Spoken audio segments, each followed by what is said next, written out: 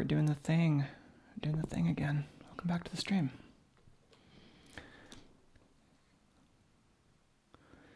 Looks like we are going live on YouTube and on Twitch. That's the Scanlime-in-progress channel on YouTube, or twitch.tv/scanlime. Also on our local streaming server, live.diode.zone/scanlime, if you want to get the bits straight from the source. And I try to kind of pay attention to the chat on YouTube and on Twitch, but we've also got this native chat platform now. If you go to join.scanlime.org, you can hang out with text, audio, and or video. If you don't want audio, you can just close the audio question that pops up and just use the text chat. But we could also have like a call-in kind of format if folks want that. And so today this is going to be more of the sewing machine project. I've done a couple streams on this. It's this old thing that I built like 10 years ago. It was just kind of a cheap sewing machine that I bought to make mostly like stuffed animal kind of toys, plushies.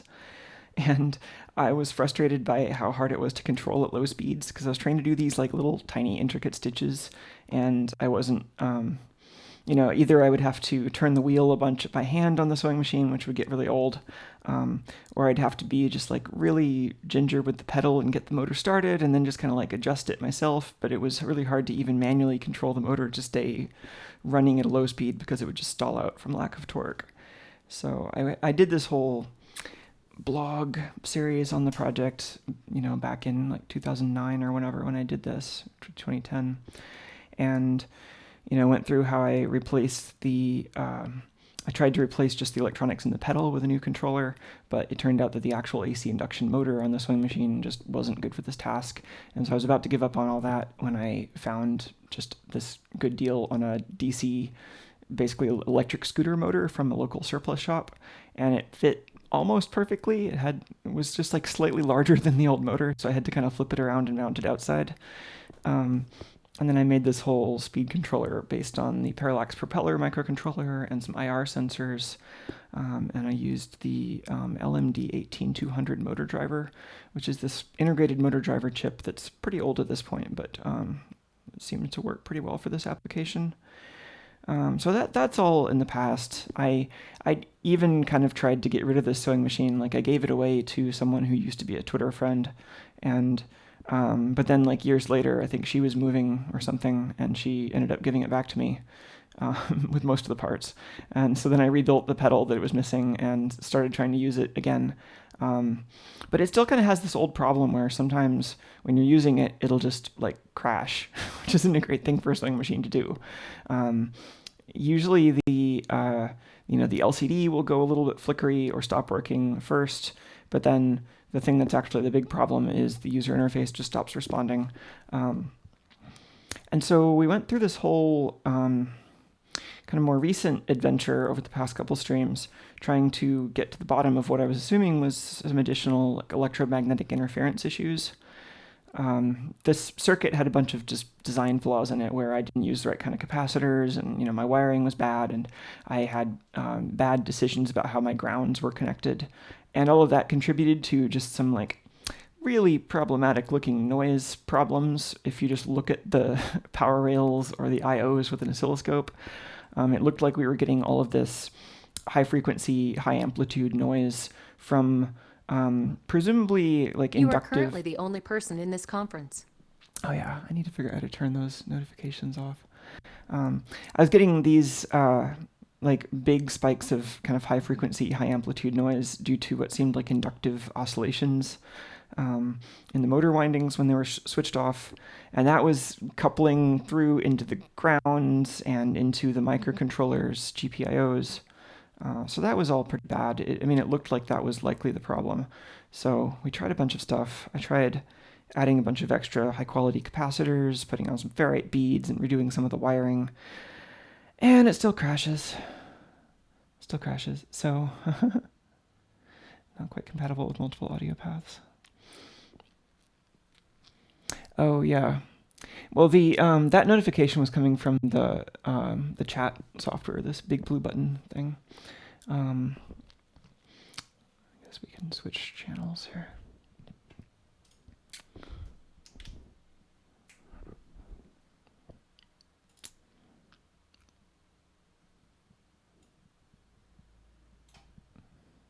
Yeah, I mean, this software doesn't know about all my other audio routing for sure.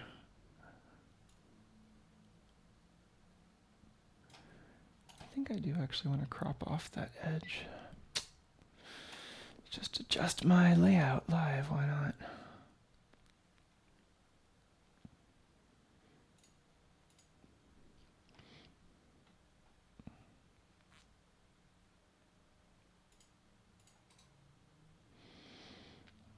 How's everyone's experience with life as it is in this current semi-apocalyptic state? I was hoping to use the sewing machine to make some face masks. I've still been tying a t-shirt around my head.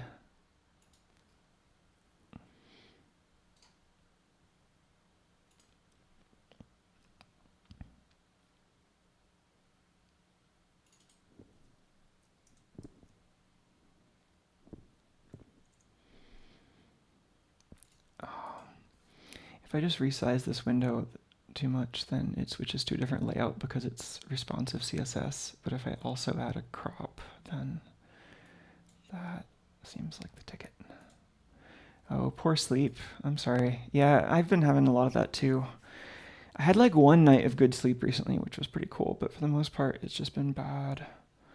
Like either just being tired all day and then going to bed early and then kind of sleeping, but then like waking up super early anyway, kind of tired, or like not being tired at night until it's super late and then getting some sleep and then not being able to sleep super late. Oh gosh, yeah, you're seeing more folks shopping without face coverings. Yeah, that's frustrating.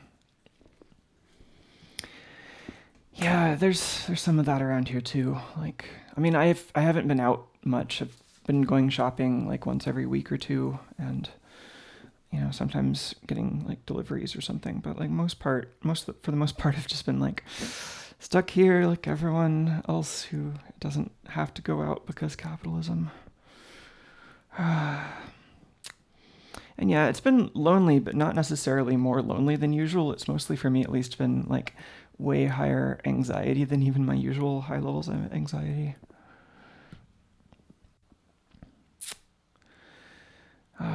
Well, you can kind of see the extent of the mess here on the camera. This is the backside of the Propeller board. Propeller is kind of this weird microcontroller that I used for this project. It's something that I've had a lot of fun with. It's pretty strange. It's not necessarily something you would use if you have existing code that you would want to like port because its architecture is just so weird. But if you're kind of interested in just like writing code for strange platforms, I would definitely recommend checking it out. It's kind of claim to fame. I mean, it's actually got some interesting additional things going for it now that it's the design's been totally open sourced, so you can get not only the source code for the like the boot ROM and everything else that runs resident on the chip, but they actually released like HDL, like I think Verilog source for the chip itself, so you can synthesize a parallax propeller on an FPGA, and there are projects for that now. So that might be super fun to experiment with. I still have a handful of actual propeller chips, and in fact this one's in the old school 40-pin DIP package because you know they offered it in that because they knew it would appeal to the retro enthusiasts out there. And at least it let me make this kind of ugly point-to-point prototype board mostly work. Oh gosh, Thomas will be going back to the physical office this coming week. Ew. Yeah, that seems bad. How do you feel about that? Especially like I don't know like what industry you're in, but it seems like I don't know, just a lot of stuff that doesn't involve you know, like if the prototype is at all portable, like you'd think maybe they could ship it to you or ship some test equipment or something. I made a pot of coffee right before this stream because that seemed like it would go with coding. So yeah, this whole hardware thing is a mess. I actually figured on this stream we might end up needing to focus more on software, but I might need to at least tidy this up enough that I can like use it without it being a giant falling apart mess contraption. So yeah, we went through this whole like rigmarole of EMI debugging over the past couple streams, put some extra filter capacitors on the inputs and outputs of the DC-DC converter, put some nice big ol' like, this is like 40 microfarads worth of high quality ceramic capacitors like right across the input rails of the motor driver, put a little cap across the motor itself, just sprinkled on a bunch of ferrite beads, put a couple of capacitors, like one at each end of this cabling, on the PWM signal itself, so that that would help absorb any high frequency ringing that would have been going back into the microcontroller through the GPIOs. Redid some of the grounding, so I made like a proper star ground, at least as best as I could, near the motor driver here, and then I took the two signals that are going between the motor and the main PCB and put them on these twisted silicone wires rather than the like flimsy ribbon cable that had insufficient grounding.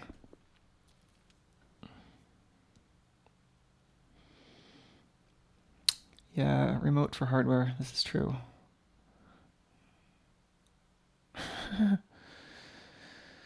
Yeah, I mean, I guess if you get the whole lab to yourself, that's not so bad. The lab is now for your germs only.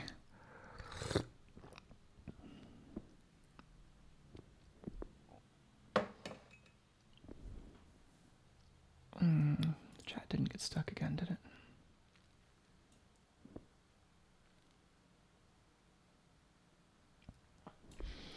Oh, I'm digging this new video recording setup. I used to have to just be really vigilant about recording all the different things separately, and now I got them mostly routed into just a single copy of OBS that tiles them onto a big 4K video and records that.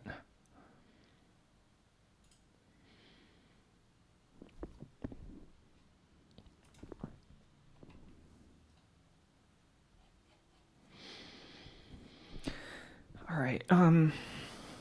So yeah, I was thinking about this between streams. I think at the end of the last stream, I was kind of out of ideas for the moment. I was thinking like, oh, we just did like all the EMI things, and the ringing looks great on the oscilloscope, and the power rails look pretty stable, and there were no longer massively obvious problems everywhere. But we were still getting pretty much the exact same crash symptoms. So the one other thing that wasn't EMI related, or at least wasn't related to the motor controller directly, that we tried at the very end of last stream, is I tried just unplugging the LCD board. So there's a separate ribbon cable right here that has the signals for an LCD up here, which is SPI. I think I was trying to run that at 10 megahertz. I don't remember whether I slowed it down at some point, but yeah, at some point that was 10 megahertz SPI, and it's got just a bunch of signals. It's got some signals for buttons and LEDs, but it's mostly SPI and power. One potential problem with the LCD is that, at least last time I looked at this, I remember it having a really noisy DC converter on it, so that might be something that is still a problem. The other thing on this cable is the encoder wheel here, which is used to control the LCD and not really necessary if you don't have the LCD, I guess. I mean, I guess you could use the user interface without seeing it. But yeah, these two together are for like switching modes on the sewing machine, and they were a thing that I added after the original design, so the firmware should actually run without those plugged in. So I was trying to get a sense for whether the LCD flickering out and getting hung, whether that was like how related that might be to the other crash. Are those both? So the two crash symptoms are sometimes the LCD flickers and stops updating, or goes into weird mode. Basically receives corrupted data of some sort and stops working correctly. The symptoms vary, but it looks like usually one of the LCD control registers gets corrupted, and it switches the mode or switches the timing or something, and just causes the LCD to stop updating correctly. The other symptom is that the user interface would just stop responding. Not even just the pedal, or sorry, not even the LCD and the wheel, but the pedal would stop responding. So that to me indicates that like the main loop thread here, um, the thread that's just running the loop that checks what mode it's in, samples the pedal, and sets the motor controller information and all that. That is what's getting hung. I think one revelation I had on the last stream was that I think I'd been assuming that the PWM processor, so the 8 processors on this microcontroller are called cogs. The PWM cog seemed like that was definitely running. It's actually doing the modulation in a software loop. So if the PWM cog was hung, then the motor would either be stuck full speed on or full speed off. So it was continuing to PWM the motor even after hanging, which was weird and indicated to me that it definitely wasn't a problem with either the PWM cog or potentially even the central memory controller, which the PWM cog would be accessing to get its inputs. So it seemed like a really specific kind of crash, which was especially weird to me just given how bad the EMI noise and all that was before. So anyway, yeah, I think I've got a new theory that it actually might be the pedal read routine hanging.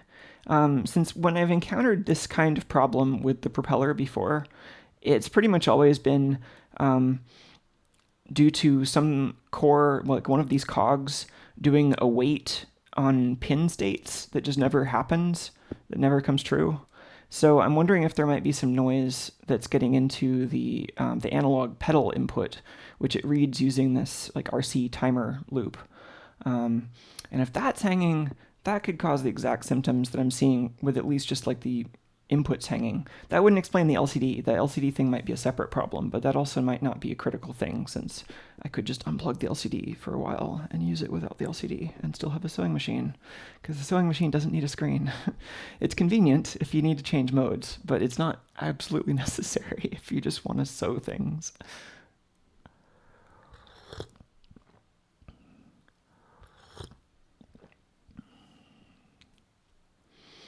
Oh, interesting. Laura's wondering if I could get OBS to record the individual clean video inputs. Yeah, I don't know. I haven't looked into what kind of tools might be able to record multiple inputs with synchronization, because that's really what I'm looking for. I could just run multiple instances of a video recorder and just record all the inputs separately. But the thing that I like about this is that it gives me everything synchronized with video and audio. And so if I have at least one thing with a microphone on there too, then it lets me synchronize the audio on that to all the separate recordings. So it just makes it much easier to clean up my footage before editing.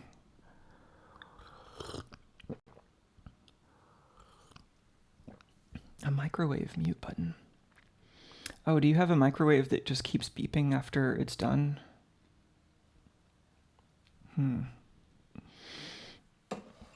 Yeah, I had to get a new microwave after I moved, because I discovered my old microwave was rusting and falling apart in an unsafe way. So I got just like some random cheap microwave from Target and carried it home.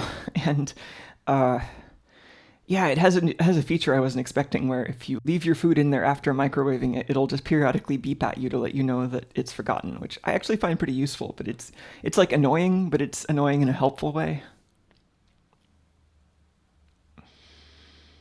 Make everything independent microcontrollers and stick CAN in between. Oh, are you talking about your project?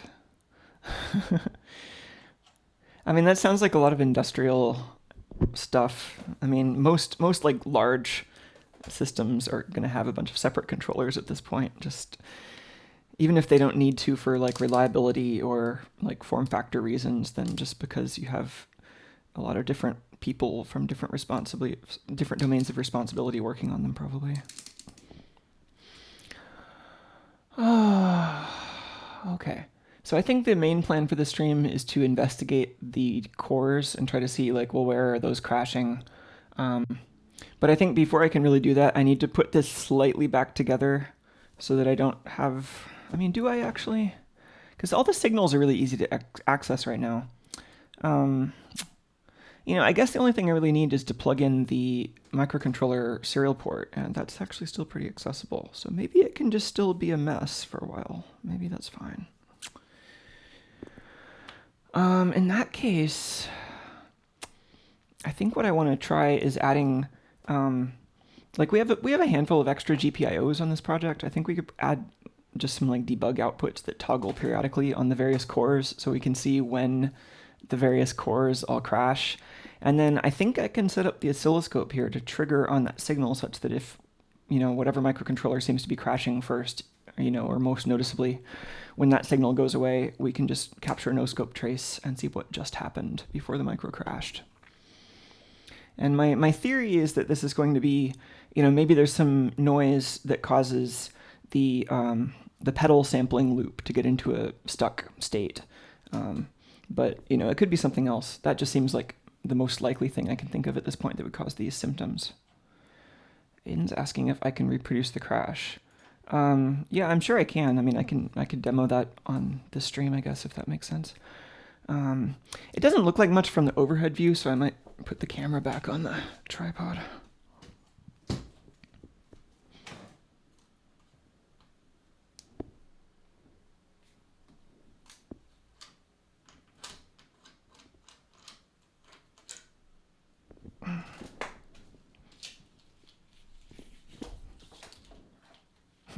Foot cam.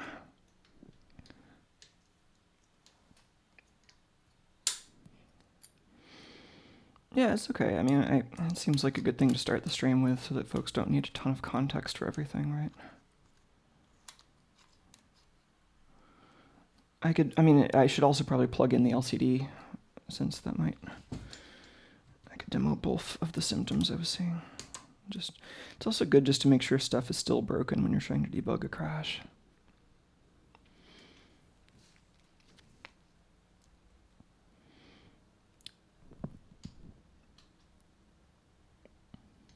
But yeah, we found so many separate problems that none of them actually seem to be causing this particular issue.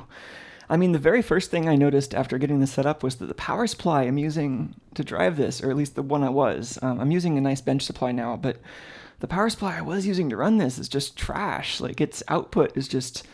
I don't know if it's always like this, but at least sometimes I was noticing the output having what looked like almost completely unfiltered ripple. It was just like 12 volts peak to peak of noise on this 12 volt power supply. So it almost looks like there's a cold solder joint in its output capacitor or something. I don't know. I mean, it's now something that needs to be investigated if I'm going to use that supply.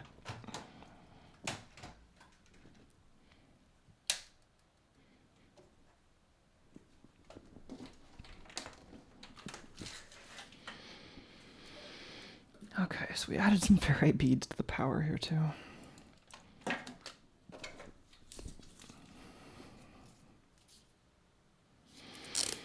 Oh man, I've actually been kind of digging this warmer weather. My old place was so cold.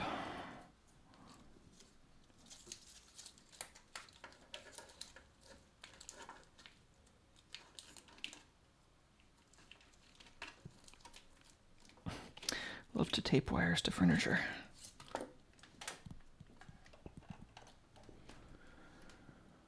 Okay. Oh, this is going to be annoying.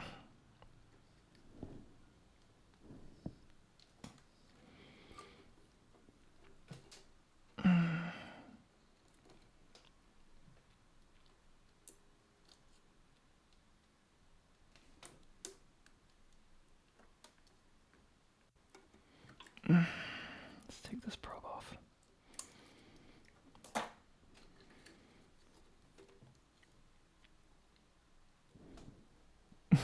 Sorry, this view sucks. This is really tricky because I used a connector that's too long, so there are a bunch of ways to plug it in incorrectly. One of the many terrible things about this project.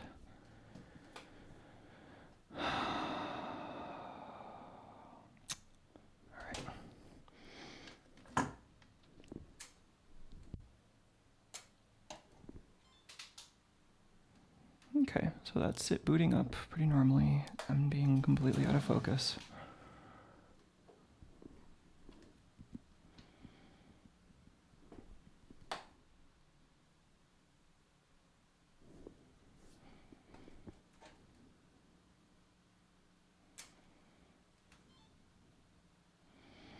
All right, so let's get this LCD. the little menu. It's got a mode selector.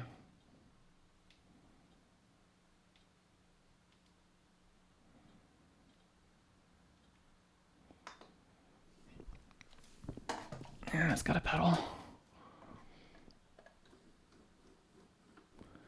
And it kind of needs lubrication.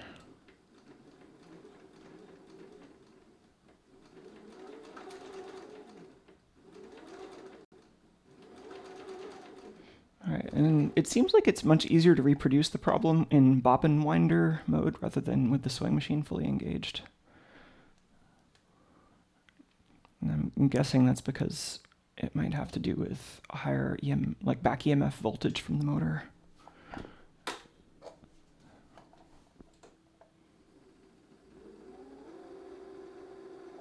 So there it is. At some point while I was squeezing the pedal, it lost control and stopped responding. The LCD hasn't gotten corrupted, but it's no longer refreshing, and the user interface is not responding.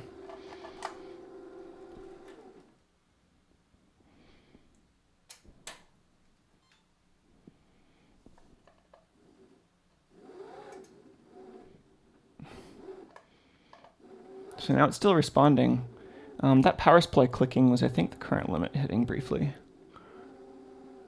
But yeah, the LCD blanked out.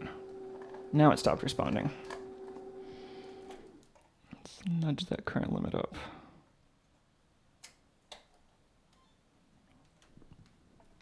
Or by nudge, I mean floor it.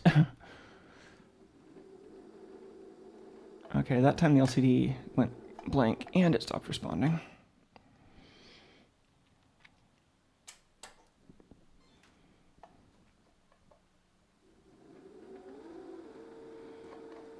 Okay, see, that happened at about the same time.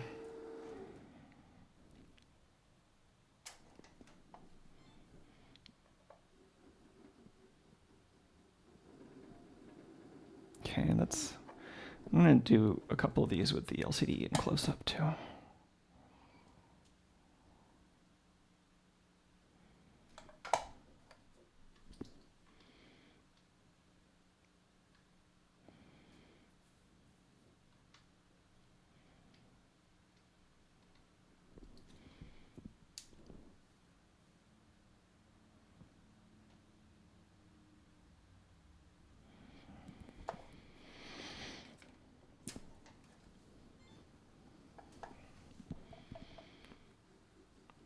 So those two bar graphs are kind of useful too. The bottom one,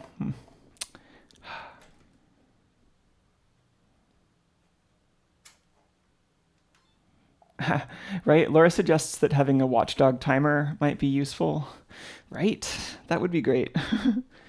Yeah, and I mean, it might even be useful having a cog on the propeller act as a watchdog, since I don't think I've ever seen this get into a state where like all the cogs crash. It seems like this is limited to particular processes on there, but yeah, I mean, another microcontroller certainly would be more safe.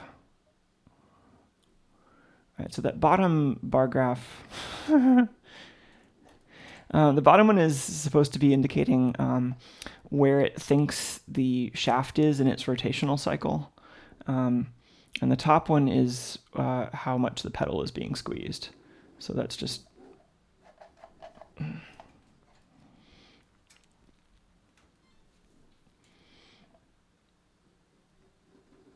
We were looking at the code for that.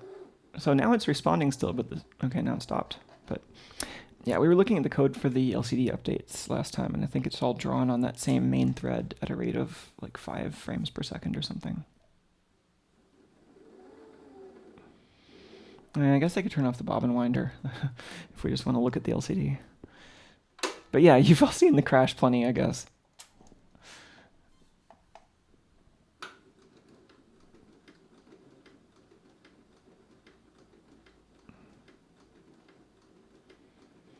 So you can kind of tell, at least depending on how well the audio is synced, like you can kind of see that the... Actually, I forget whether that is synchronized so that the left side is like a needle up or needle down position, or whether that's related to the 0 sensor. But yeah, that's like the current phase that it's predicting the sewing machine mechanism is at.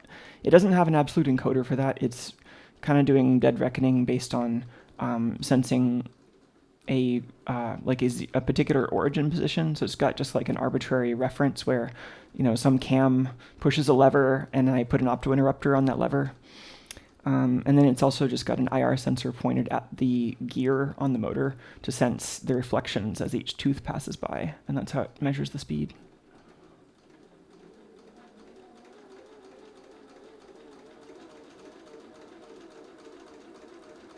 Kirby is so fast.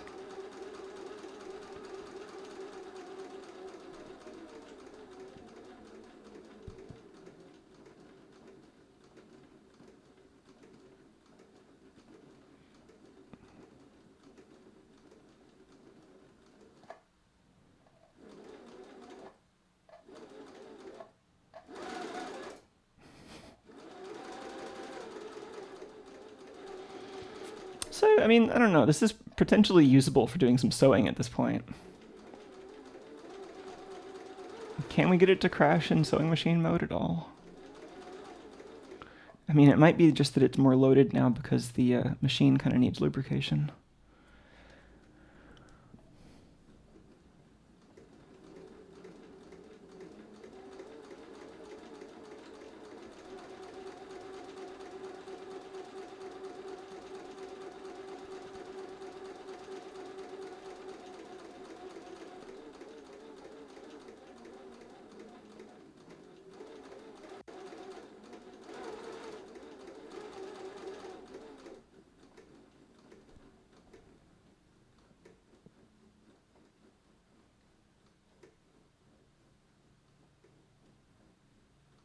Ah, so nice and slow.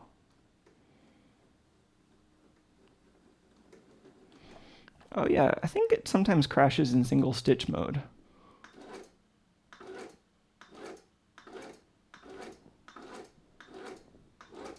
This is my poor power supply.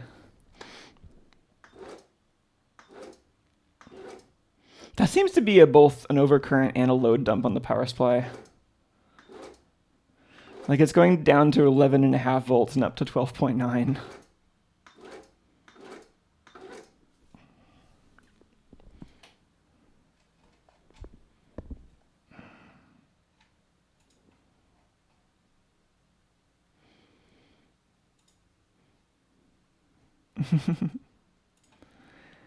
Yeah, I mean, this doesn't seem like it's unusable right now, but I think it would be worth some investigation to see if we can fix the crash if it's on the software side. And it needs at least a little bit of work to get it put back together because it's still kind of in pieces all over my table. But yeah, it seems like this is approaching being usable. Oh, that's a good question. Starlight's wondering if the motor is sending any data back to the microcontroller. Not right now. The motor controller chip has a current sense output pin, but I'm not using it. I don't really have any A to D converters in this project. All the analog is done just using like timing tricks and like RC circuits. So I didn't really need that much, and I would have had to add another probably real A to D converter chip to use that. Yeah, the feedback that it's got are just those two optical sensors.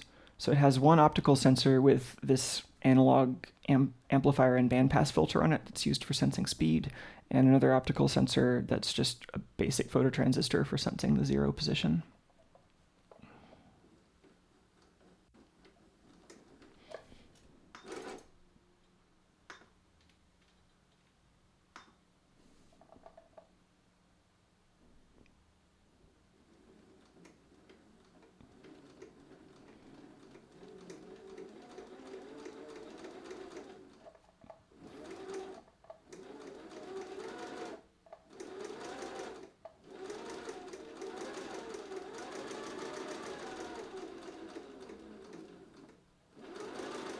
It'd be funny if the bobbin winder itself was causing the problem somehow. Like, oh, maybe it generates static electricity that interferes with the pedal or something. I don't think that's actually it.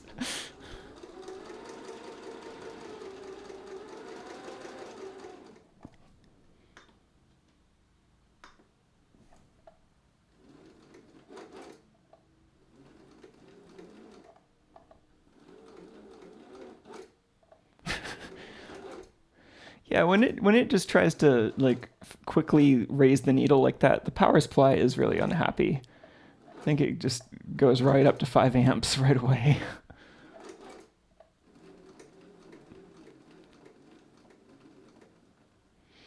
Yeah, these modes, the stop up and stop down modes, could definitely use some modification to be less aggressive in the way that they just quickly try to speed up to the next stitch. All right, let's try up down mode.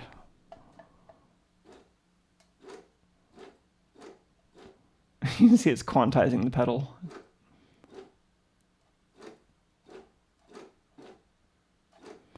Okay, it does look like that phase is related to the needle position, so I guess all the way on the left is up, and in the middle is down.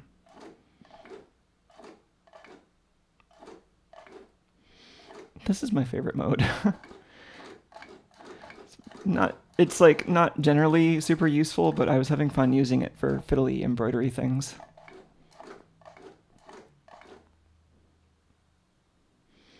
I think Kirby's speed is based on the same value as that RPM indicator, and both of those are on a pretty heavy low-pass filter. So like the instantaneous speed estimate would be changing much quicker than that.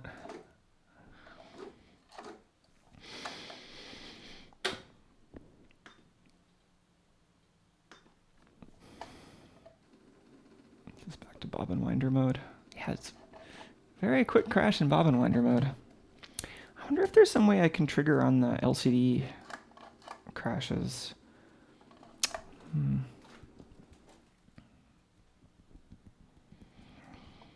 right, well, let's maybe add some debug signals to the code and then try to catch this in the act of crashing. Maybe I'll keep this camera kind of over here.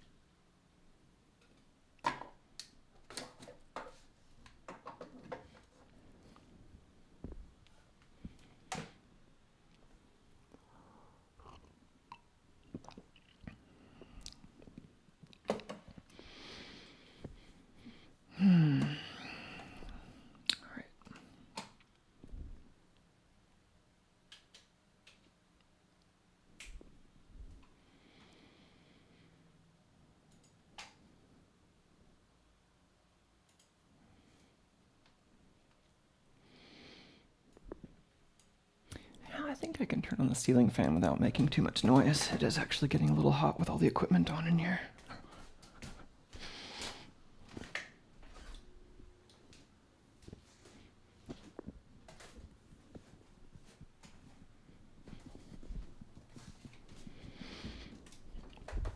Oh, how's my electricity doing?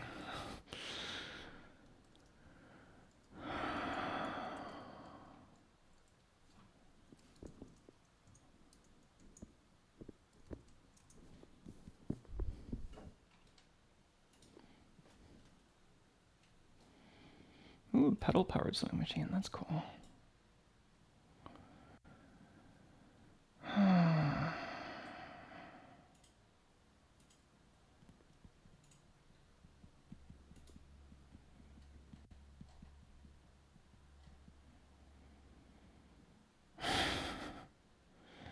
Gosh.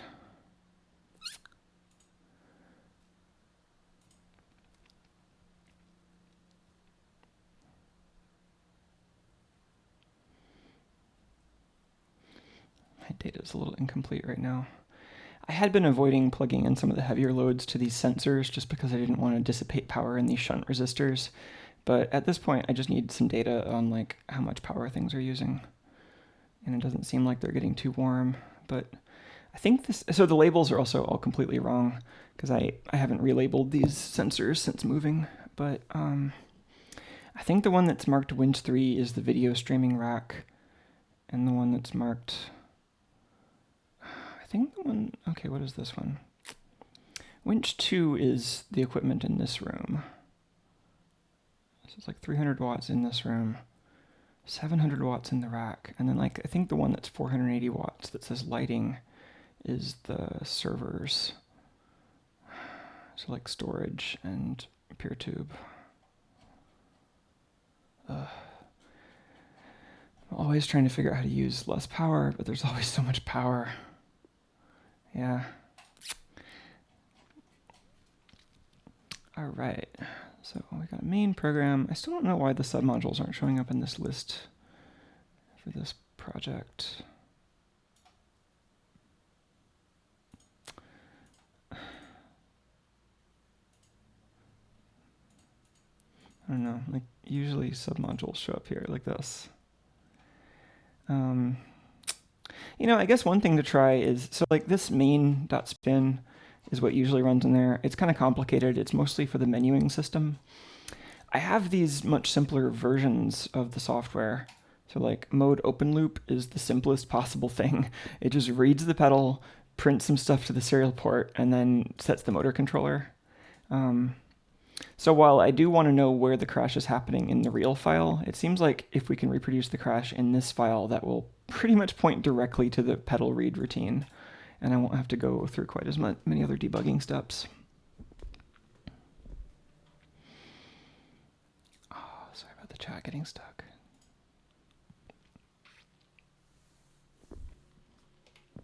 Oh yeah, I'm curious about the pedal sewing machine too. That does seem like a fun mechanical project. Okay, I need a wire for this.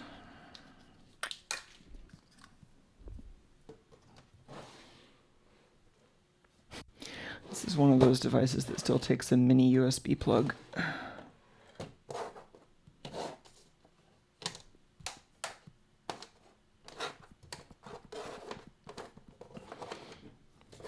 Which I know I have a bunch of them somewhere, but they're never as easy to find.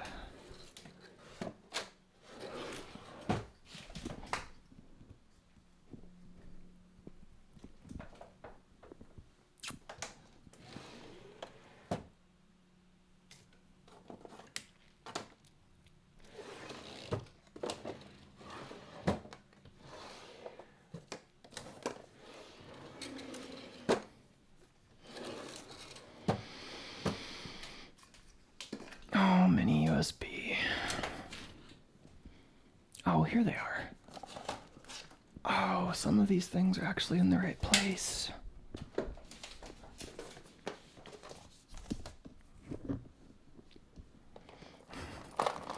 Ew, this one's GoPro branded.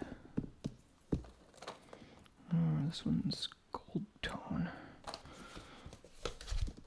Let's use one that's long, because that'll have a positive effect on my EMI problems.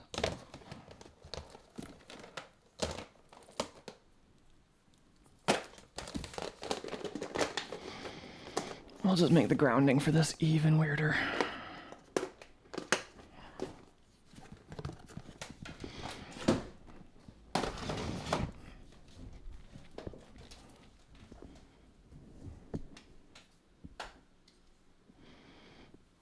Oh, belt replacement and learning how to thread it. Yeah, that seems fun too.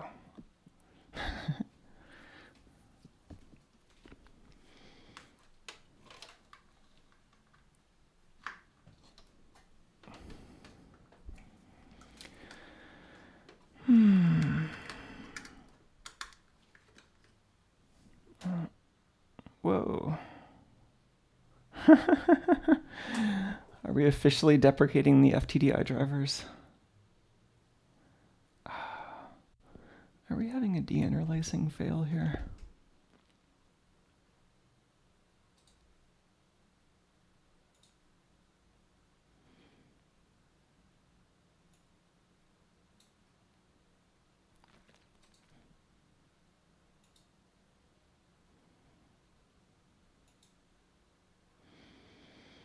Gosh, I hate that I have to deinterlace this video.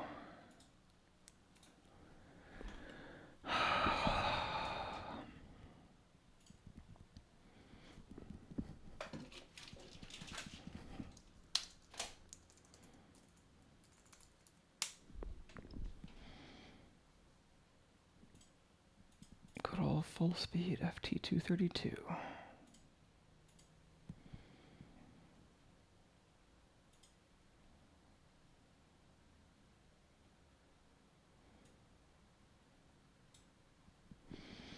I haven't used this IDE for macOS before. I think like last time I developed Propeller stuff, this IDE wasn't super stable yet on macOS, so I was still running the old IDE in a Windows VM.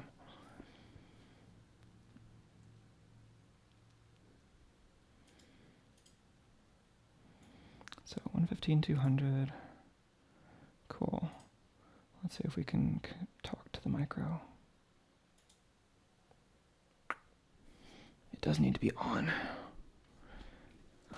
Let's get the camera overlay.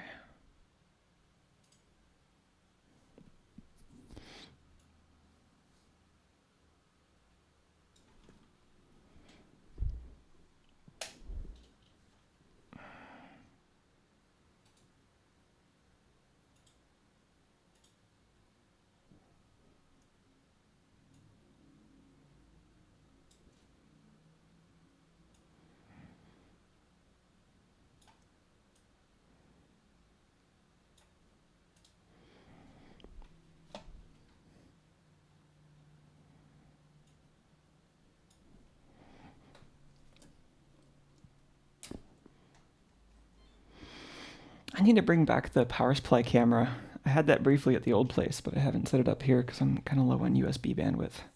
But if I can, yeah, I have a spare SDI input, so I need to take one of the old Tuco Flyer cameras and stick that on my power supplies over here.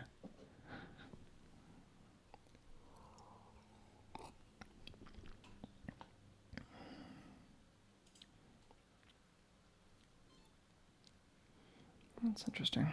That reset it, but didn't actually communicate.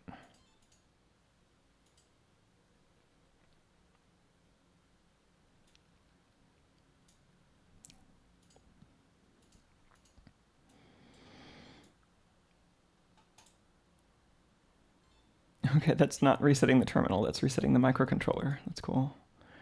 Gosh, maybe we will need to use a Windows VM. I don't know why this isn't working, but I'm always willing to blame the FTDI drivers.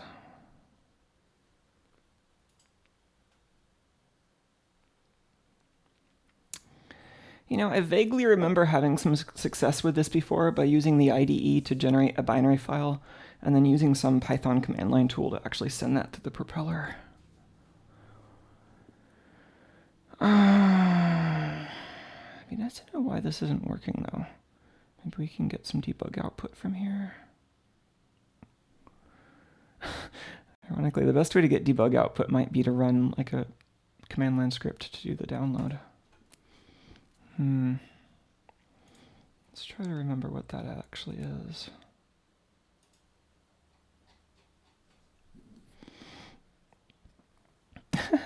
What's the deal with Parallax? I mean, Parallax has been around for a long time. They've been basically always in the business of making tools to make microcontrollers more accessible to educators and hobbyists. So like they've always been in that business mostly. The Propeller has actually gotten a bit more traction in the like custom one-off industrial equipment kind of space. I've seen it used a little bit there. But maybe, maybe not as much anymore, but when it was first introduced, it was certainly getting a little bit of use in that field. But yeah, Parallax is, their thing has always been like making stuff that's easy to get started with and kind of interesting. So like, yeah, the basic stamp was like the first accessible microcontroller for a lot of folks, myself included, because you didn't need to buy this whole big expensive programmer development kit thing. You could just buy the single basic stamp, which was more expensive than a microcontroller by a lot, but didn't require these development tools. I mean, folks are pretty spoiled nowadays with Arduinos because you can get the Arduino itself with all the built-in bootloader and everything pretty cheap. And then you can just use that to program other chips, and all the software tool chains for that are really nicely built out. But when this stuff was a bit more esoteric and the software tool chains weren't as prevalent in the open source world and folks were kind of more locked into proprietary tools, then it was common to have to buy like a $200 development kit or build something really fiddly that you found in the back of a magazine in order to program a microcontroller. Even when the microcontrollers might have been like $5, you'd have to buy like a $200 kit to get the actual programmer, and they might charge you another separate $300 just for the compiler. So by comparison, something that was like designed to be easy to get started with, rather than like kind of requires a bunch of existing kind of hacker friendly kind of stuff set up. They would just offer that for like, $40, which was a lot, but was, a relatively low price for getting started with microcontrollers. So those were pretty popular for education. I thought they were pretty cool. I eventually graduated to PIC microcontrollers after that and was programming in assembly, but the basic stamp like took that steep learning curve right out of microcontrollers, and so that was like really the Arduino of the day. And so nowadays I think they're mostly just like really going into being like an educational materials kind of niche. So I think they're still working on the Propeller 2, which is the kind of burly successor to the original Propeller. But yeah, that's kind of like, I don't know if they really expect that to be like the core of their business, or if that's more just like a passion project at this point. Because they certainly seem to be passionate about designing these weird microcontrollers. But yeah, if you just go to their site and look at what they're mostly selling, it's like educational robotics kits and stuff like that. What decade are we talking? Oh, you mean when I was learning this stuff? I learned this stuff really young. So I was learning in the 90s when I was like, I started learning electronics stuff when I was, like 6 years old or something. I forget when I was doing microcontrollers, but it was probably like early teens at the latest. So yeah, it would have been like 90s. When would that have been? Because I remember getting started with the Basic Stamp 2. The original Basic Stamp was out. It was cheaper, but the Basic Stamp 2 was like new and shiny. And when I first started getting into PIC micro stuff, the programmer I got was the PIC Start Plus with the DB9 serial port. So I don't know if that helps date it to anyone. Hi. Oh, let's find that downloader tool.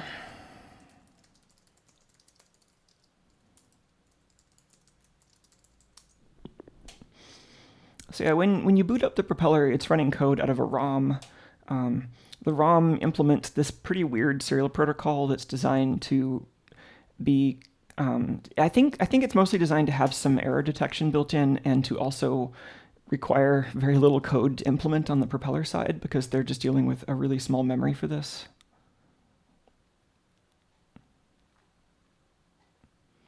Oh, Propeller 2 development site. What do they have to say about this? There's an eval board. There was a webinar in December. Oh, they've got documentation for... Okay, I'll have to look through this. I didn't realize how far along this was. That's pretty cool. So yeah, that's their new baby. It seems very precious.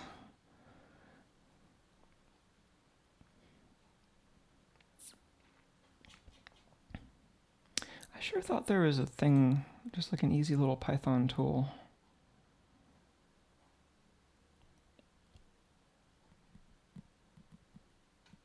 I wonder if this links to it. Ooh, this might be it.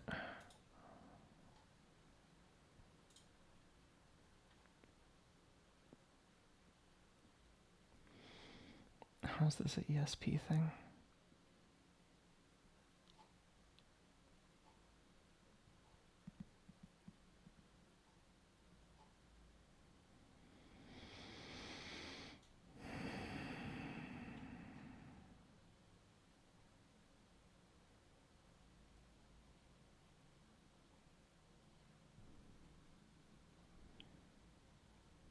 I don't know why they're using ESP tool and Propeller stuff, but I don't feel like finding out right now.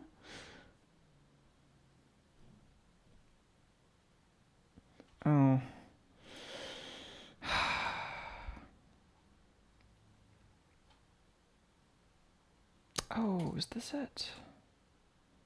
Prop loader.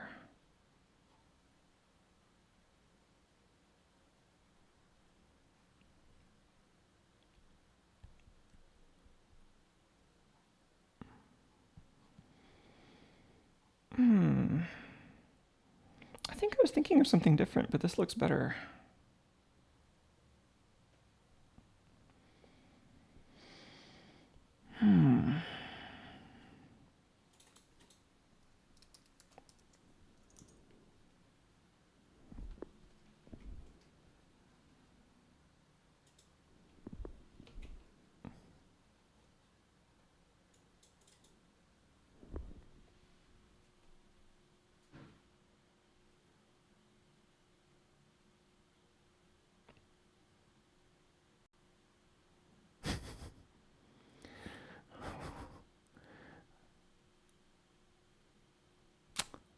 Uh-huh.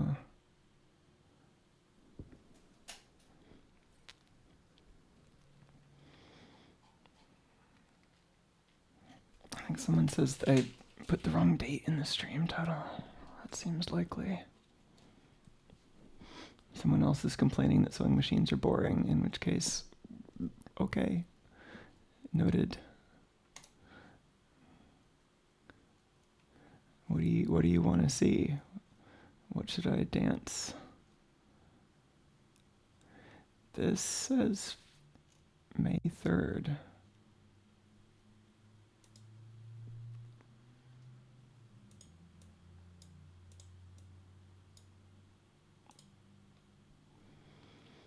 I don't know what people are on over here.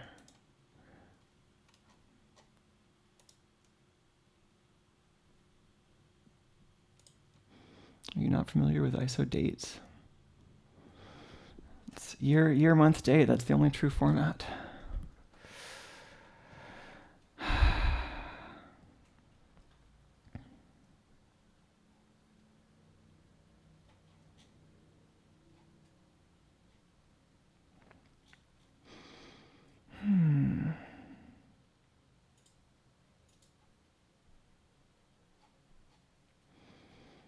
That's neat. I wonder if this is the same code base they used for the original. Oh, I think it might be. That's right. The original IDE was written in assembly. I forgot about that.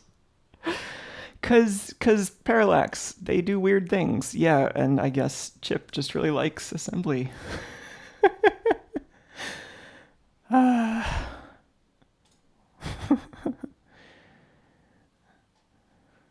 Yeah, I think the Windows version of the IDE was written in assembly, not just the DOS version. I wonder if they ever released that code.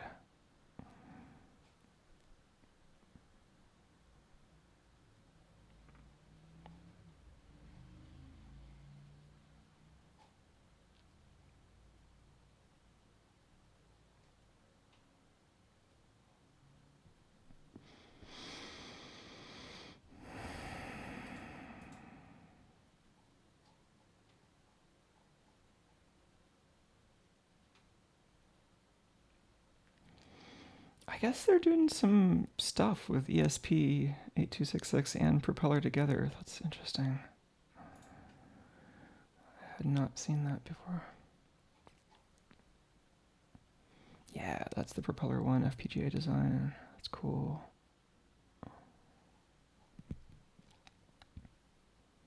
That's cute. Oh, spin standard library. What's actually in there?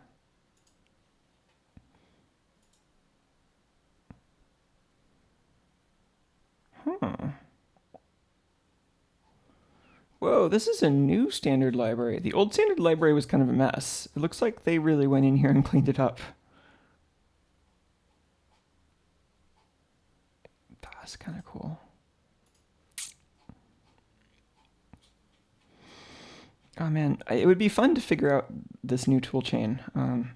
I could also run the old toolchain in a Windows VM.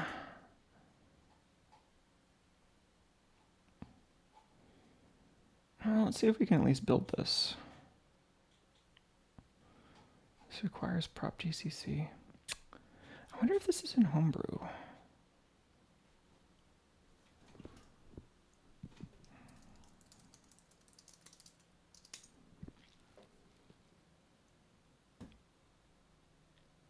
Oh, is somebody else having the same problem? Serious serial problems. See, the cool thing about running the Propeller IDE in a VM is that then you're also using the Windows FTDI drivers.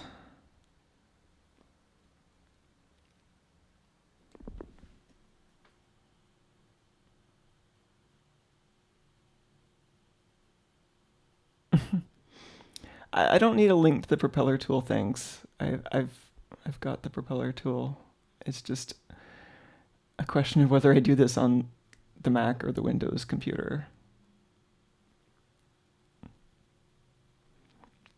I'm interested in poking this troll's hornet nest over here if Samir wants to clarify why they think the sewing machine is not related to the hacking field. Because I would certainly love to deconstruct folks' notions about what the hacking field is good for.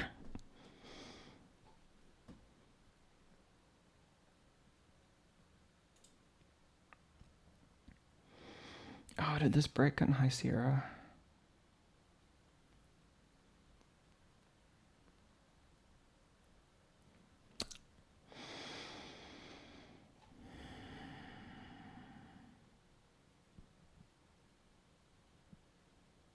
This is from 2 years ago.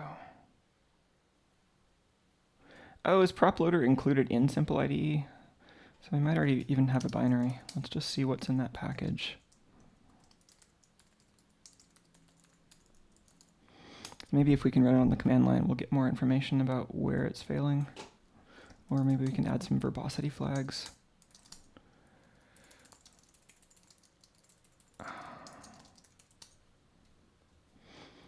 Cute.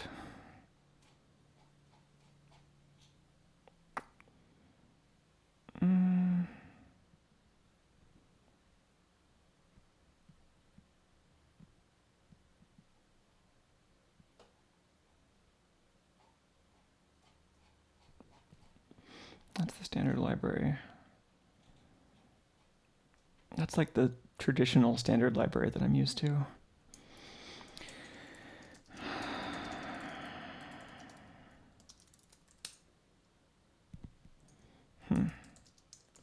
Oh, is this an implementation of the load protocol in Spin? I think you can use this to program one propeller from another propeller. Yeah, yep. Yeah, I think this was like the first public documentation of the protocol.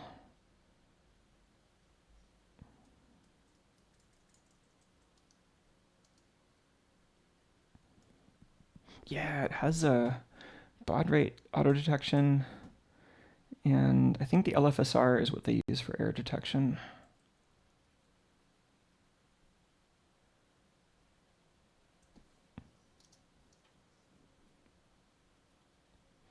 Oh no, they have a checksum. I guess the LFSR was just to like make sure it's not talking to something that isn't expecting a propeller protocol.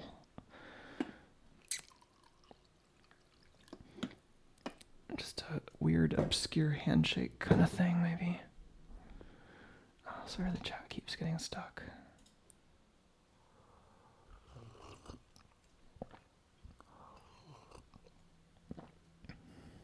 Oh yeah, sewing machines are like classic hackerspace tools too. Like all the good hackers know how to sew.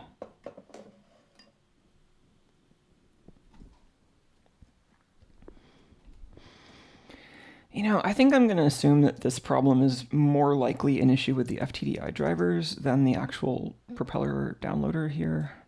And I'm just going to see if I have a reasonably recent Windows VM we could use. Oh, what even are any of these? I might have to download a new Windows 10 VM.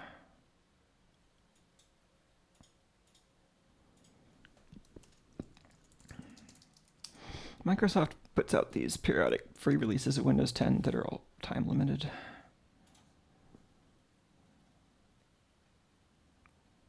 Yeah, let's go ahead and download a new one of these. Do I even have enough hard disk space for any of this?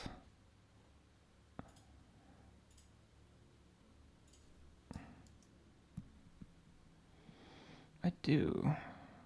Oh, I forgot this machine was on spinning Rust. I'm so used to SSDs that aren't quite this big.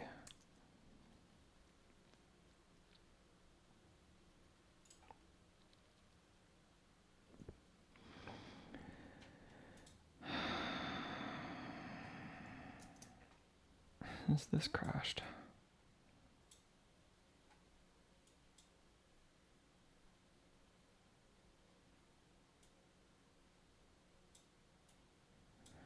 Oh, that's weird. Why is it?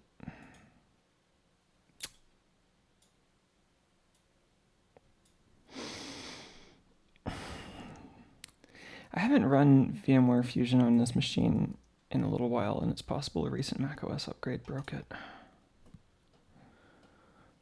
This is not exactly a recent version of Fusion.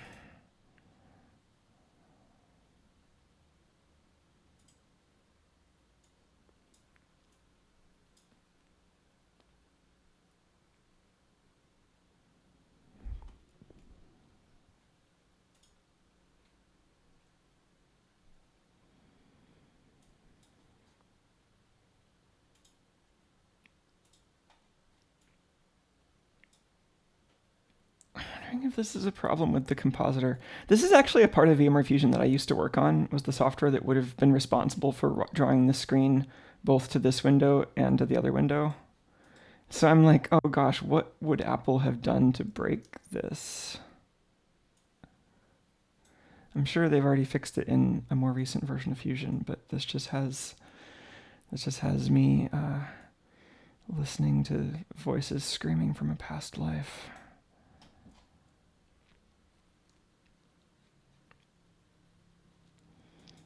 How far away or behind am I wonder? No, I'm not going to upgrade this on stream.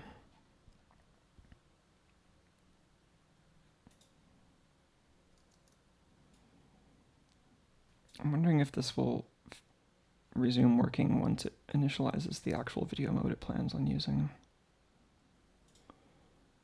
I mean, in the meanwhile, the new VM is downloading. I sure thought there was just like a little Python program I could use to talk to the propeller, but let's try to remember what these command line tools actually are.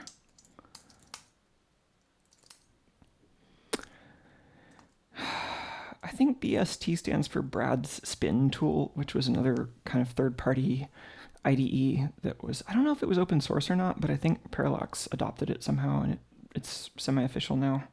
And that might be compiler and loader. Bad CPU type. Oh, hey, Tuco.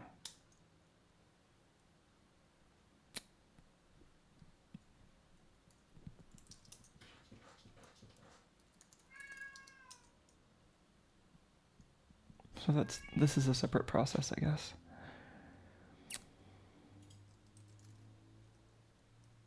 Oh, that's interesting. That seems likely to be related to the problem. I've got a feeling that this just doesn't have a current working macOS version. So yeah, maybe my VMware needs updating too.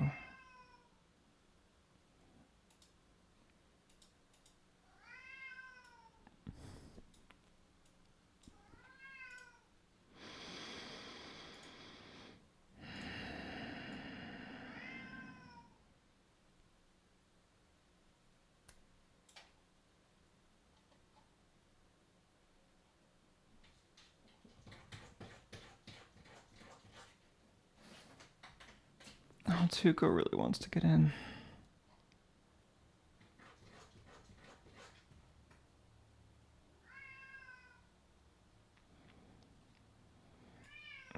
Is the problem that some other process has this open, maybe?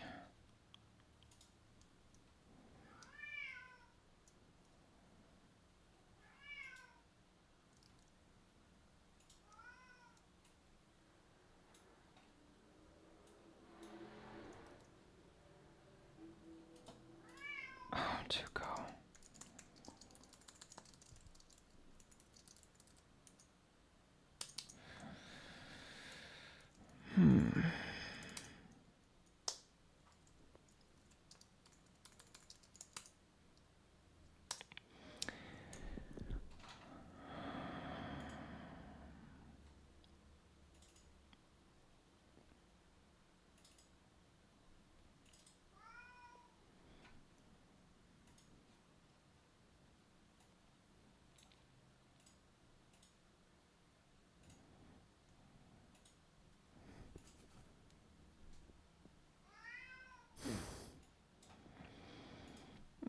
Tuco. Maybe we can play with Tuco for a minute.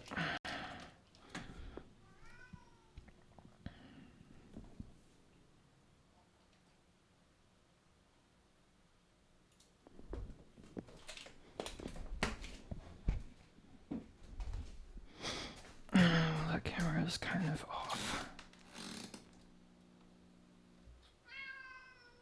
Hey, boy.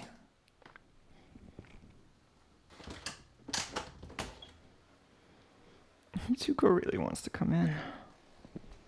Hey. Yeah, I hear you.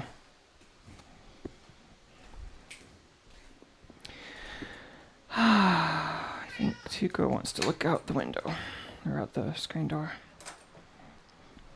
That's his favorite part of this room, but the cables are maybe a close second.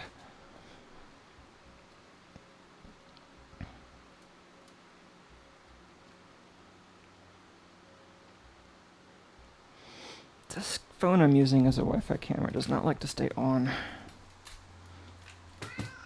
Oh, Tuco, hey.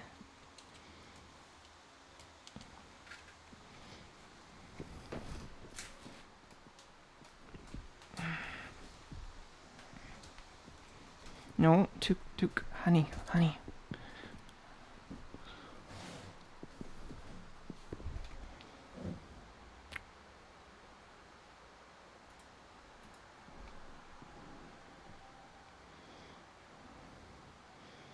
Are we connecting?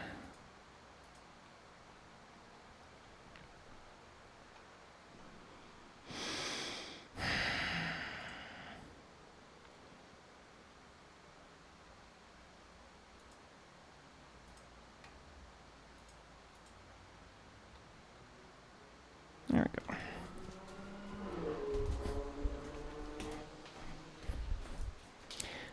Tuco is definitely in a following me around mood.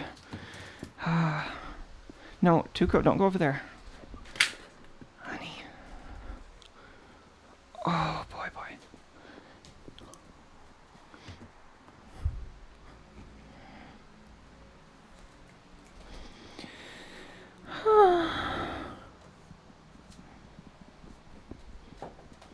Are we having frame rate problems with that camera now?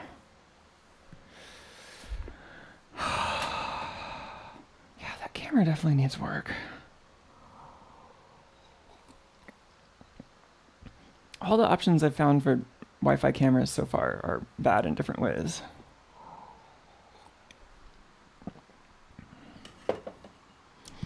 So yeah, maybe I'll just go back to the wired camera for Tuco.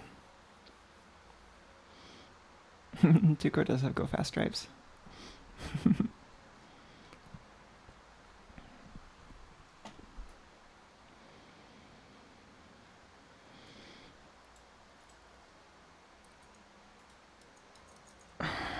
Gosh.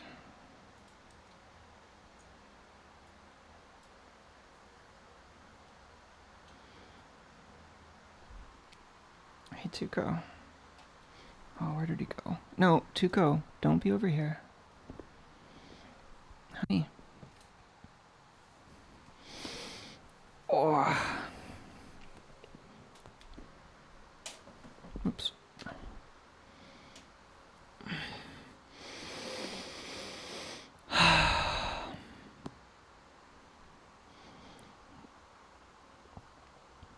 So it looks like I'm on VMware Fusion 10.1.6, which I imagine is quite old at this point. I don't know if I feel like paying them for another upgrade.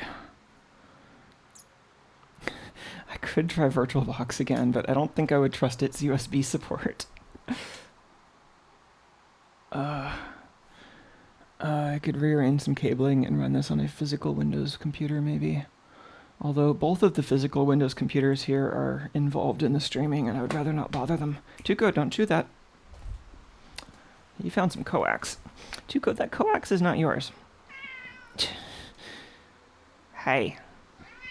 Meow. What am I even gonna do with this cat? Am I gonna pet you? Am I gonna pet you? Give you head rubs? And try to keep the camera on you? Mostly fail.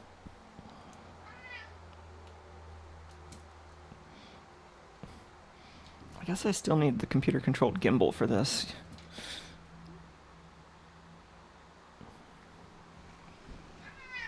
Hey, Took. Boy, don't go over there. That's Wiretown. Population, hundreds of feet of SDI cable I don't want to have to replace. No, honey, boy, don't do that. No. Like, I know he likes looking out the door.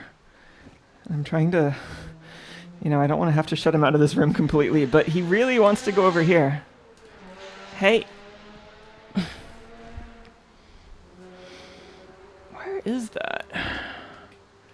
Almost sounds like they're zooming down the alley behind this block.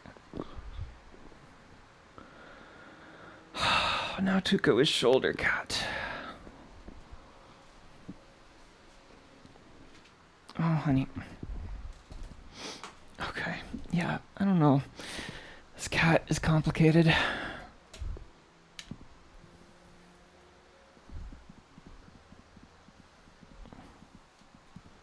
Hey.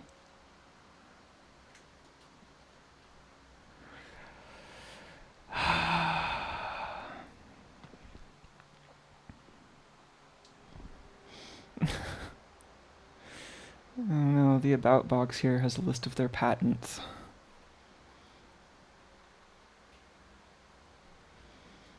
Is the cat sound local or remote? Good question.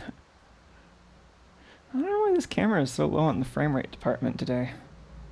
It's supposed to be 35ths. Hey, Took.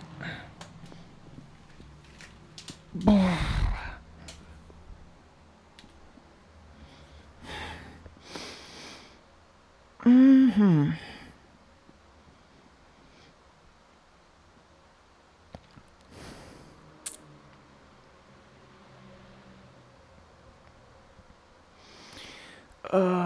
Maybe I do upgrade VMware. I don't know. I mean, unless I'm going to use a different machine for demos than this Mac. Could switch to doing demos on a Linux machine. That might be nice. I really don't have any particular like for macOS at this point. It's just what I had handy.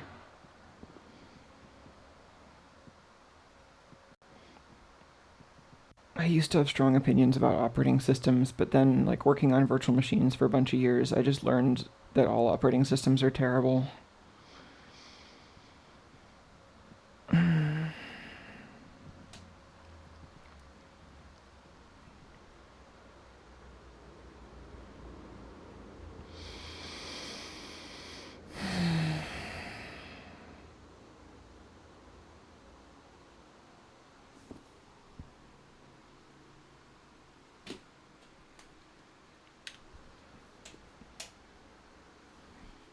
No, don't. Are you gonna jump? He doesn't have a great way to get from the floor up to the top of my standing desk right now, and so he always jumps in this place that's likely to knock a bunch of wires down. Maybe he just wants this now.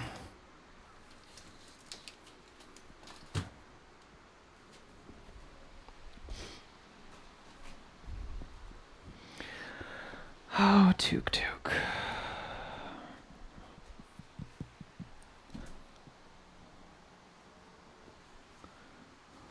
Hey, Tuco. I love this cat so much, but it's so hard to get any work done when he's in the same room as me. He's constantly looking for things he can get into. Hey, Tuco. Hey. Maybe we could play fetch for a minute. I can refresh my coffee and throw some bolts for this little monster so he calms down. Hey, Tuco, you want some hallway bolts?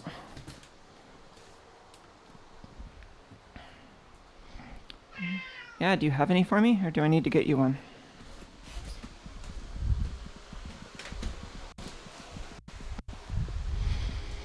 Let's get the master bin of bolts over here. There's always bolts.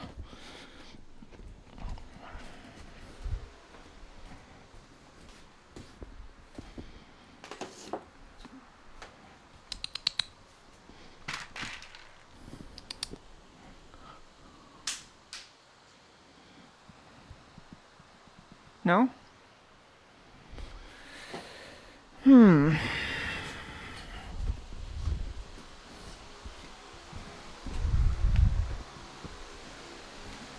Do you want more food? You have food. Look at all that food. Did you just want me to follow you to the food?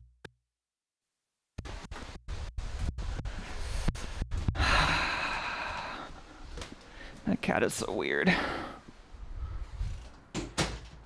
Let's try closing the door for a little while.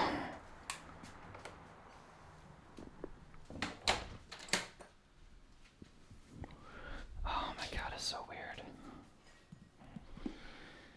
I don't know if I want to install Fusion on the stream. I probably need to do it without the computer visible, so I don't share all my serial numbers and stuff.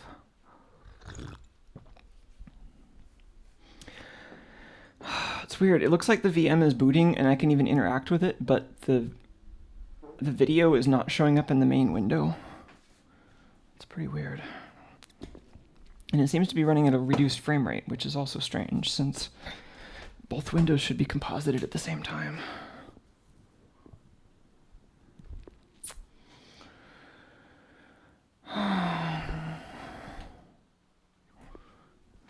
We can watch the sky for a minute.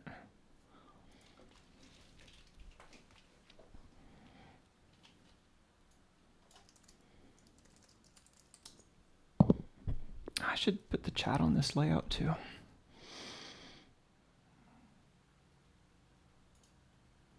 I don't think that's what I wanted.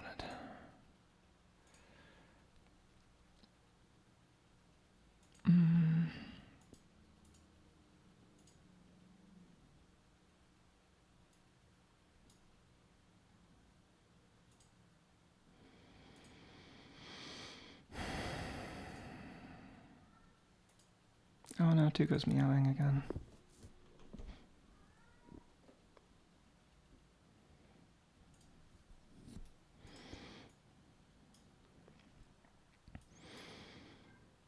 Yeah, so I guess...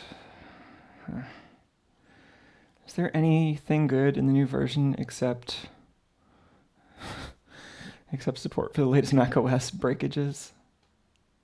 You know, I think they did add a new graphics backend for Metal. Oh, and they added a REST API. It's interesting. They must actually have developers employed working on this if they're adding like new graphics backends. Like last I looked into this, the folks who were there at the same time I was there had mostly left, and they had this product pretty much on life support, but they must have hired a new graphics team.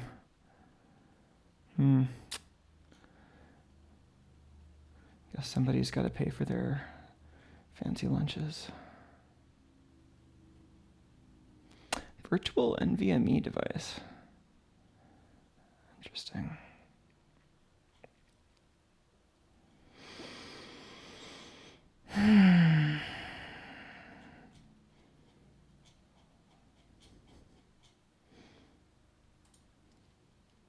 I feel so dirty buying a copy of VMware Fusion though.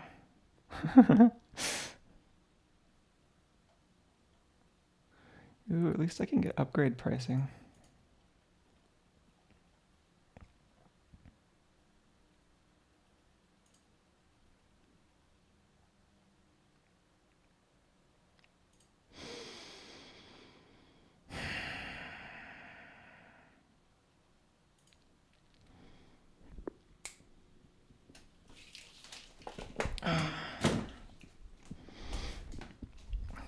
check upgrade eligibility.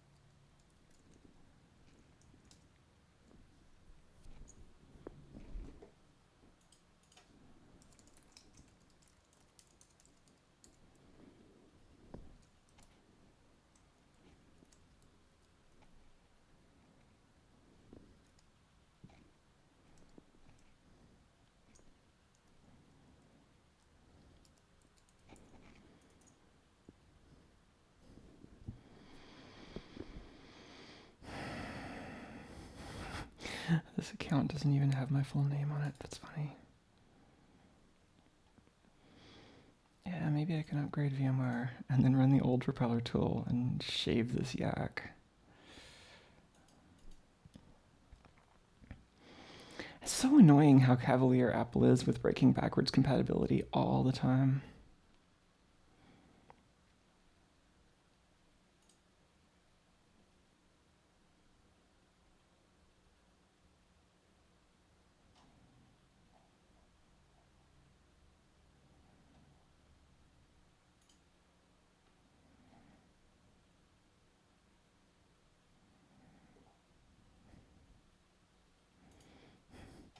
No, I would not like to receive communications from VMware and or its affiliates.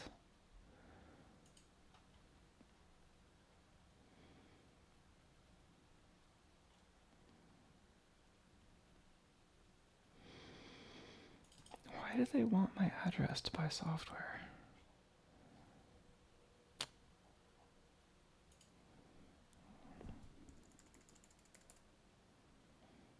I definitely don't want them calling me on the phone.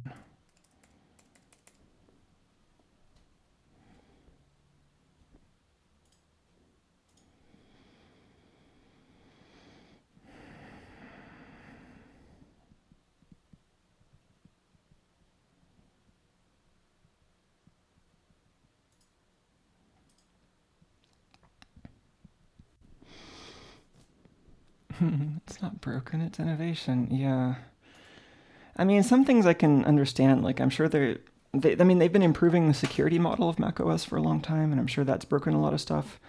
But I mean, that's never just been their only excuse. They've had legitimate excuses like the 64-bit transition and the Intel transition, and security and like containerizing apps to a greater extent. But like they've never even tried to keep backwards compatibility for the most part. Like they make only the tiniest gestures toward keeping old code running because they just don't see value in that. And I mean, for a lot of software, it's true that anyway that even if the vendor, even if your OS vendor will go out of your way to or their way to support old APIs, the software itself kind of ages and becomes not useful. Like, web browsers have a very short lifespan, and a lot of software, doesn't, doesn't remain safe and useful unless it keeps up with, the state of the internet or the state of the file formats it's interacting with. But then there's software like games, which should basically just be able to run as little like time capsules into perpetuity. I feel like that's where Windows gets things really right. Like you can run really old games on Windows and they mostly just don't work.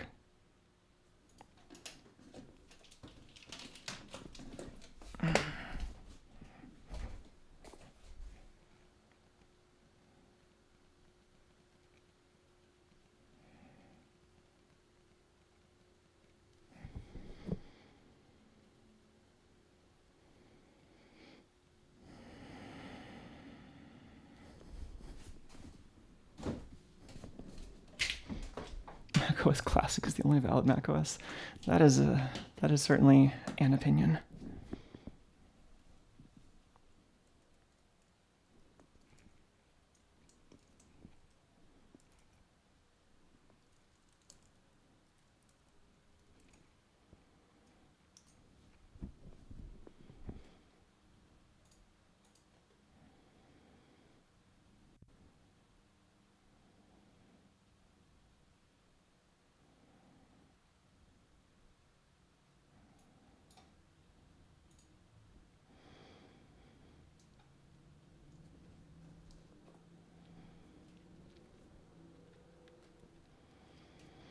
So much yak shaving.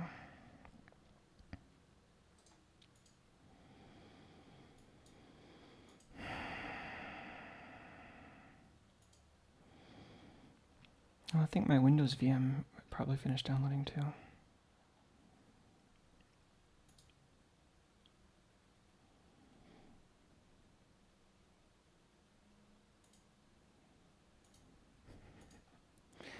I have to agree to the license agreement not to reverse engineer.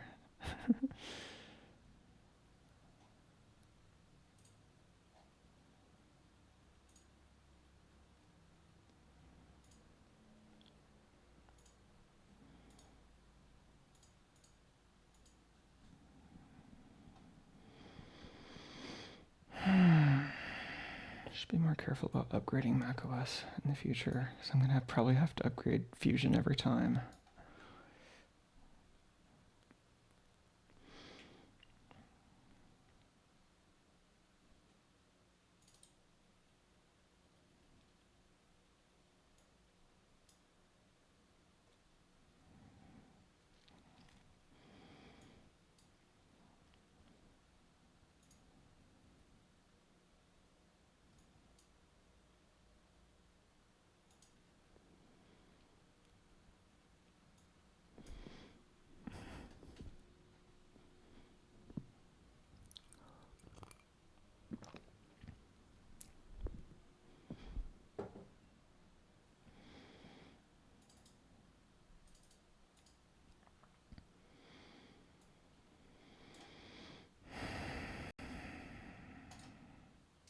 Almost done with this part, and then I can turn the screen back on.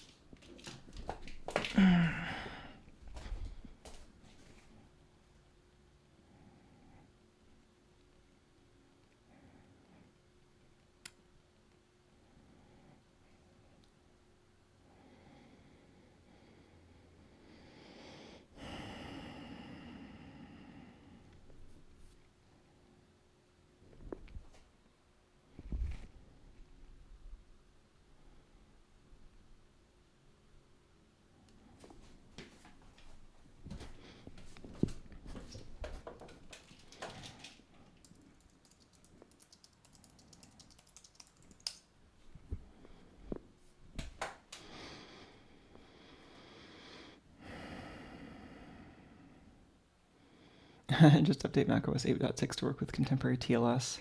Yeah, that would be cool. Actually, I'm not really up to date in all the retro computing hotness, but I have a friend who has been kind of interested in like old macOS retro computing. So he's got a couple of machines now, but I don't think he's done a ton with them yet because he's not sure like what software is kind of compatible with anything at this point. So yeah, I mean, you can't just like run a web browser or something. You can run like maybe certain old games and stuff, but yeah, I think he's trying to figure out like, in the frame of retro computing, like how could that fit into other existing workflows? Oh, I have to unblock all the system extensions.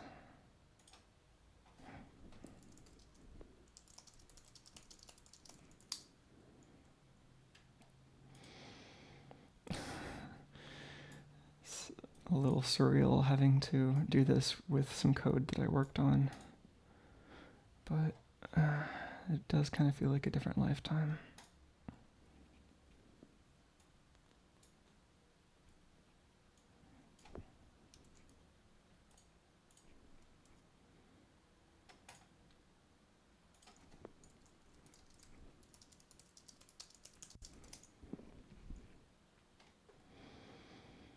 Customer Experience Improvement Program. Seems like something you'd find in Aperture Labs.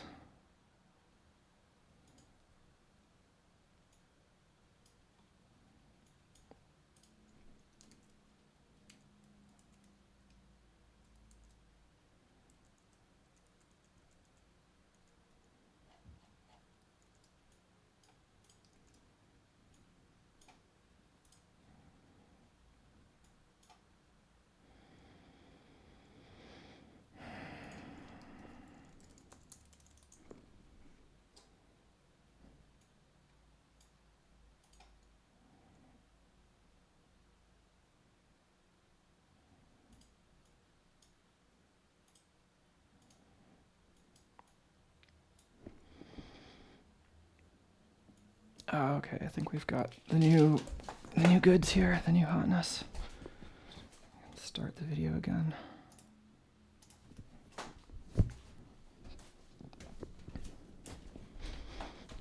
Yeah, welcome back to the scanliming. The scanliming is still happening.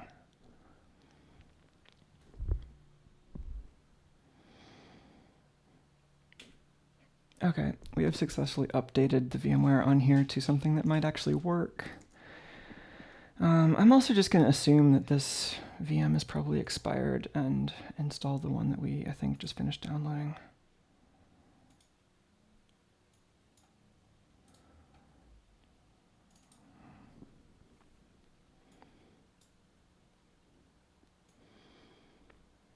Oh, that's neat, a web browser for macOS Classic that gets an update once a year.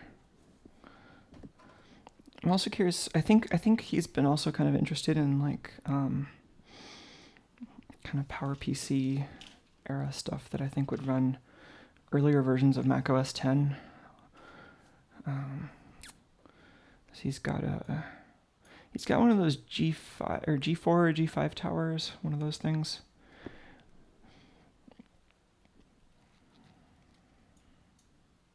Those things are very power hungry.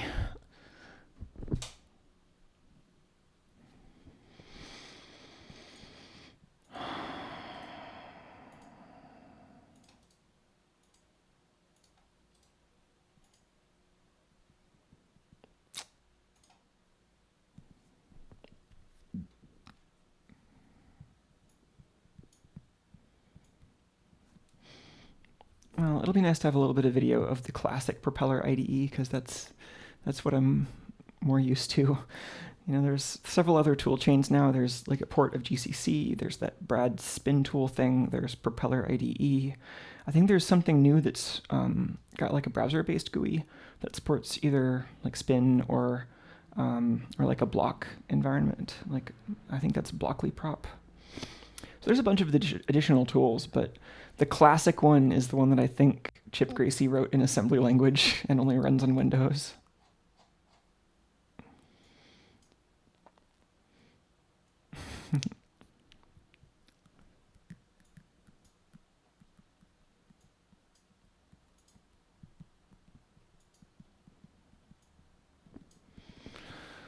I think this machine does have a spinning disk.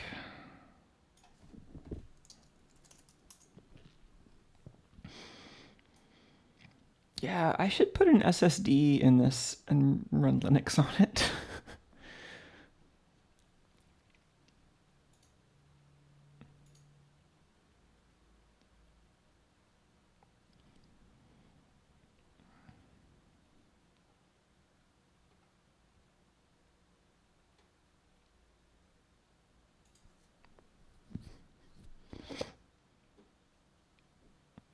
This is not too bad for a spinning disk, at least.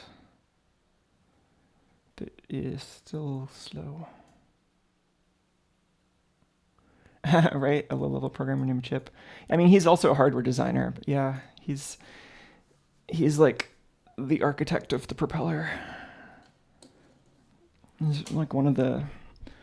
I think there were multiple founders. I want to say he's a co-founder, but I'm actually not sure. Maybe we could look that up while this is decompressing.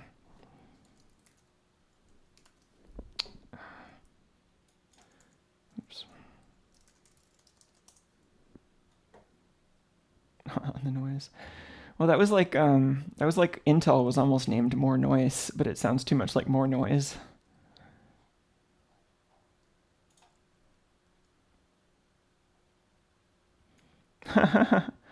Oh, that's interesting.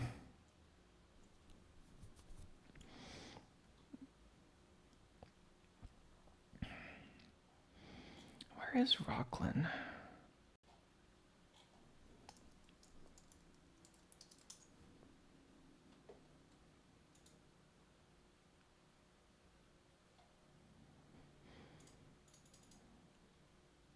Oh, it's like actually kind of close by.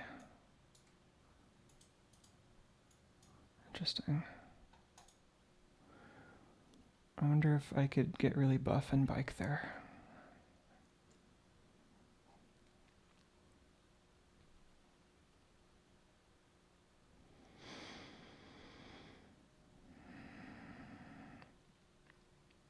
Oh yeah, so they went into this educational stuff really early on. So, I guess this must have been like the second half of the 90s that I was getting involved in this stuff. Because the Basic Stamp 2 was pretty new when I got started. So yeah, I probably would have been like 10 or 12 years old or something. And they had stuff that was designed for kids 14 and up. So that's pretty cool.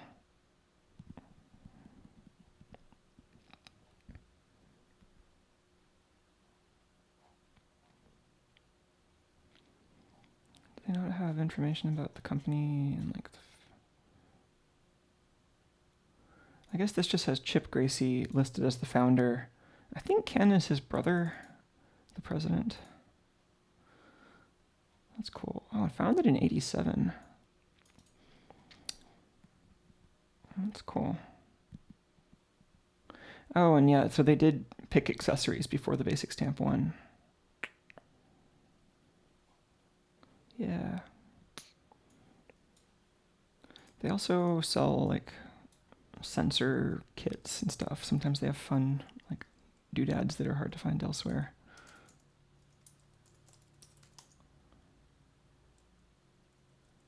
Oh, is that not their site anymore?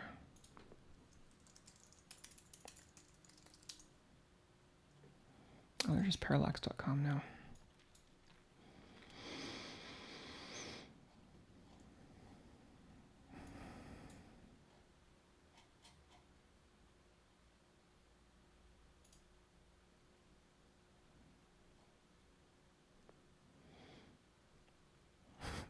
Yeah, they have these classroom packs of robots.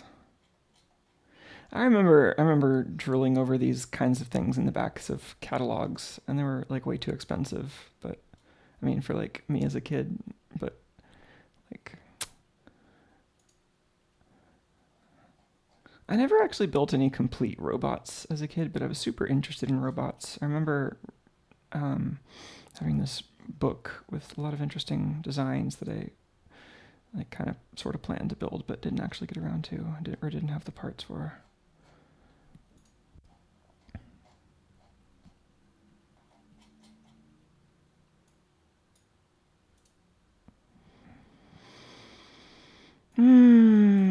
Unzipping the disk. Is it gonna have to copy this again when I import the VM? I love to manipulate 15 gigabyte files on a machine with only one mechanical disk. I wonder if this would be faster running over the network, actually. Because my NAS has disks that are much faster than this, but I'd be limited to how fast the network stack on this machine actually runs.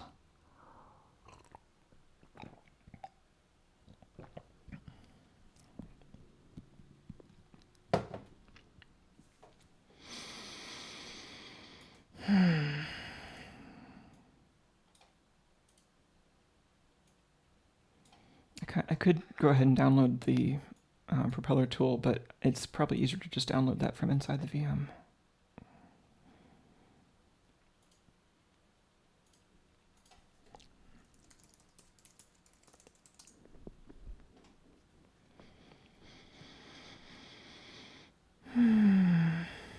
Oh, this computer is also doing a backup right now. Let's skip this backup, please. That's, yeah, that was slowing everything down.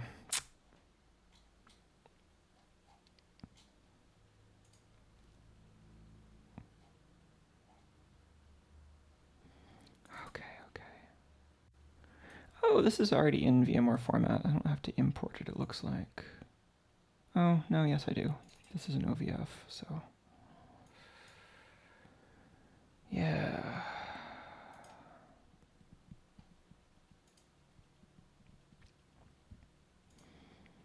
I think that's where I'm actually keeping them.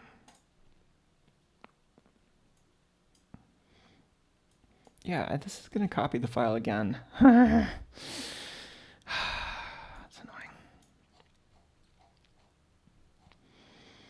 Are there any major file systems that support like copy on write at a level where applications could actually use it? I remember looking at that briefly lately, and the only thing I saw was something about ZFS on Solaris supporting it, but not even ZFS Linux.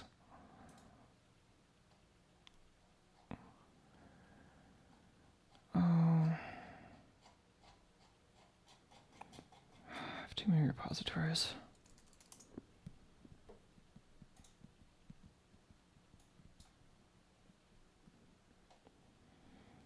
So yeah, I was trying to install this. We might also just use the servo version, assuming that works. But I'm kind of expecting that this will reproduce the problem and will point toward the pedal read routine. But if it doesn't, then we need to keep looking.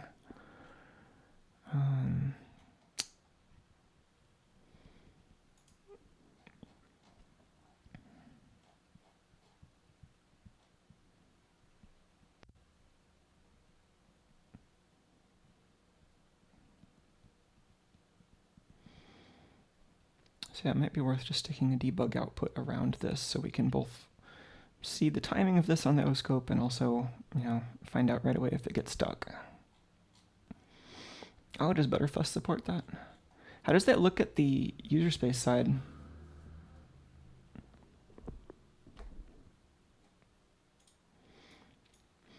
Because I've certainly used like ZFS snapshots on Linux, but it would be interesting if there was a way to do like a CP command that copies the file without copying all the contents. I think Solaris has a CP-lowercase z or something like that, if I remember right. Not that I really use Solaris, I just remember seeing that when I was looking up this particular situation.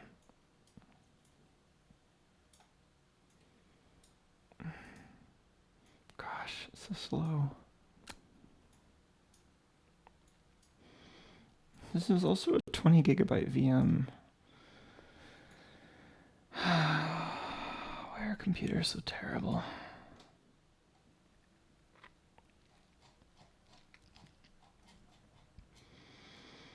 Did we already have a debug pin? We can use one of these pins that we're not using actually, but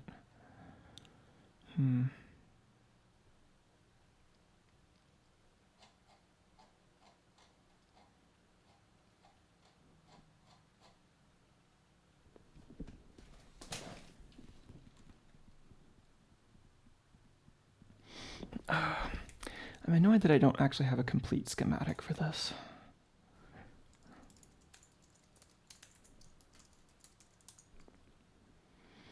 I don't feel like it's extremely worth the time for me to make a proper schematic, even though that would be kind of nice.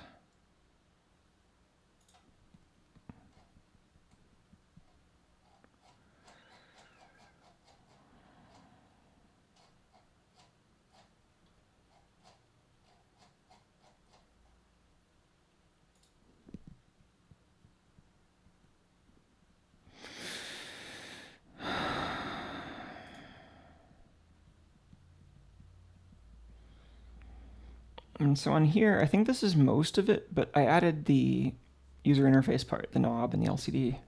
And I might have put that over where I had this listed as reserved for television.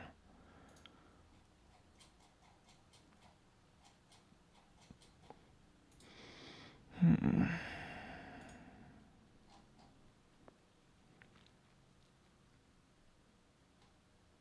4 through 7 and 10 through 15.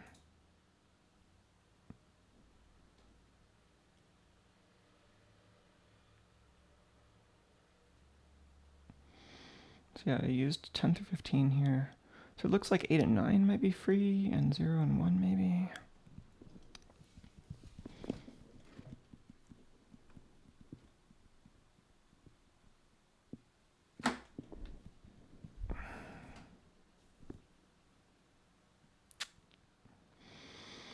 It does look like the first few pins are free. I vaguely remember using those for debugging way back when, so maybe I did that on purpose.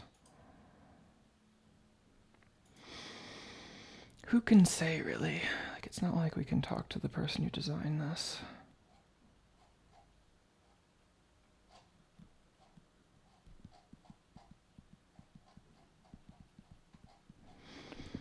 Well, I think I need a brief restroom break. I'm gonna see if I can find Tuco and park the camera near him.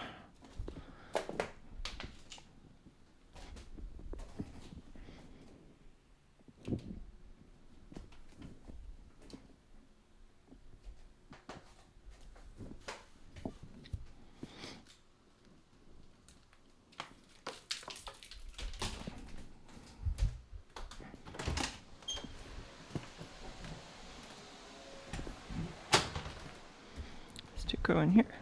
No.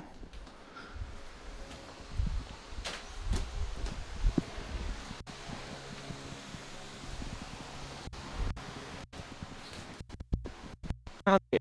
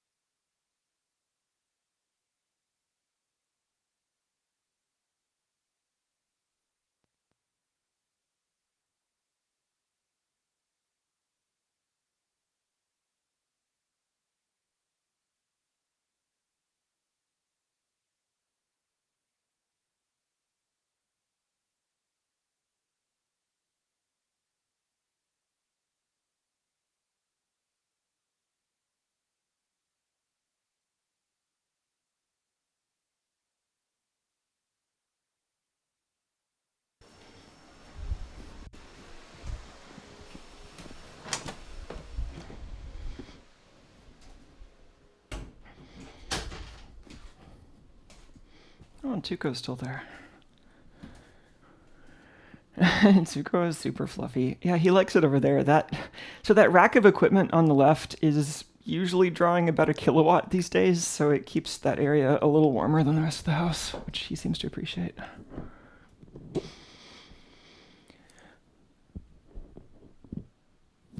Tech deading yourself. Oh, what was that in reference to?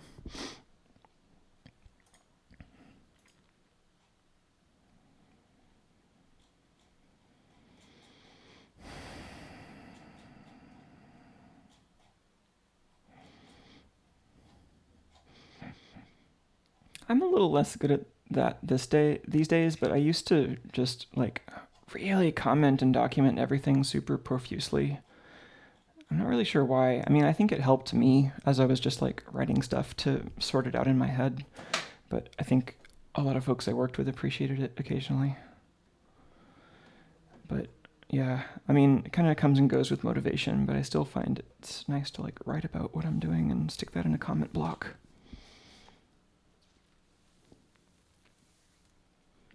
Oh, tech deading myself regarding schematics. Yes, definitely. Very much that. Yeah, this schematic is not good. They did actually design the font for the propeller such that you can make schematics in the code relatively easily, which is kind of fun. I've got a few files like that, and there's some in the standard library. Their font like kind of maps to Unicode, so stuff like this that's in the font, like they encode that using like actual Unicode code points, even though there's also an encoding that fits in like 8 or 9 bits or something for the actual font table.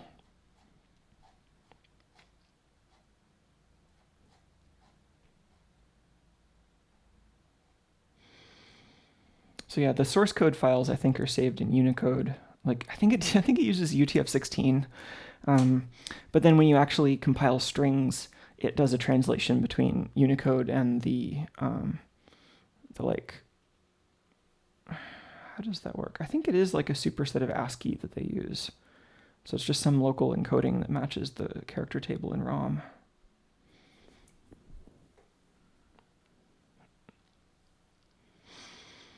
It's not like we can talk to the person who wrote this. I mean, yeah, man, this was a long time ago. I definitely feel like I am a different person at this point. I mean, this wasn't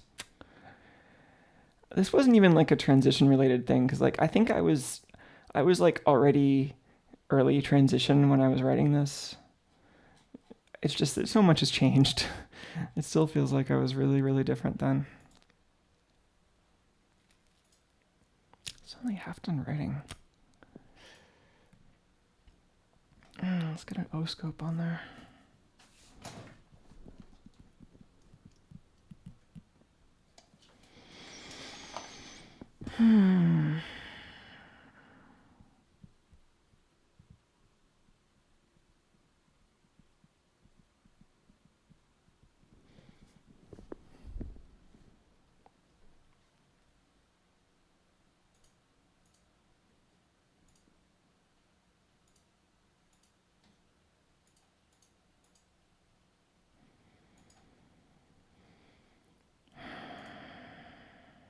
Orange and yellow.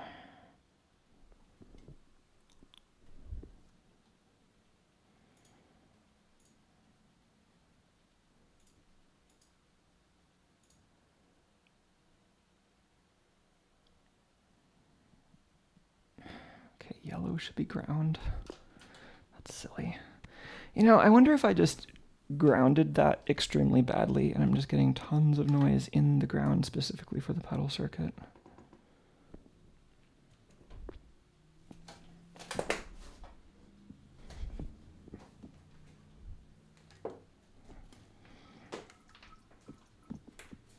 This is a good time for more coffee.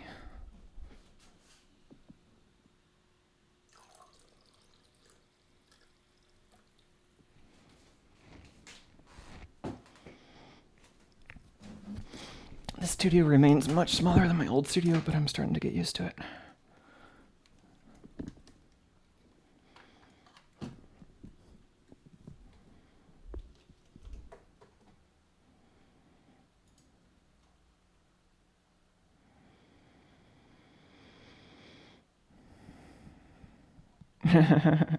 Yeah, I agree. 10-year-old code by anyone counts as a different person, really. And when I wrote this code, only I and God knew how it worked. Now only God knows how it's working. Right?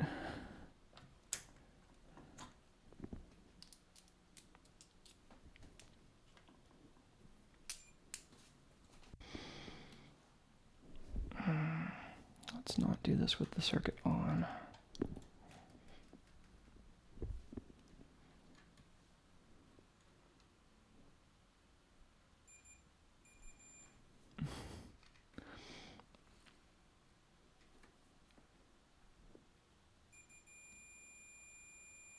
Huh. That's not what I was expecting. The meter says that yellow is ground.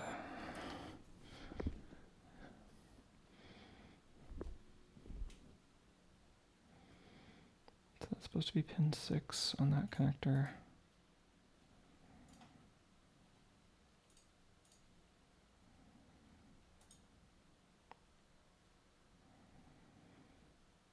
Oh, okay. Yeah, yellow is ground. I just remembered that backwards. The terrible schematic is correct.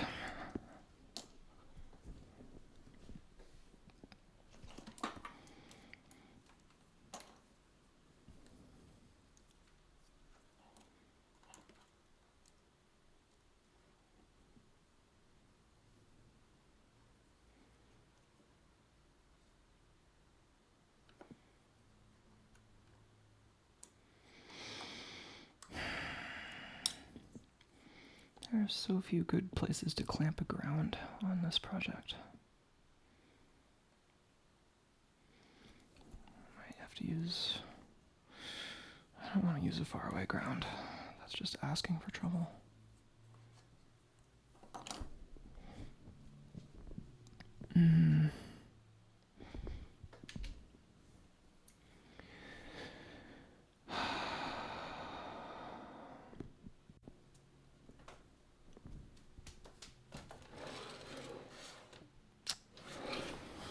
Where did I put my knives?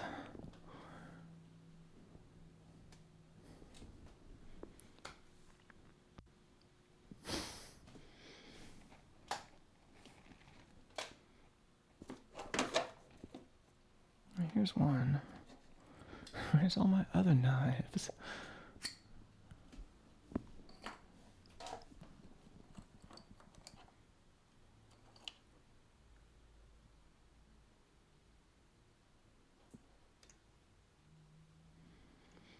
Oh man, breakfast was great today. I cooked a thing with onions and fake sausage.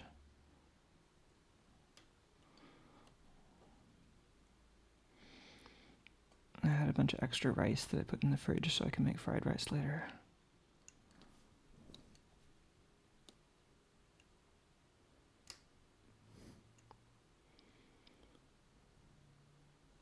Gosh, I'm not playing along.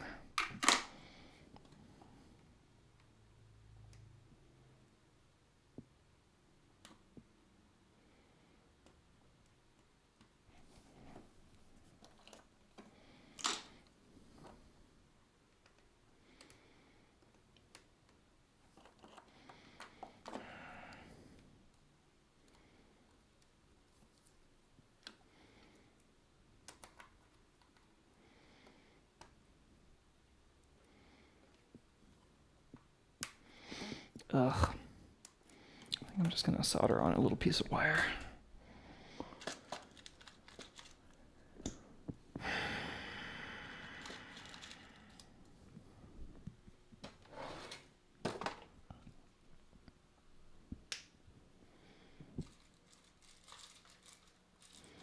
If I can't understand my own code without comments, it gets trashed and replaced because the code is bad. I know that's a popular opinion, but I don't actually agree. There's a lot of code where it's useful to actually have supplementary information, and you can't be expected to understand what's going on just from reading the code.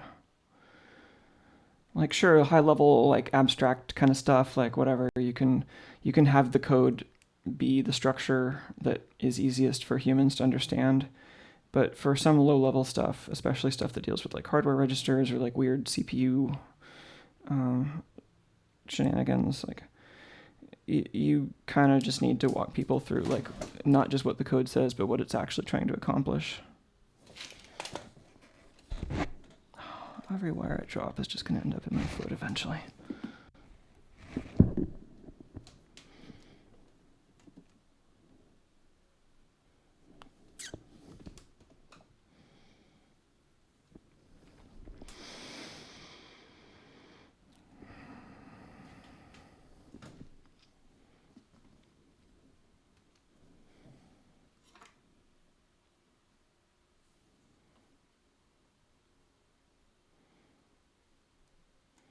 I'm not used to the ceiling fan's reflection on objects kind of looking like flickering out of the corner of my eye.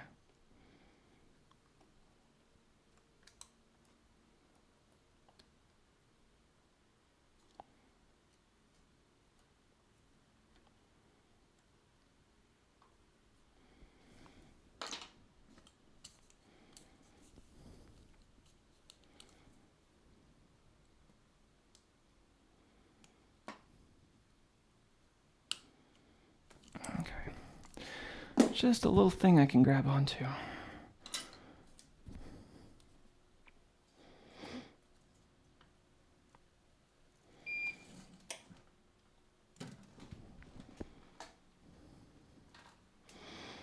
Yes, that's another good point from Thomas, is that sometimes the comments let you know what not to do. Yeah, I've had plenty of situations like that, especially working on virtual machines, where it's like, here's the comment telling people, no, actually don't do the thing that seems obvious here because there's a really good reason not to, and explains what that really good reason is. Like, sometimes that's just what you've got to do because the code itself will not give people that information, and you've got to put up a sign. Like, I mean, of course, all of these things are kind of inherently messy and inherently suboptimal, but like, you got to interface with the real world a lot of the time.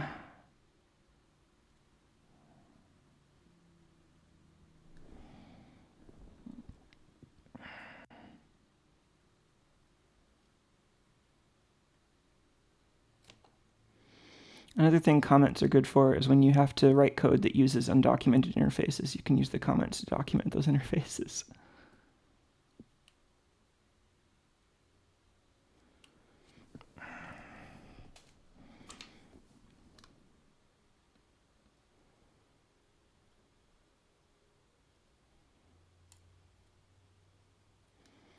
Oh, that needs blocks.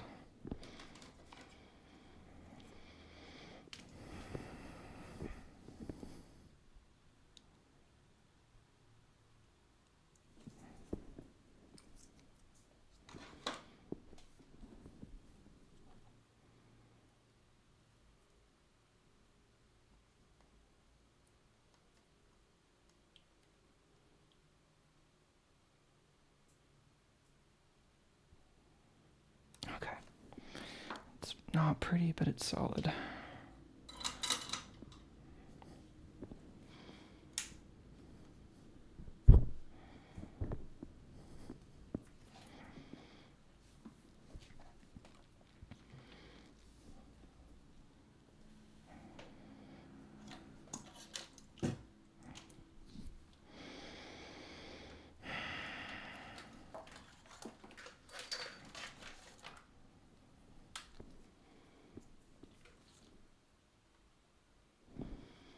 And Tuco's still in the same spot.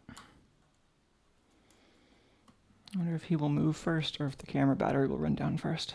Because that camera is on battery power. I should probably turn the screen off to save battery. Okay.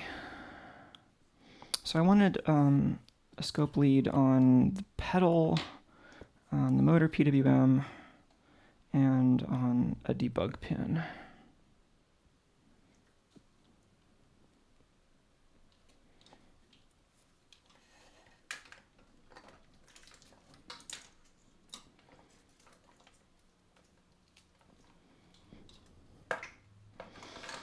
Oh, that's fun. The Orb2 adds that this is not just the case for low-level code, but they've run into the same problem for like Minecraft mods that require 4 lines of code and a screen full of comments. Yeah, that's a good point. I guess I've also experienced that in like game engine code, where like, you know, really anything that's based on like an algorithm or some like math or something.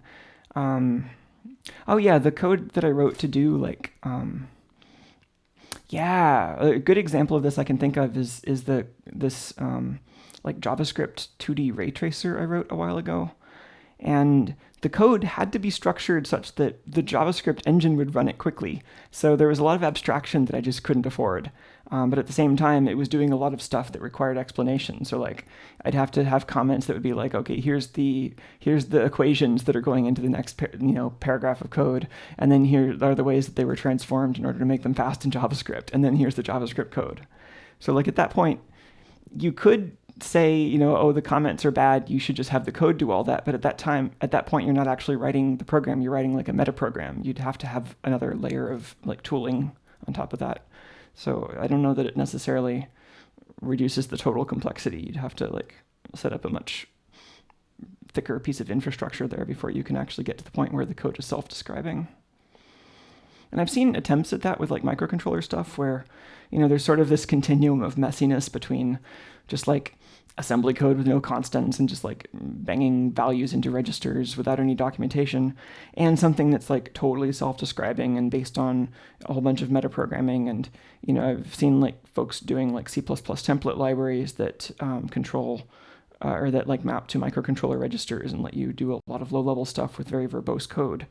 But those are all just like different tooling approaches. So I mean, the kind of comments that you have kind of depend on like where that boundary is between what the programmer is expected to do and what the tools are expected to do, like where that lies on the particular project.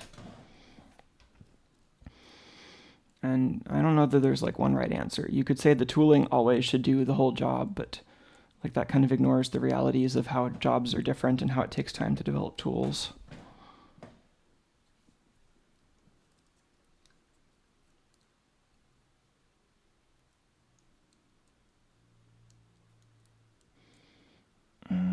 Okay. That's the PWM, which is pretty messy right now.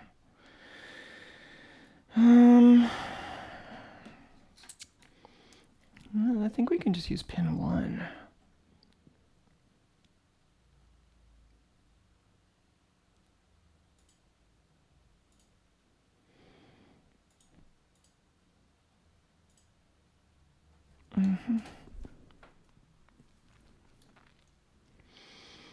Oh, I still don't have a great ground over here, but I've been clipping onto the back side of the board by this bulk capacitor. Oh, gosh.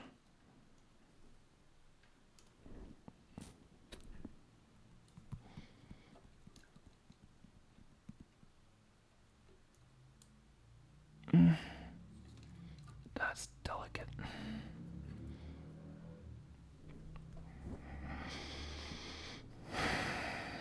Okay. I think the probes are set as long as I don't touch anything and I don't let 2 go in.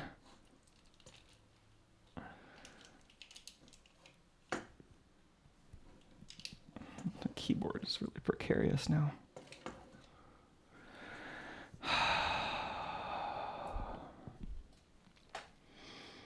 Oh, are we done importing the VM finally? Sure.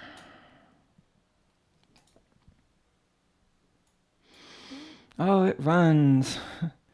Thanks, VMware. I only had to pay you, what, like $40 to keep using the software that I bought ages ago that I also helped work on. And now both of these are working again.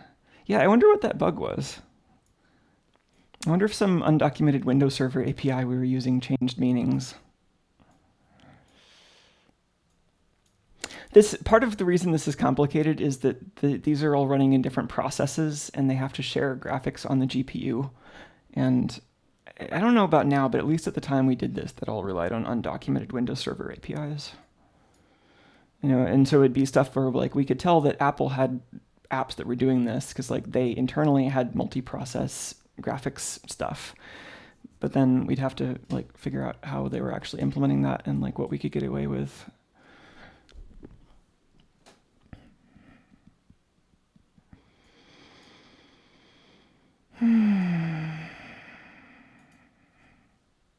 Now we're just waiting for Windows to boot.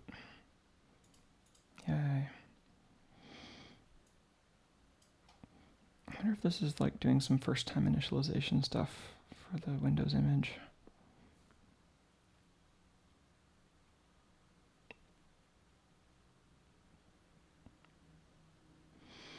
I don't even remember off the top of my head what the last version of Fusion that I personally worked on was. I want to say it was like 3.0, but I could be misremembering.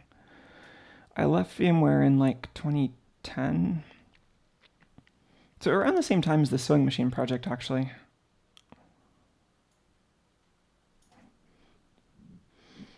2010 or maybe 2011. Yeah, I think I left VMware after the sewing machine project. That was all a long time ago. Yeah, Fusion 1.0 was pretty nice. I mean, I'm sure you'd have to go pretty far back to find a version of macOS that would run on.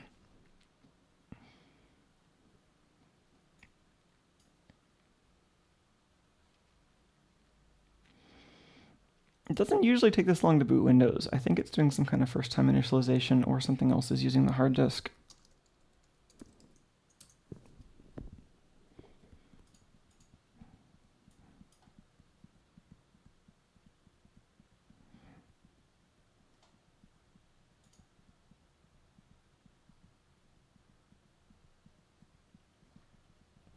I think that this just looks really slow because this machine doesn't have an SSD and everyone's used to SSDs now.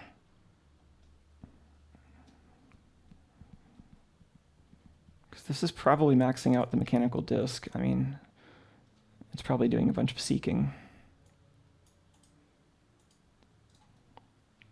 But yeah, what are we doing here? This is not responding as much as I was expecting it to. Oh, right as I was about to pull up the log files, it seems like it finished booting.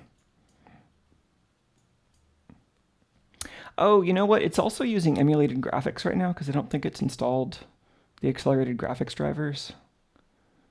So it'll get faster after it installs the drivers.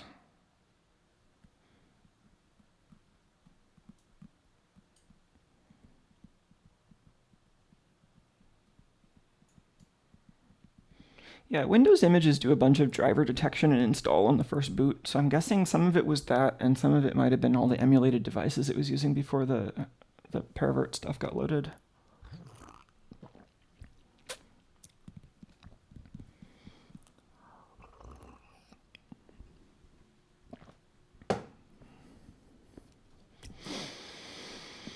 Anyway, I love it when virtual machines do super complicated Rube Goldberg operations and then someone just has to complain that it's slow anyway.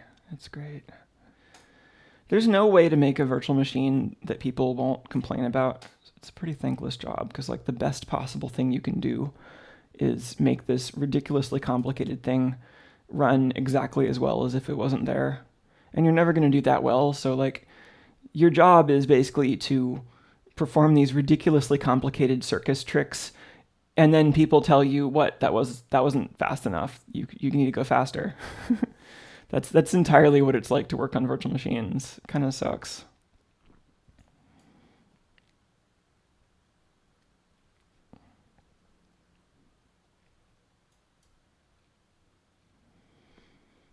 I'm gonna install VMware Tools and then reboot this and then see if it's faster. I will actually pull up the log.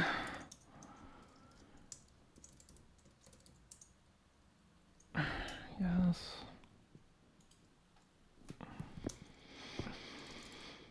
Did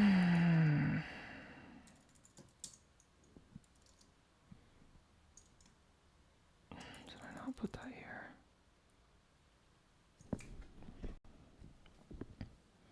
Or is it that one?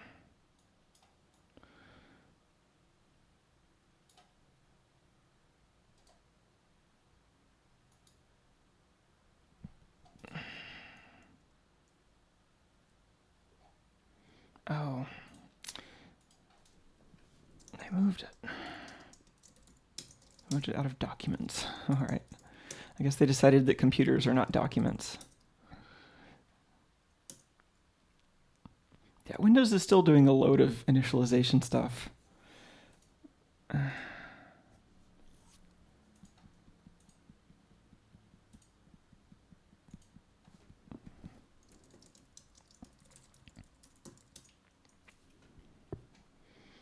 Oh yeah, we are definitely bottlenecked on disk. Look at that. This would be so much faster if it was running on a network disk, honestly.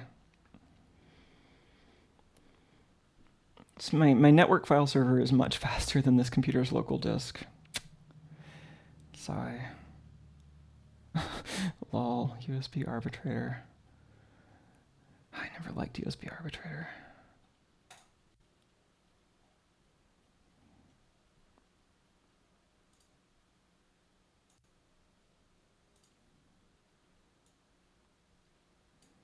Yeah, it's doing a tools install right now. I don't actually have a read-write share I could use just right now, do I? connected as guest. I'd have to make a new share for this. Unless I stick it in the same share I use for backups. Oh, there's another backup starting. Ah! Yeah. Man, mechanical disks. Just...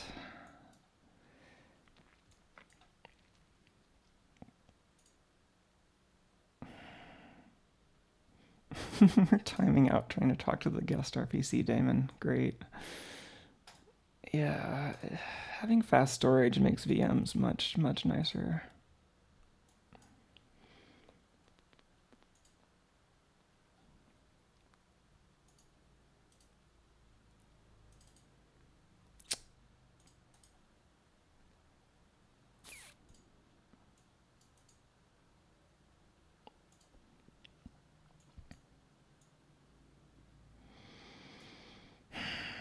Is there no way to say don't back up during a certain time of day? That would be useful.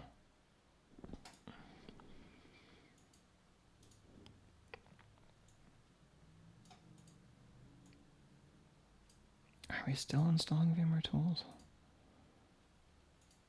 I don't know if it's installing in the background or if it's waiting for me to run the utility on the CD.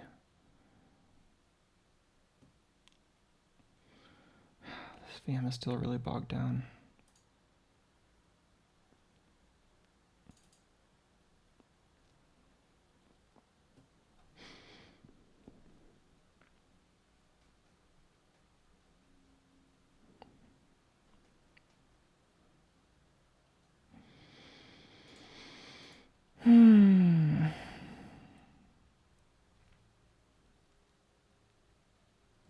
Yeah, that's better. I wonder what this is about. All the stuff in the logs that I'm not used to, it like makes me want to reverse engineer and figure out what they did.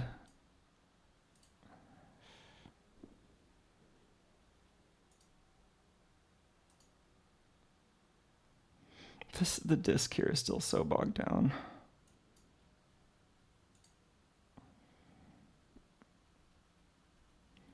Oh yeah, I wrote that.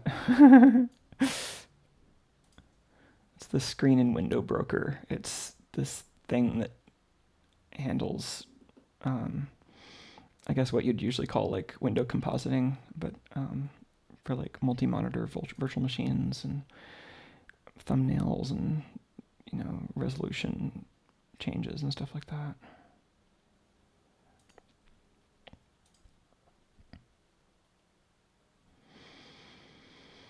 There's actually this whole like object, like configuration object model that you can access. I don't know how you do it with the release version. Like there are certain debug builds that you could use this GUI tool to like poke around in that configuration tree, and it was really easy to just like add and remove like screen mappings. So you could just like map parts of the virtual graphics adapter to arbitrary windows on the host OS.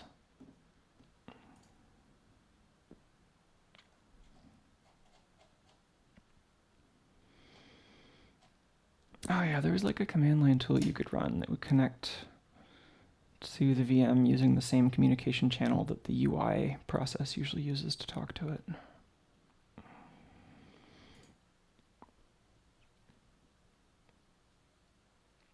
Yeah, it's installing all the good pervert drivers.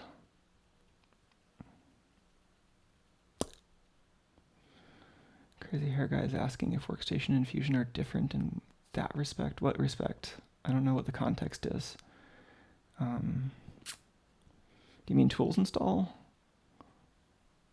There are a couple of different ways tools install can work. So like when you go to like install VMware tools up in the menu, it connects the CD-ROM to the guest. And if the guest is willing to auto run, then the drivers will just install. But I think modern versions of Windows don't have auto run by default. The other way you can get the tools is I think you can get them through Windows Update, but on a brand new Windows image that won't happen right away. That was the graphics driver, so we should be using a lot less CPU now.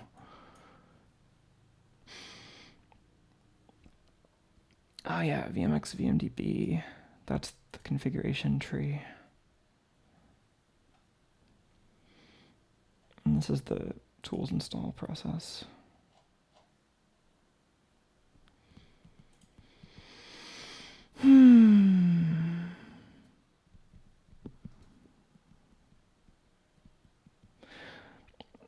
Yeah, if you've ever used, the internal feature for this is called VM Easy Install, but I think in the GUI here, if you just go to New Virtual Machine and hit Install from Disk or Image, it'll run like an automated install process. So I think it does that by building like some kind of OS-specific installation manifest that the installer itself will read.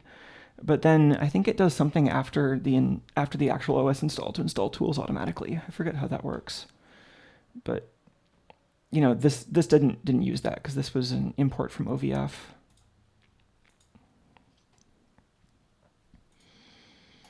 Okay, I'm going to reboot this for good luck, and then see if we can install Propeller tool and if this is fast enough to use on my ancient mechanical disk.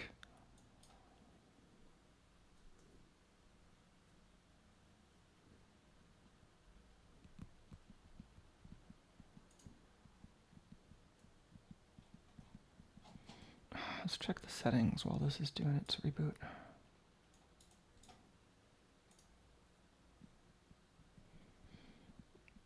Why is that turned off?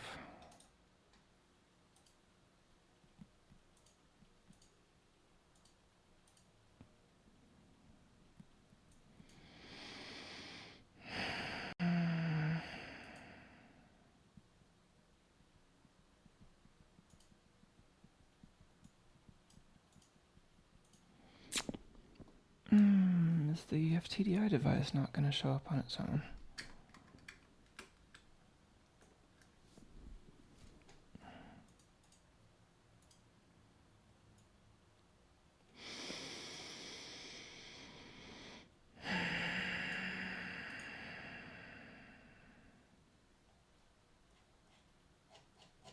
Did we not load the USB kernel driver?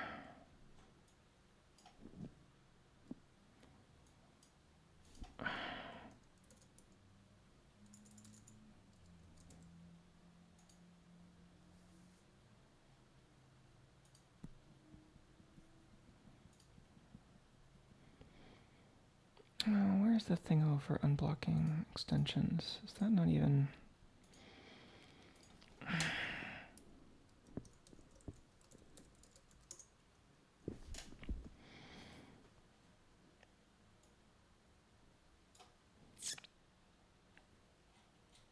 I don't see the USB driver. There's VMNet, VMX86, but not VMIO plug.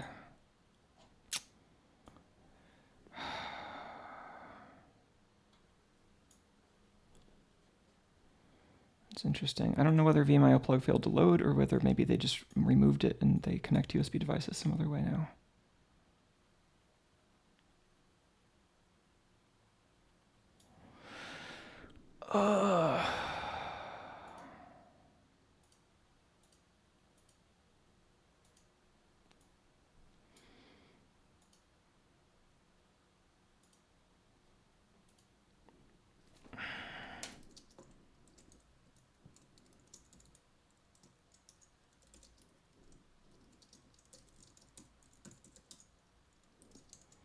They have a VMIO plug there. Can I load it manually?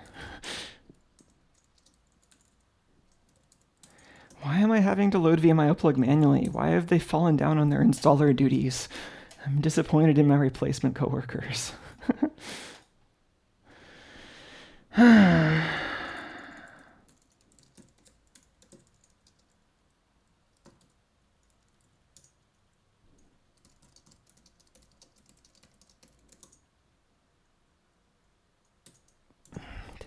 Did that help? It loaded. Do I get a list of USB devices now that that's loaded? I wouldn't be surprised if I have to restart the VMAX to get that. Yeah.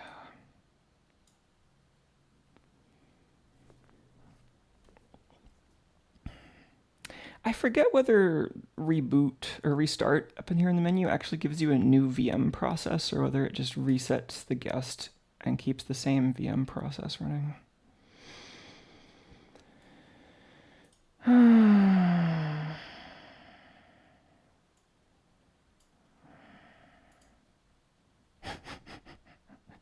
Is that their new multi-threading system? I forget how that works.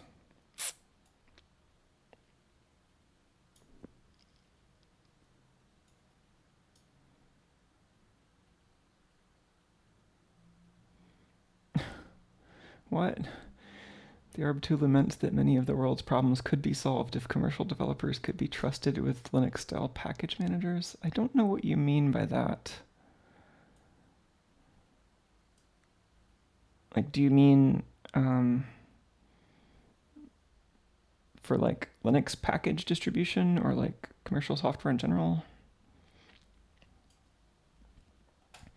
Because developing proprietary software for Linux is a whole ordeal, and I don't know that the package format really changes that much. It's always kind of an ordeal because of everything being a moving target.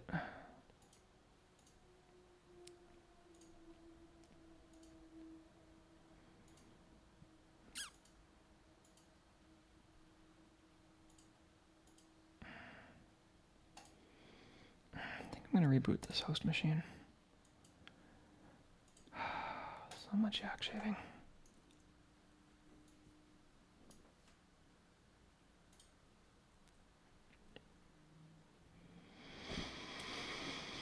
Oops. Oh gosh, sorry.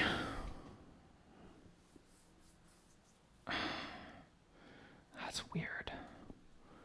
That wasn't a video capture side thing. I was seeing that on my monitor too.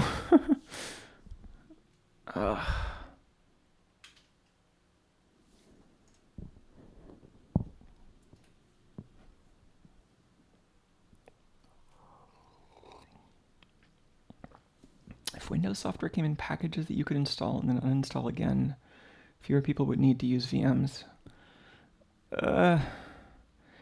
Hasn't that been done? Like, haven't people done like Windows install containerization systems?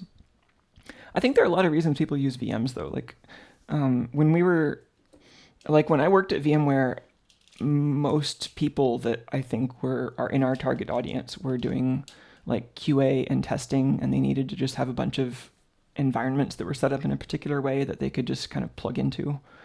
And so the more isolated each one of those VMs was, or the more portable it was, the better. So it was sort of a way to add in that missing binary compatibility so that you can just package up something that you wouldn't have otherwise been able to rely on it continuing to work. And like the virtual machines on disk had some really strong binary compatibility. So we actually tested for that a lot and made sure that you could just like resume an old virtual machine snapshot on new software and it would just keep working. And that wasn't something that like the actual native operating systems could usually offer.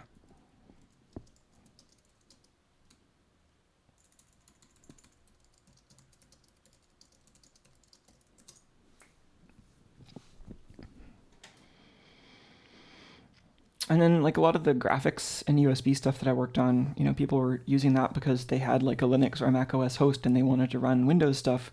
And that Windows stuff happened to need graphics and USB. Like they were using, running development tools or software for like, custom peripherals or, kind of light duty CAD stuff. That was a lot of what we were trying to do.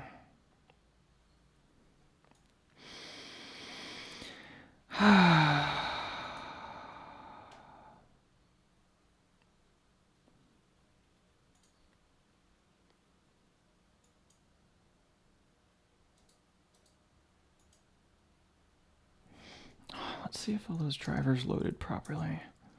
I'm being such a nerd about this. Oh, they did all load automatically when I rebooted, so maybe that's just a problem with... I'm hoping it's a problem with just USB devices not working until you reboot after install, which seems kind of silly, but let's just see if this works.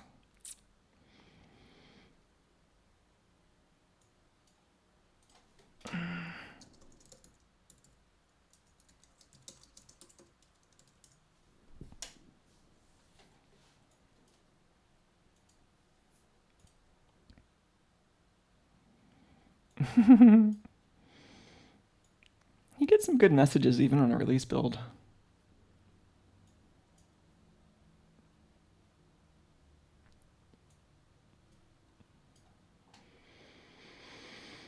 Oh yeah, even this boot spinner is running nicer now that it has real drivers.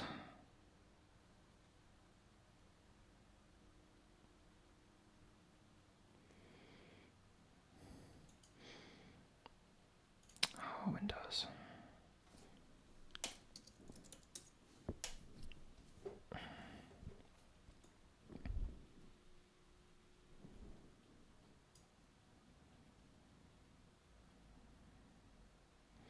It'd be cool if this graph showed me, instead of like I/O operations, the percentage of time the disk was busy, because that's kind of more what you want when you're waiting on a slow mechanical disk to seek around.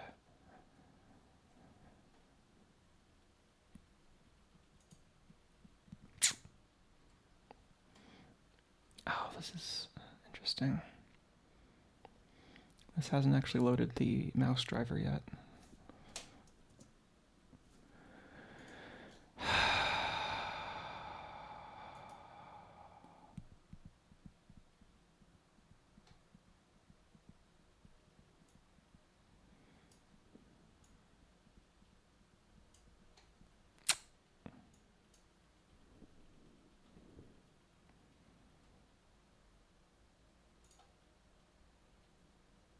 Are you trying to do a new tools install?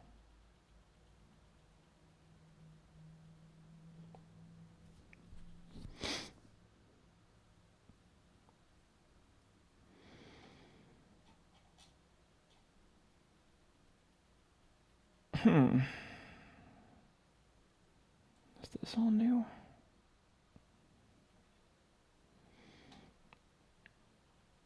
I don't remember all this logging coming from the guest driver.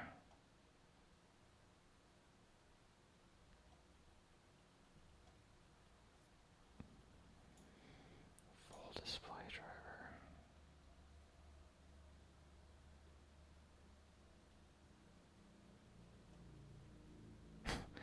I don't know for sure, but I think they might have rewritten a bunch of the graphics memory management stuff after I left.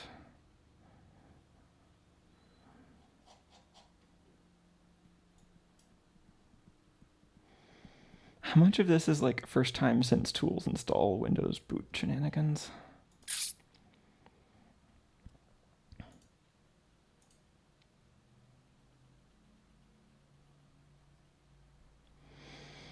Yeah.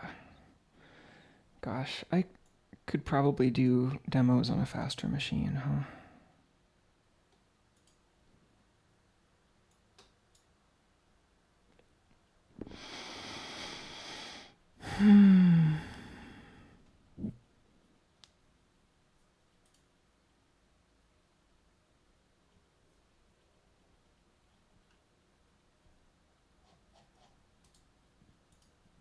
Can I resize this now?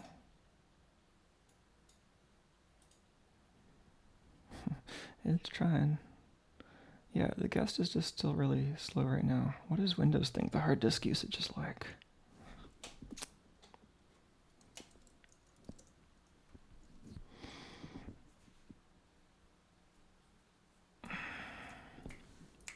Disk is so slow.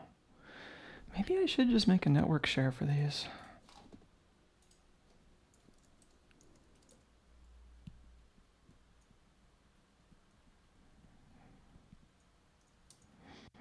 I'd have to hop over to my somewhat more privileged laptop to set that up, but that might be faster than waiting on all this garbage.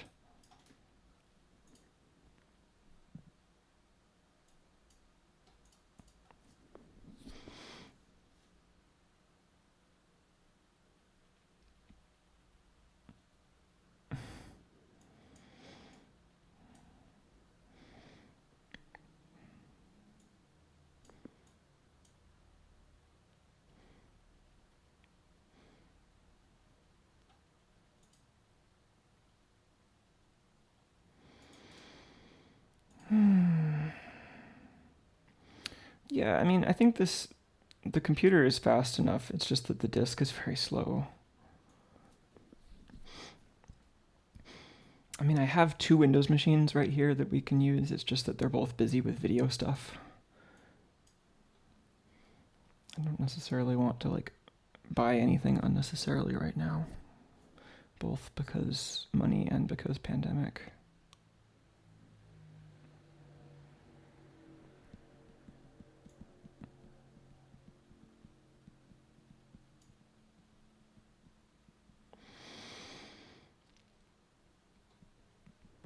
I wonder, I think I have write access to a share that I could just throw this on temporarily.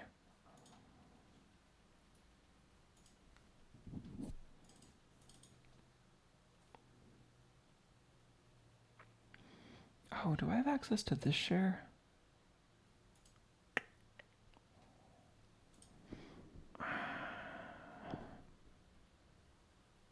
I'm gonna adjust the permissions, and then maybe we can just stick these on the file server.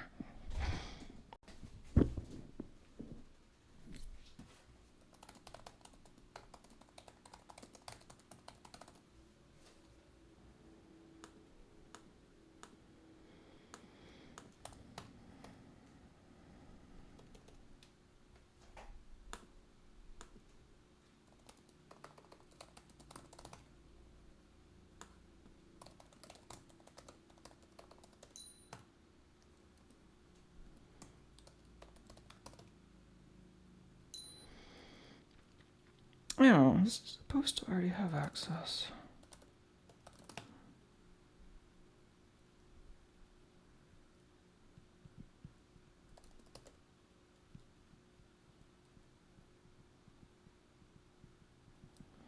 Oh.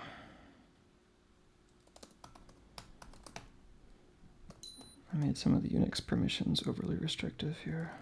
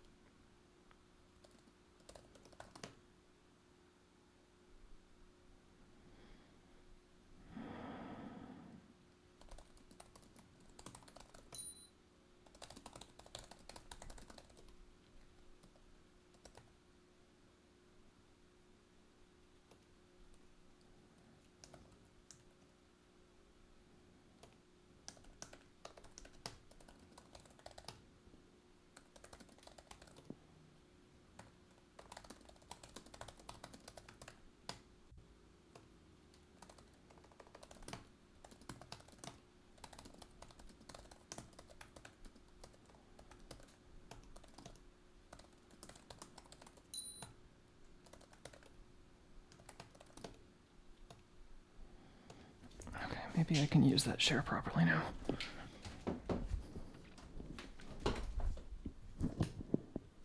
Yeah, that was a Chromebook.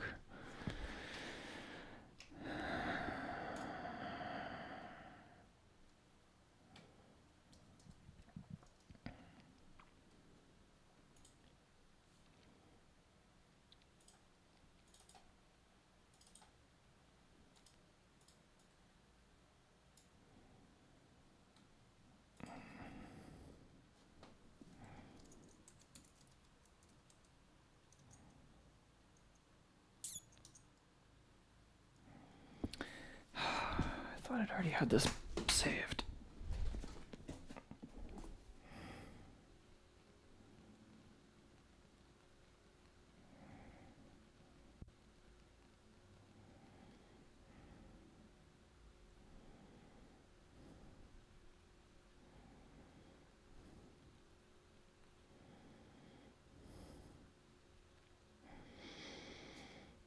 Oh, this is a really long one.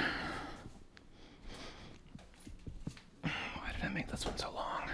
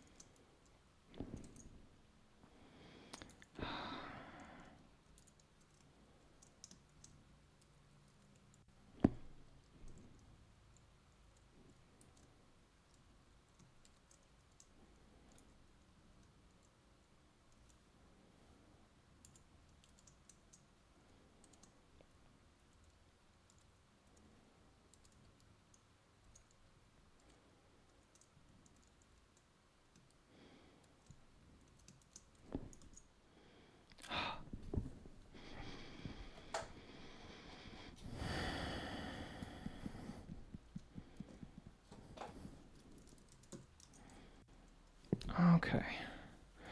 This should be so much faster than the other disk. Hopefully VMware Fusion won't be annoyed with having to run off of a network drive.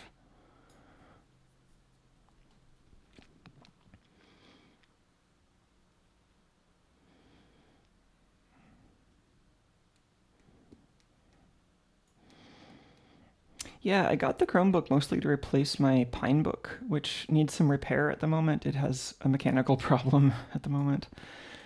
I need to reinforce the hinge area. But yeah, I've been pretty happy with it. It's a good, just like fairly containerized kind of independent web browsing kind of machine, and it's handy to run Android and Linux stuff on it. I guess I can do this copy in Finder. I just want to use the command line for everything on macOS.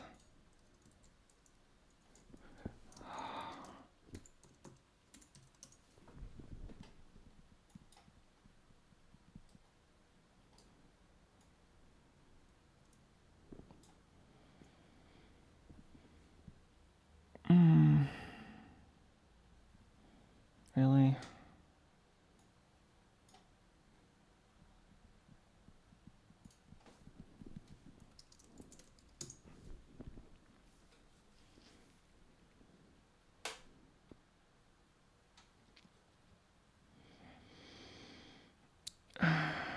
We're doing spotlight indexing too on a mechanical disk.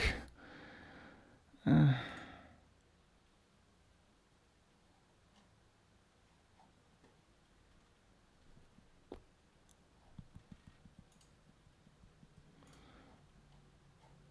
you not disable indexing from there?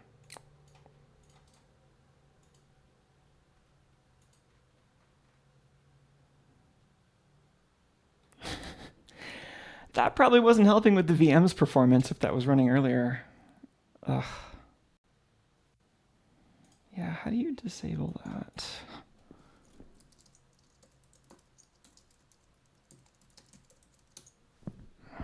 Oh, you know what I mean.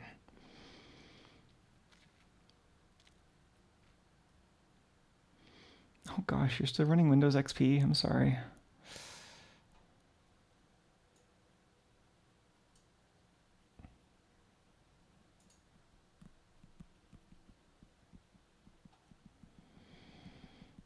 It would be much faster to actually download and decompress this on the file server.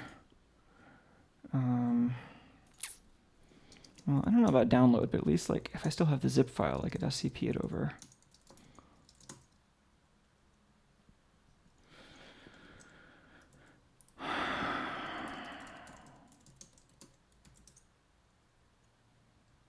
I do have a key for that.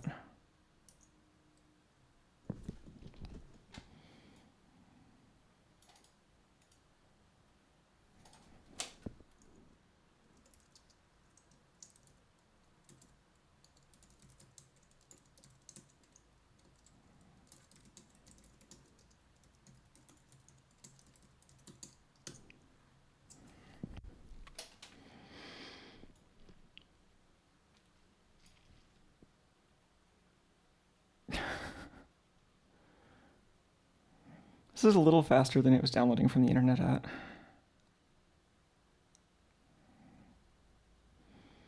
Are we going to actually fill up our gigabit connection here?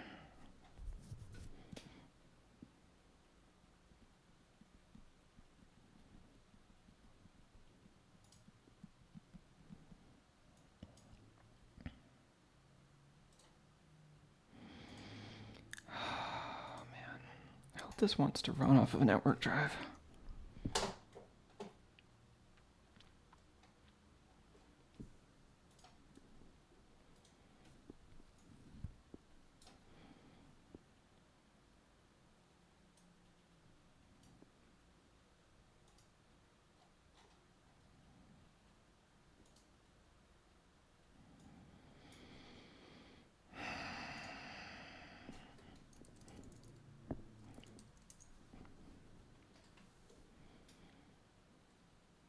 Infrastructure. Gosh, we're still trying to download the firmware to this sewing machine.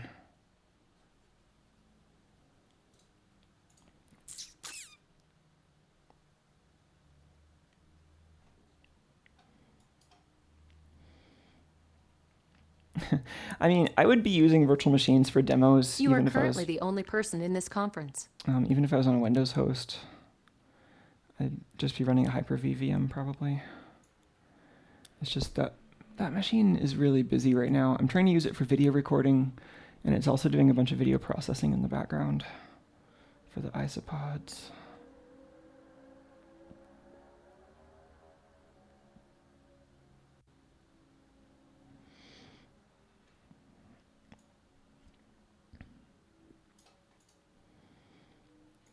$25%.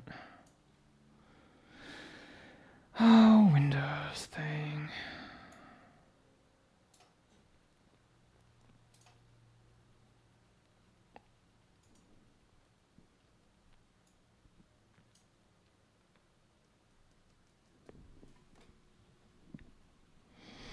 Oh, can we verify whether the original Propeller IDE was written in assembly? I'm curious if I'm actually remembering that correctly.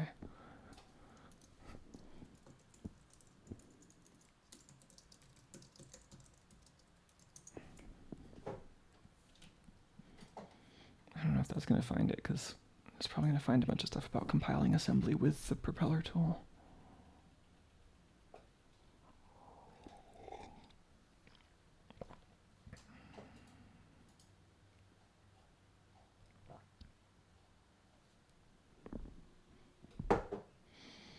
I don't think they put the source code up anywhere.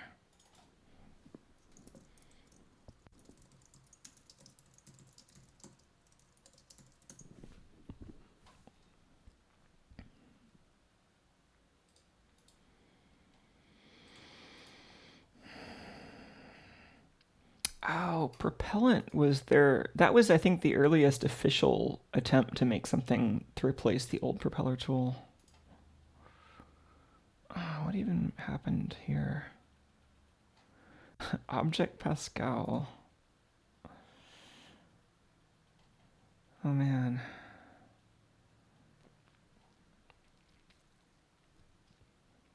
Anybody else remember Borland Delphi? That was some pretty old weird stuff.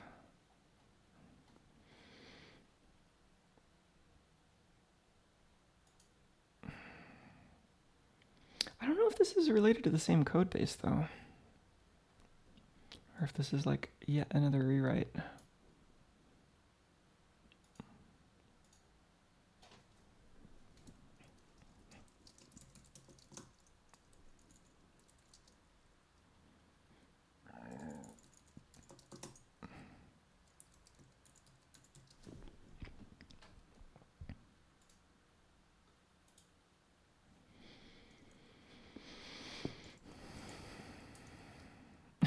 Just dumped it right into my current directory. That was nice.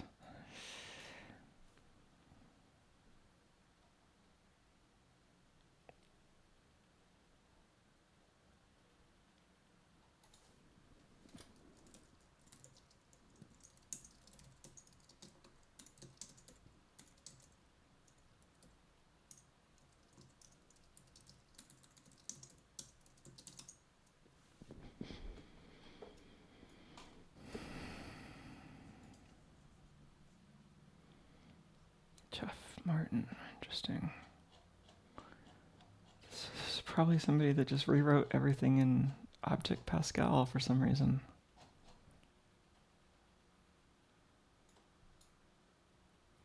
Oh. Interesting. So was Propeller tool also written in Object Pascal, maybe?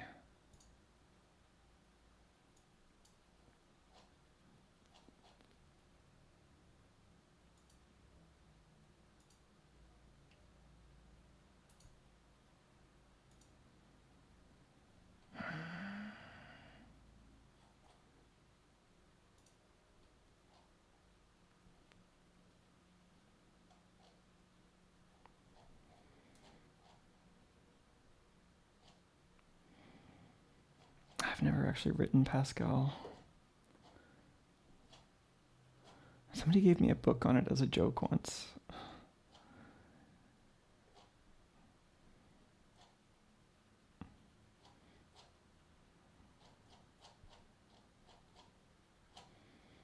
syntax is like vaguely a bit more like Visual Basic or something.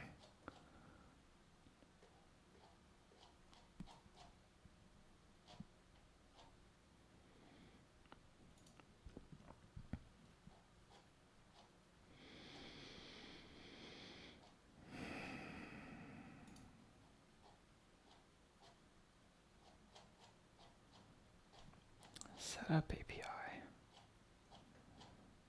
What are they using Setup API for? Is this for like installing a driver?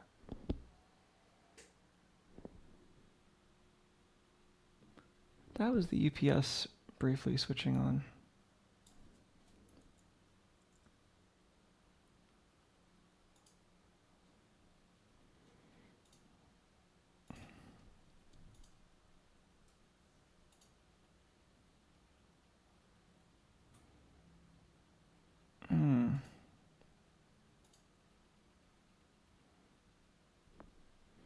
Yeah, what happened there?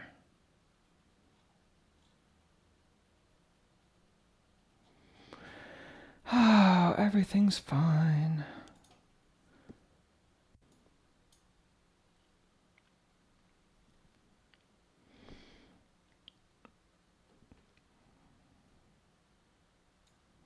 How's our copy? Oh, we're done.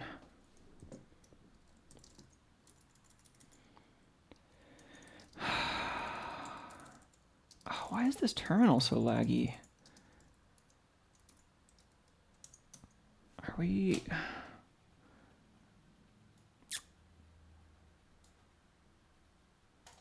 Why is this terminal so laggy?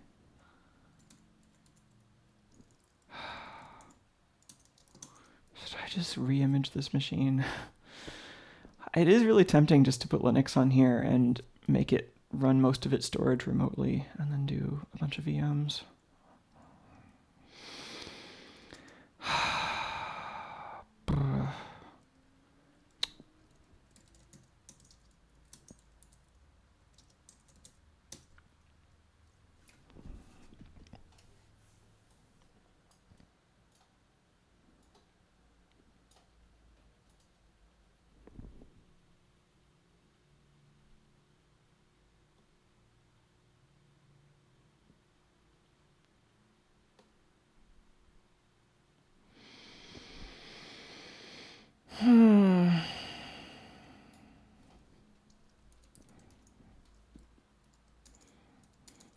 I'm looking forward to having this house rewired.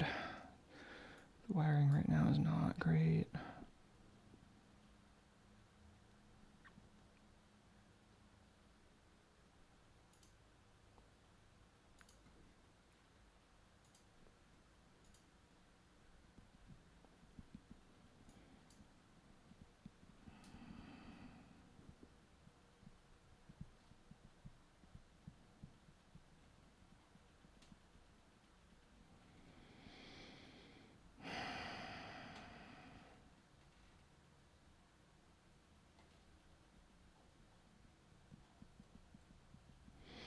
That video processing I'm running on my big Windows workstation, is just causing the power usage to fluctuate all over the place because it keeps kind of going back and forth between being GPU and CPU bottlenecked.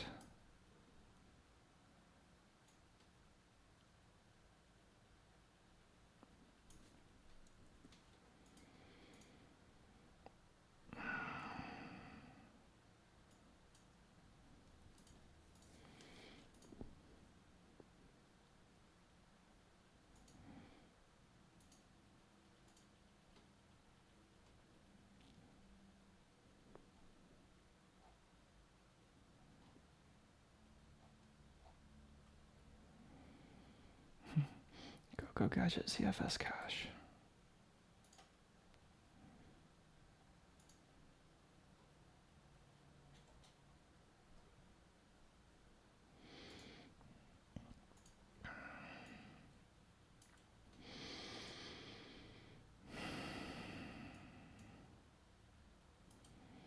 Oh, is this not going to put everything in a subdirectory?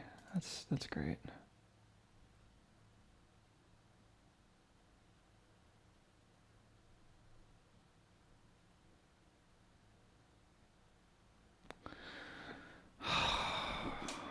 gonna have to import again.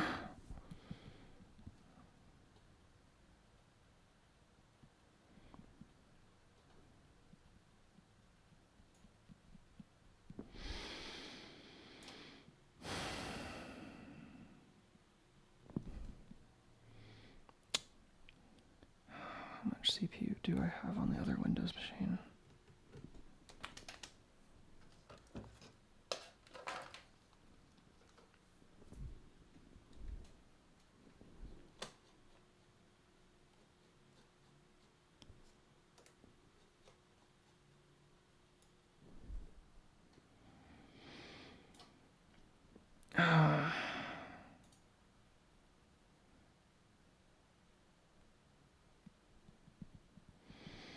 So OBS, this is what I'm using to record. It's not actually using that much CPU.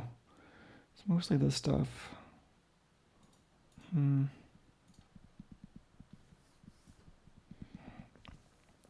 main reason not to use this machine for demos is that if it crashes, I lose my recordings and a bunch of progress on these big video transcode jobs.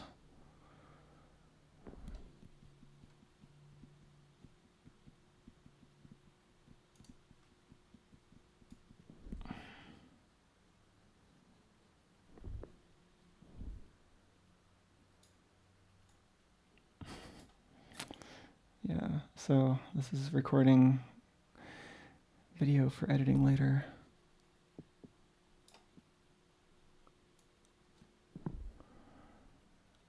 These are processing iSpot videos.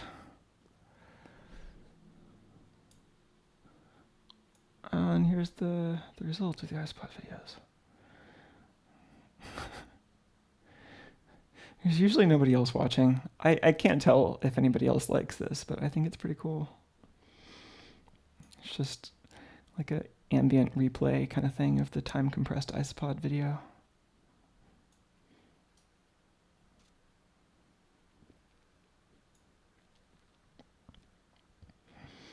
Yeah, I don't think I want to run the Propeller tool directly on here. I could run a Hyper-V VM on here maybe, but then I wouldn't have the USB. I don't think Hyper-V has USB pass-through. I think you can do like USB redirection over remote desktop, but I don't know how well that works for this kind of thing. Yeah, the CPU just keeps peaking up and down as the iSpot video changes rates.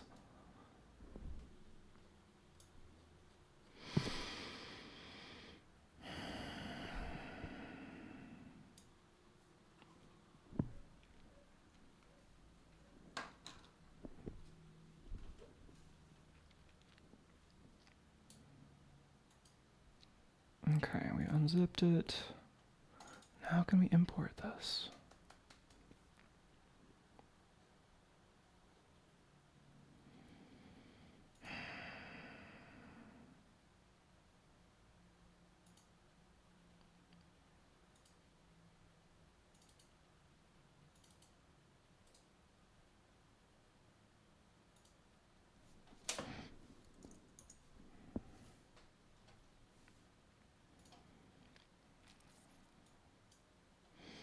How much faster is this going to be than the mechanical disk?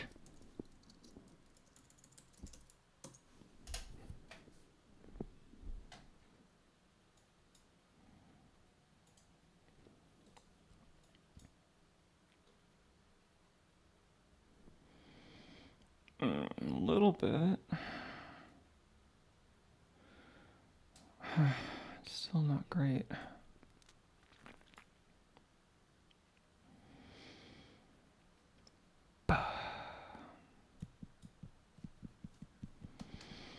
Maybe while that's doing its thing, I can go back to plan C or whatever and try to find that command line Python tool thing. I still don't know if that'll help because I feel like part of the problem here is the macOS FTDI drivers being so bad, but I don't know that for sure.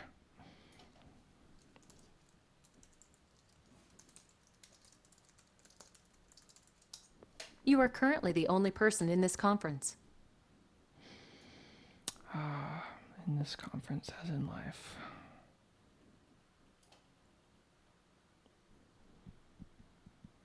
It was so slow. Are we just like out of network bandwidth right now? Oops.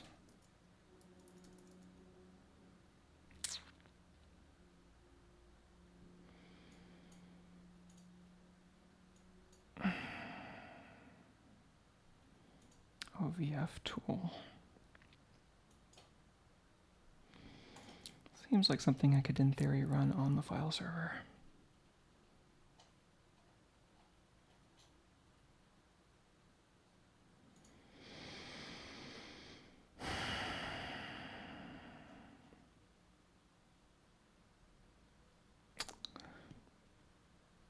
Yeah, this is still just kind of depressingly slow.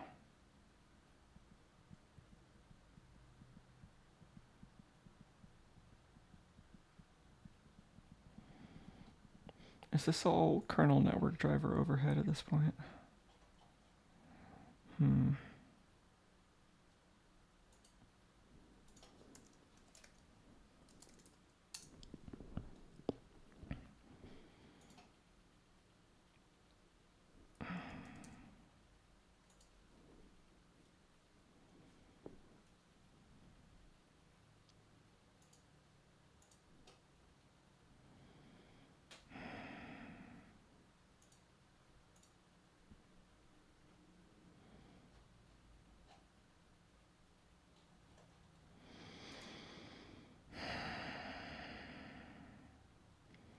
Oh, that's interesting. Yeah, we should catch up on the Propeller 2 stuff. That might just be fun to look at. What is IP loader? Huh. TCP IP over XB.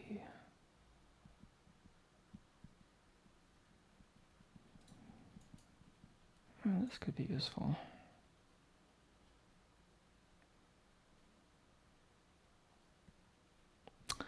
Oh, is this the thing I'm looking for? Yeah, maybe somebody just posted this in the forums and didn't ever make a proper web page for it.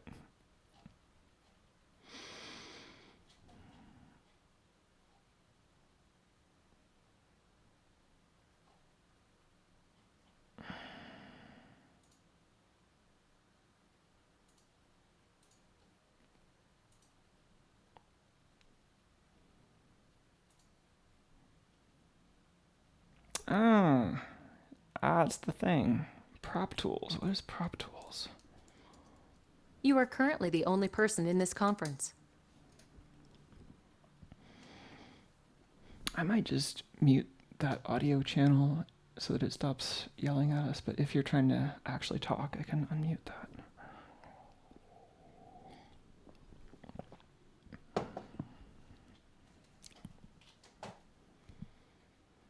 Of course, it's all about boat propellers.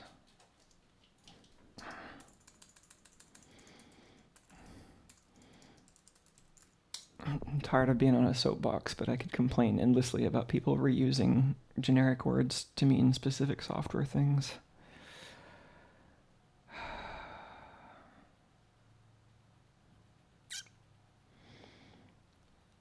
Oh, interesting. This is the actual page for BST. BST is such an aesthetic. It's got like all the aesthetic of the original Propeller tool plus all the aesthetic of a GTK Linux app.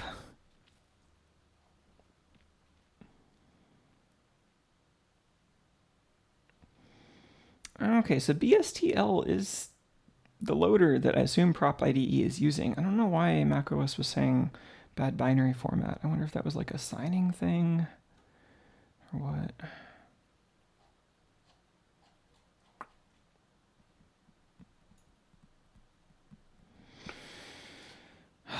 We could use a Linux VM.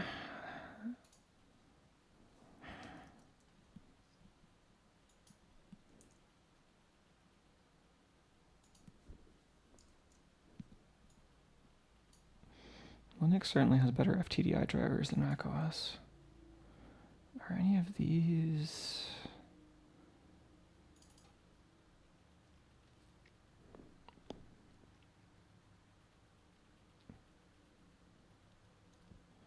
Is it old enough to have OS X x86 versus PPC issues? No, it's definitely not that old. It's a 64-bit Intel binary. I think the message that the CPU type is wrong might be misleading. But yeah, File was saying that it was a fat binary with, I think with 32-bit and 64-bit Intel on it.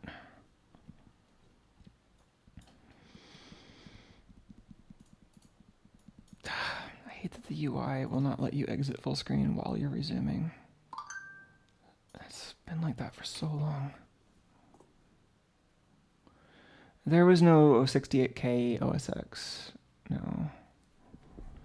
No, the PowerPC transition happened during Mac OS 9.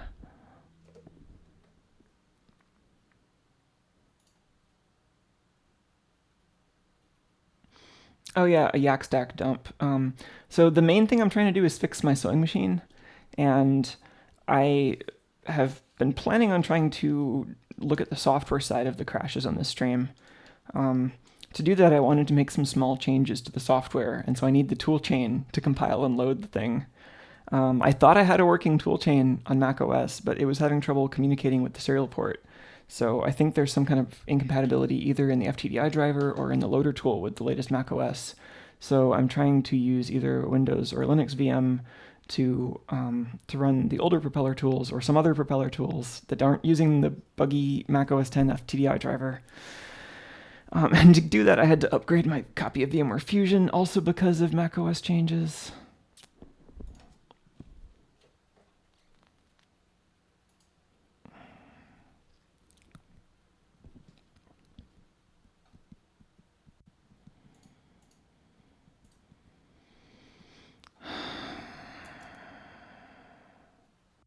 So now I'm both trying to get a Windows machine VM working and also trying to just do this on a Linux VM I had. I'm running this import again.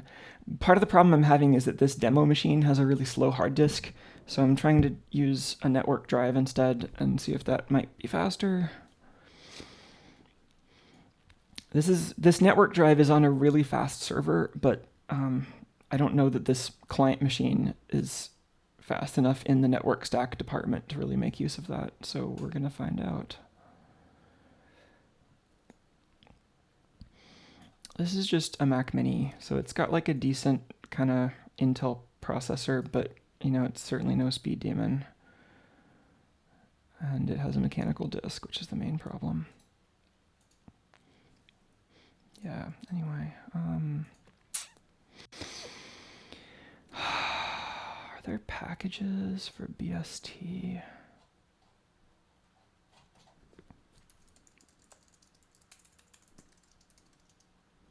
I think we can just... I think there's an official install process for the Parallax IDE on Linux, and maybe we can just do that. Are we seeing USB devices yet? Yes, okay. The other node in the yak stack was that before rebooting, the USB devices weren't showing up, presumably because one of or both of VMIO plug and USB arbitration D weren't starting after the installer. Which seems like a bug VMware should have fixed by now, but you know, that's certainly not my department anymore.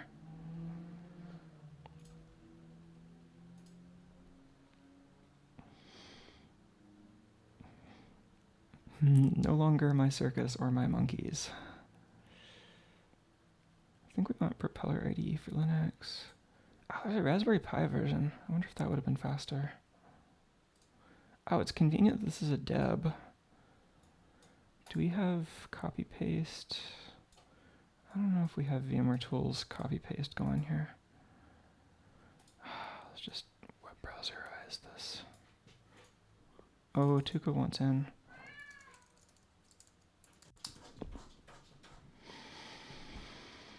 The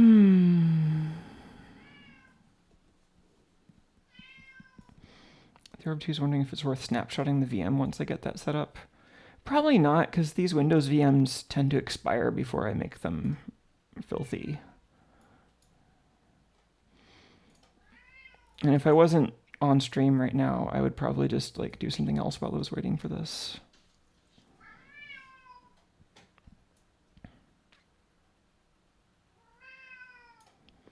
Oh, Tuco.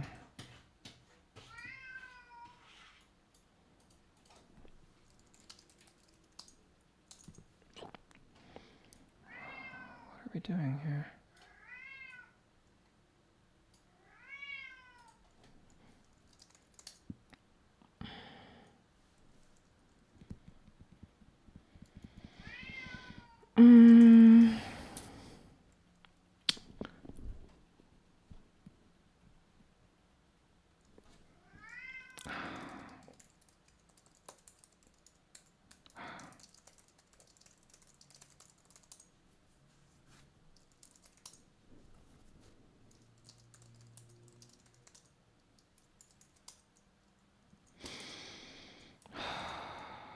Why does this Linux VM not have networking?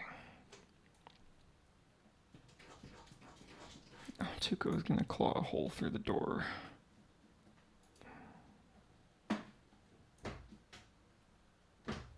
Wow, he's really going out the door. Gosh, Tuco.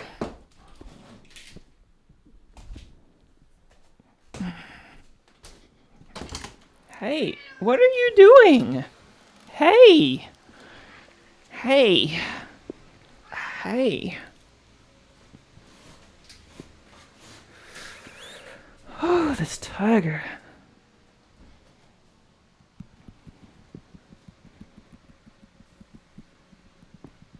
Do you want to sit here?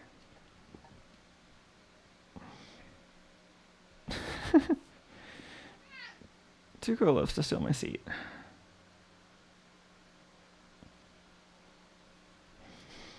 Solid steel door for the studio. Yeah. Oh no, Tuco, don't.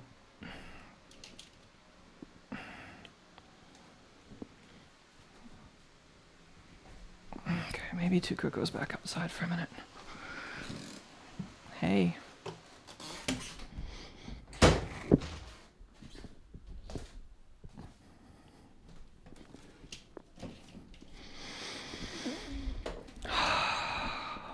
Okay, I'm just gonna reboot this VM and see if that helps. Actually, I don't want to reboot it from the guest. I want to get a new VMX too.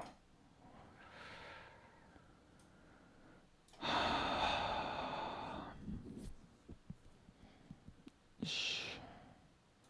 It's fine. I think that was the CD-ROM.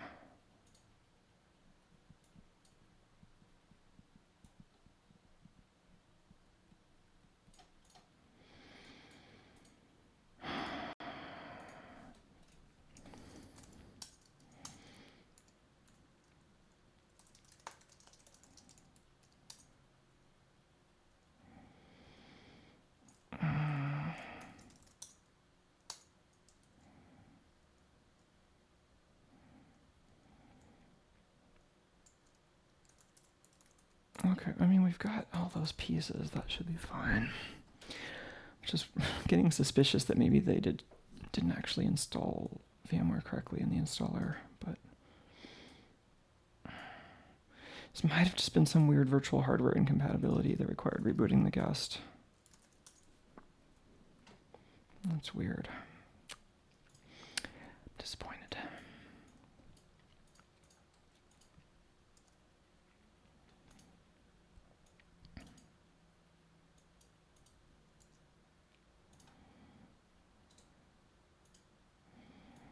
Oh, this VM's running a lot faster now.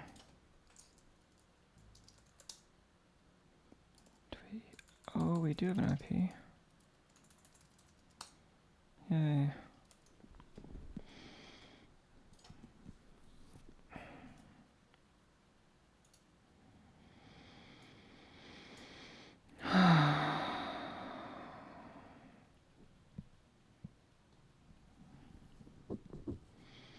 You know, I don't think I've ever run Windows 10 on a mechanical.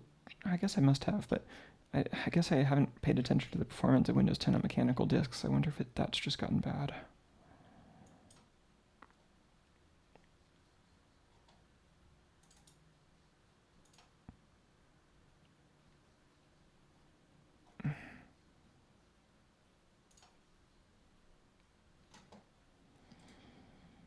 Okay, let's try Propeller IDE for Linux.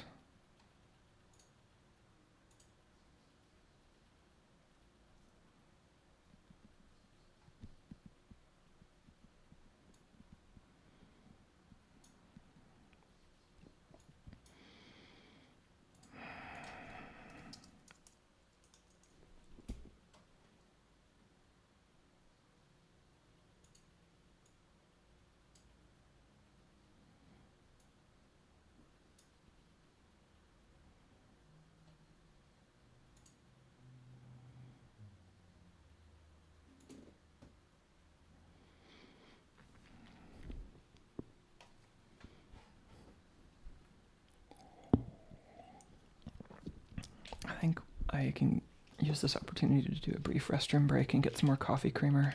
I'll be back in a sec.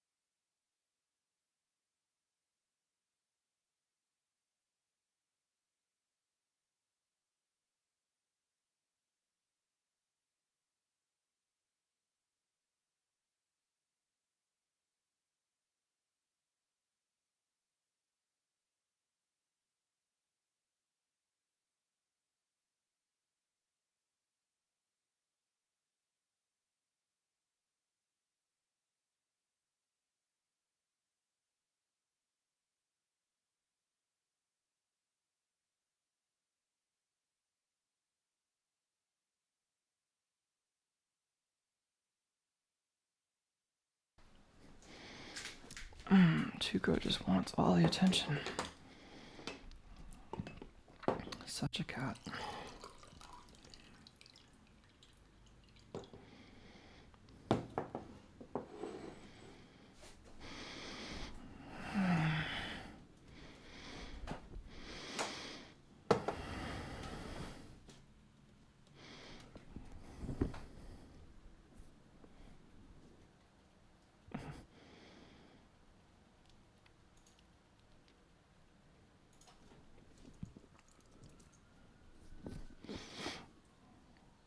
What? An error occurred. Really? Really?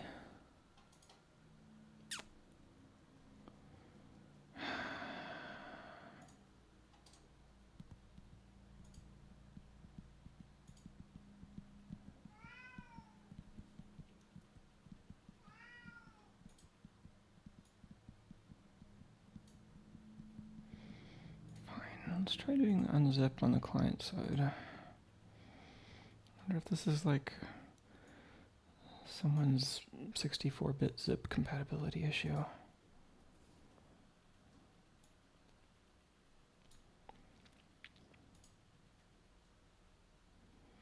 The fun spin editor. Wait, didn't we already do this? I swear Tuco keeps resetting my brain.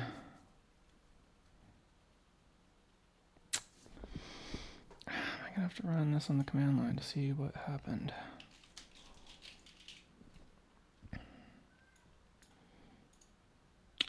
Oh, is this holding the lock?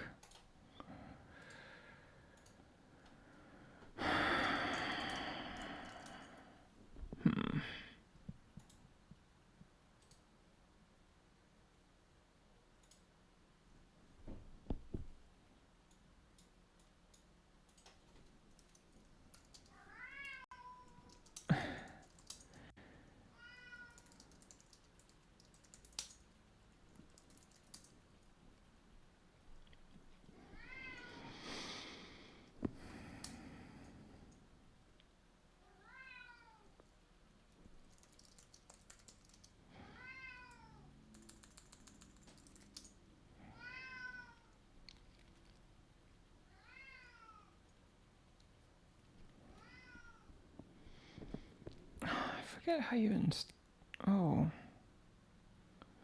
What inappropriate. What are you even? Oh, did we just lose the network connection? Oh, the backups are going again. That is just no fun. And Tuco is still yelling at me.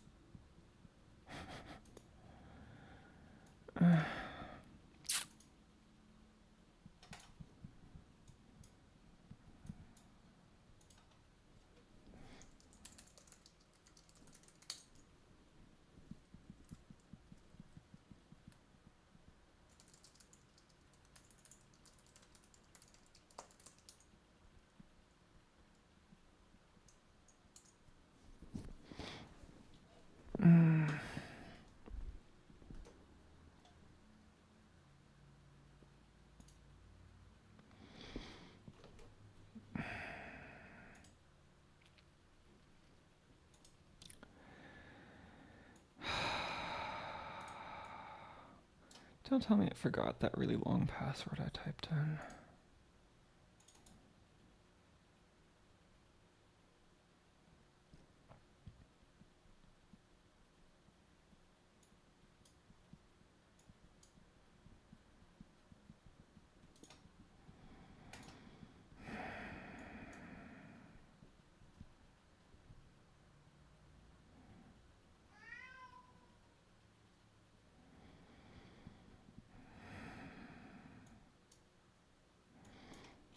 Okay. A document being saved by AU helper service. That's interesting.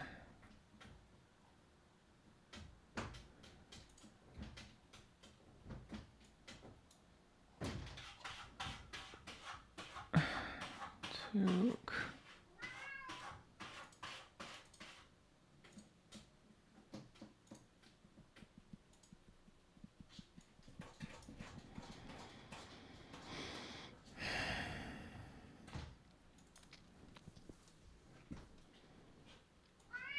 Hey, gosh, Tuco.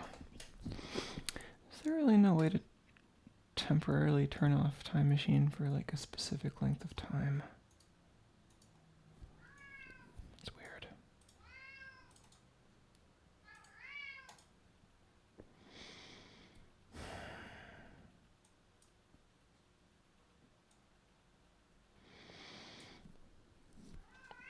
Yeah, I think the backup might have caused it to try to log, because it's on the same server but a different share. I think it might have tried to log in with a different user. I mean, it's actually the same user, but maybe it doesn't know that.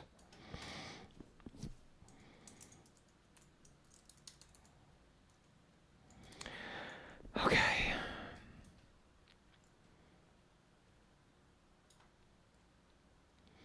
So now we're going to use the Linux guests FTDI drivers. Chico's going to keep yelling at me and driving me crazy forever and ever and ever. I'm going to drink some coffee.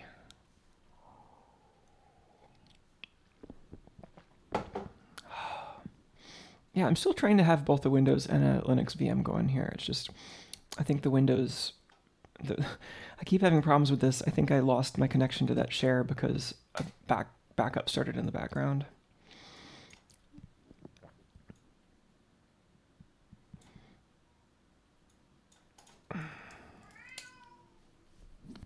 So this has the FTDI driver.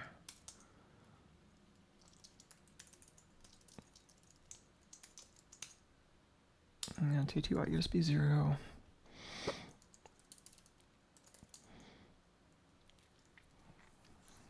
Does any of this work?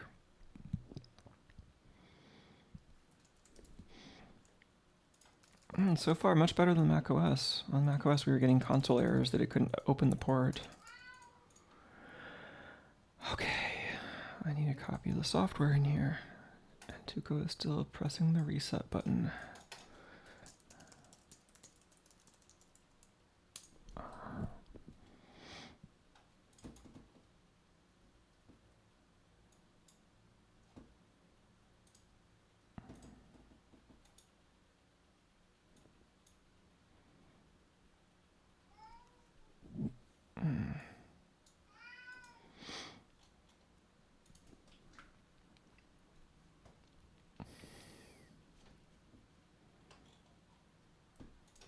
Tuco is really demanding, and it's really disruptive. I like him.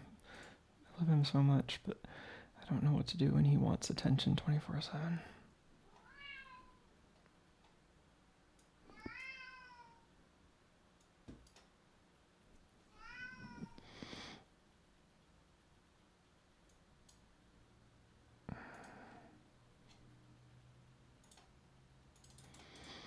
How do I have Git on this VM?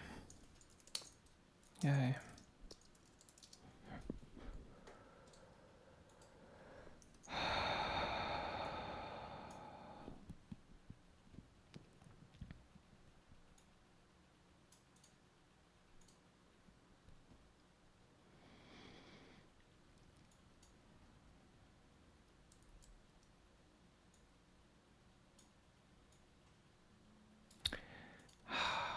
Okay, maybe that error was not related to the backups.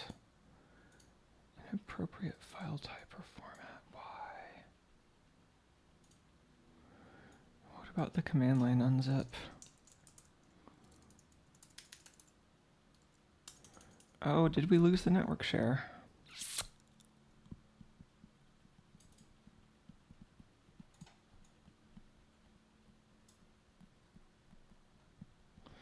I might have to check the Samba server's logs, because maybe it's losing the connection. Is this archive utility helper service? And then it's leaving these like turds on the file server.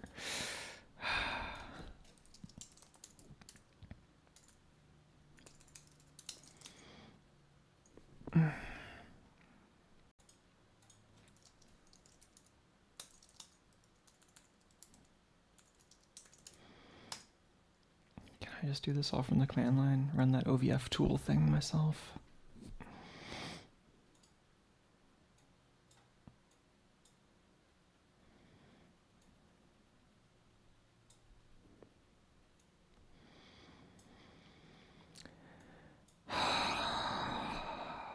Can install Windows on here and then run a bunch of Hyper-V.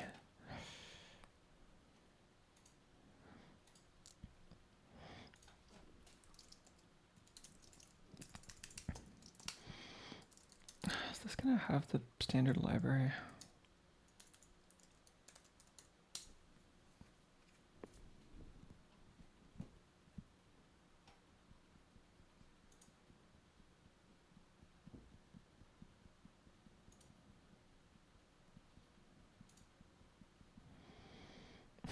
I don't know what that would have been.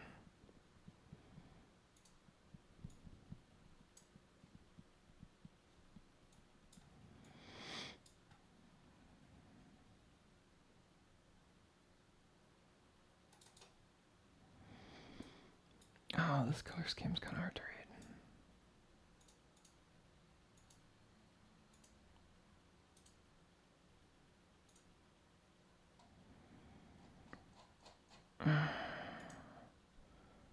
Can I set the size?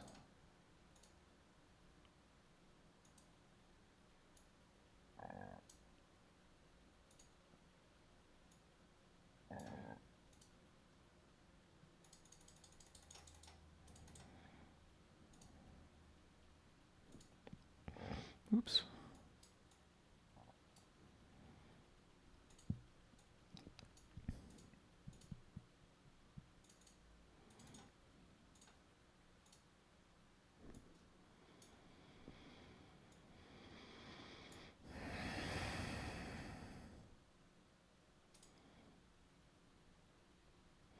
Okay. That's what I would expect because the power's off, but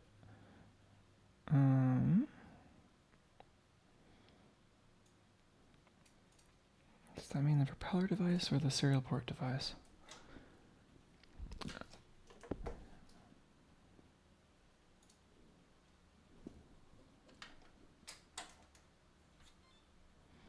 Okay.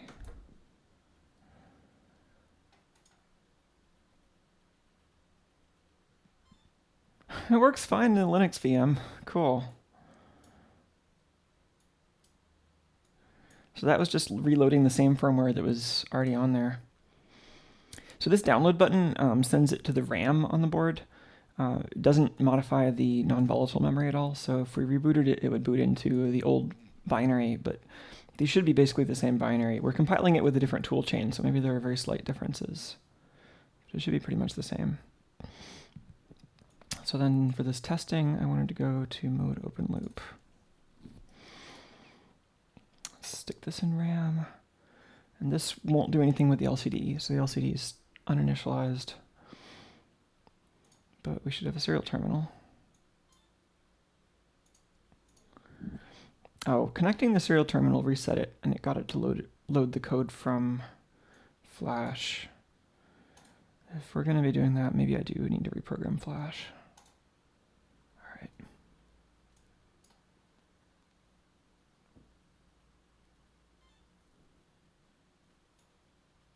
There we go.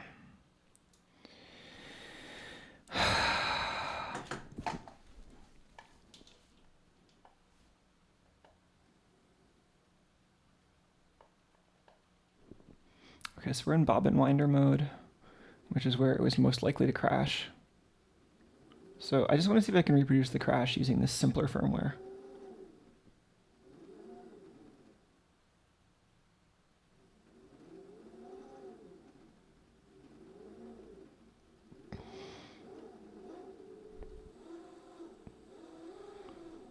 It'd be interesting if the crash required not the LCD to be connected, but the code for the LCD to be in there. I forget. It's been a long time since I worked on this LCD driver, but yeah, maybe there's something in there that if the GPIOs get into a weird state due to noise, then it could cause it to wedge the driver.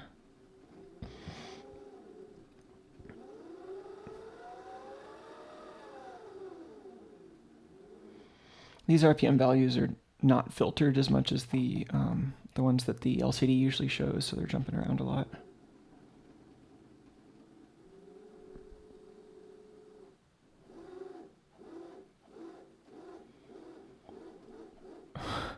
This seems fine so far. Huh.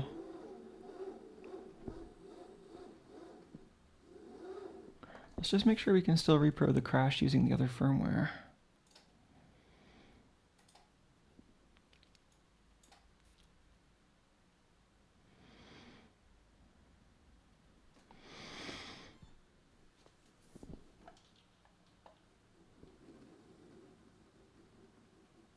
Yeah. Yep. Interesting. So we should be using the main firmware then, not the simple one, and sprinkle some debug GPIO toggles in various places and see if we can track down the problem. I could hook up the logic analyzer and get more debug output at once, but I don't know if that's worth it right now.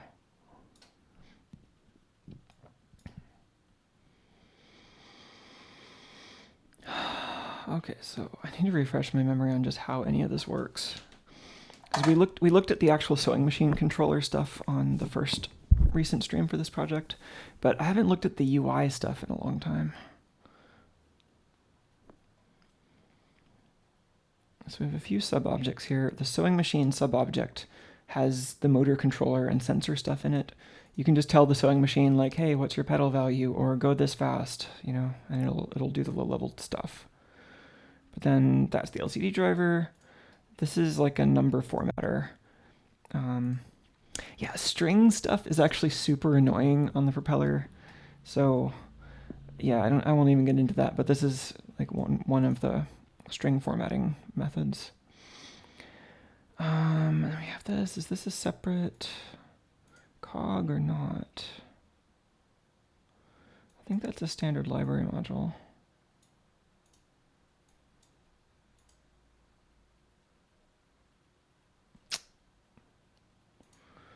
Where is the standard library?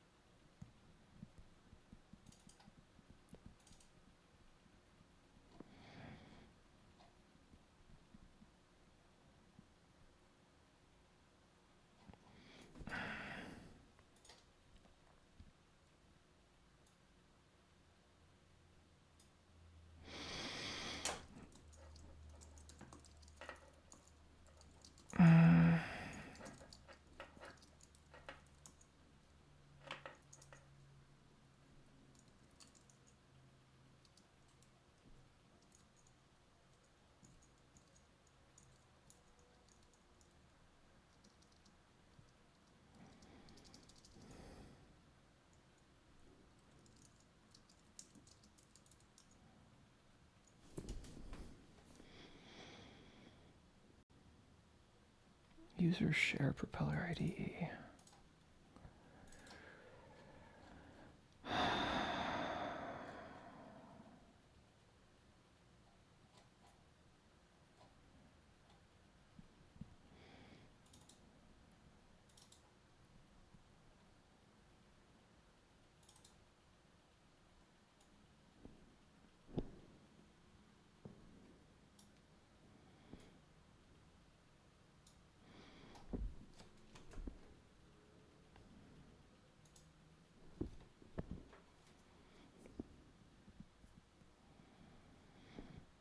So this is running a separate cog.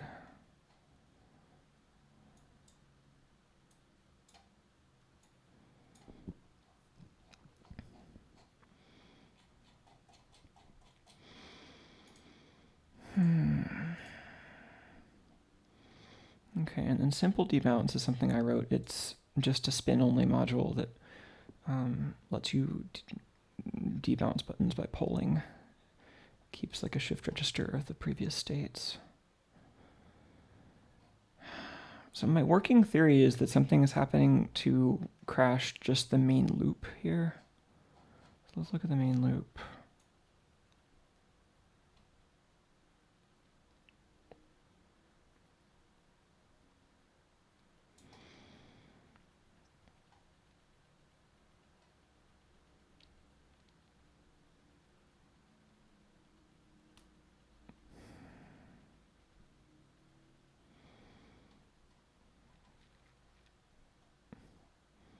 So the code in this sewing control function is pretty similar to what we were seeing in this other open loop top level file. It's just going to call read pedal and then set the motor speed control value, which if it's anything like how we were operating in this top level file, that's going to be fine. It won't actually crash. I'm guessing it's the menu drawing stuff. Like handle buttons usually does nothing. Yeah, this just checks whether button states have toggled since the last time it checked. And button sample, I think we're just loading stuff in the shift register. That's pretty harmless.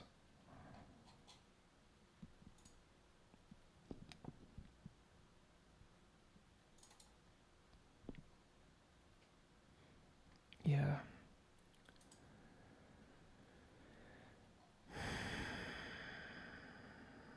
Read wheel steps. It's just doing some calculation with the value from the quadrature encoder.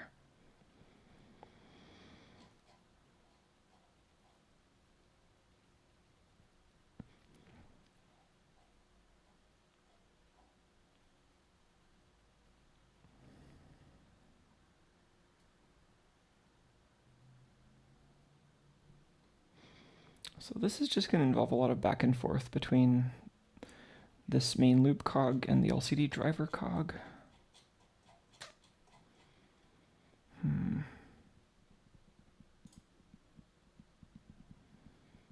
Which is interesting. I was expecting that this would be the pedal. That seemed like the easy thing to link this kind of crash to, but yeah, maybe it is the LCD.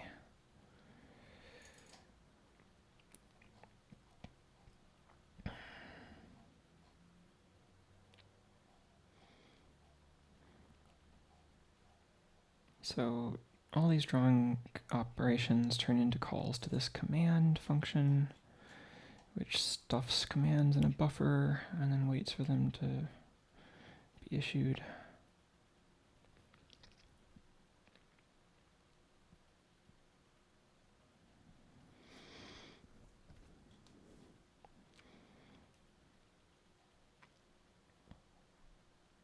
Yeah, so one thing we could do just as a quick test is to toggle an IO high when we're sending an LCD command and then low when we're done.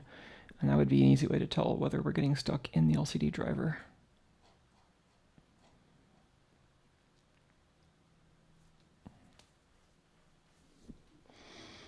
So I think we're just going to use output 0 for that.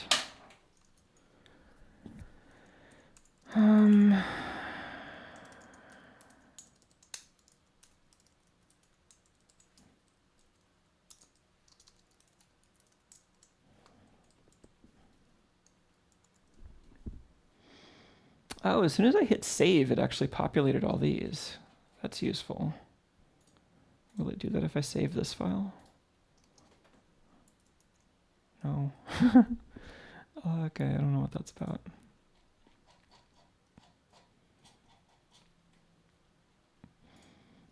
Okay, scope time.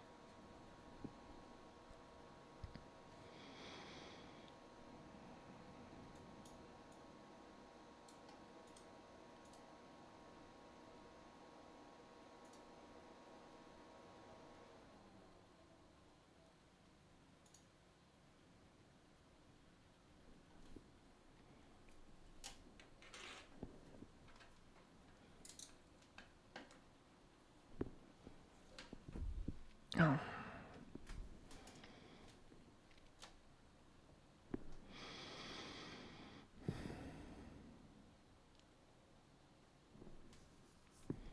Okay, let's power this on. Okay, that green was the PWM doing its little happy power on beep. And are we going to see the pedal scanning? Yellow channel should be the pedal. And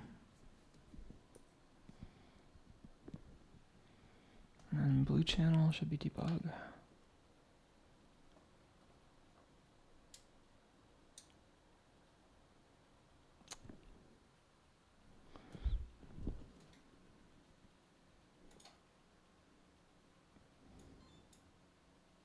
Oh, we got our debug output.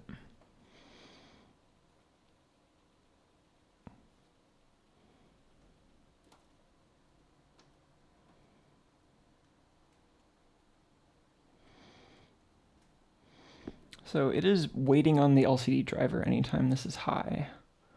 So we're actually spending a lot of our time just redrawing the screen. It's pretty expected though. Oh, okay. So as soon as we start squeezing the pedal at all, that's right. Because I think the way this pedal works when it's all the way up, it's either like fully shorted or fully open or whichever state that is. So it doesn't actually end up oscillating at all. Let's separate these so we can see the pedal signal and the PWM signal.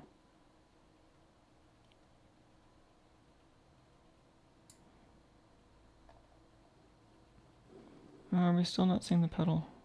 Maybe I'm wrong about that. Maybe that was the PWM and maybe the pedal just isn't making good contact.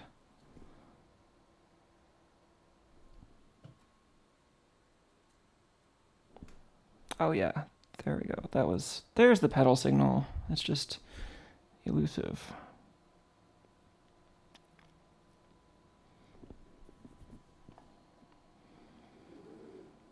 Yeah, that's better. Ooh, that was a crash. Looks like we crashed in the LCD driver. What do you think? I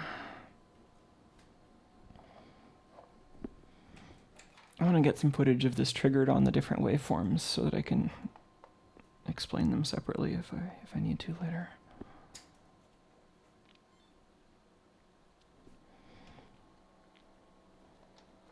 Yeah, the pedal waveform.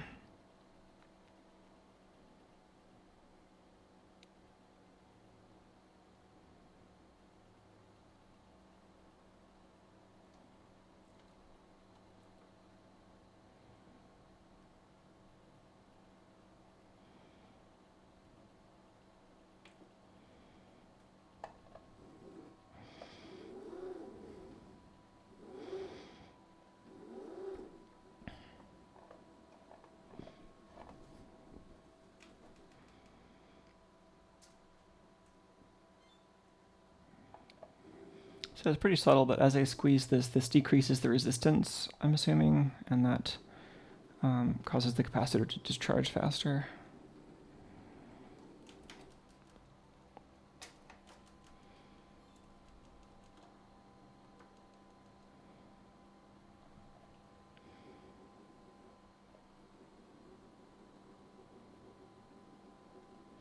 There, and then that's the motor PWM signal, much faster.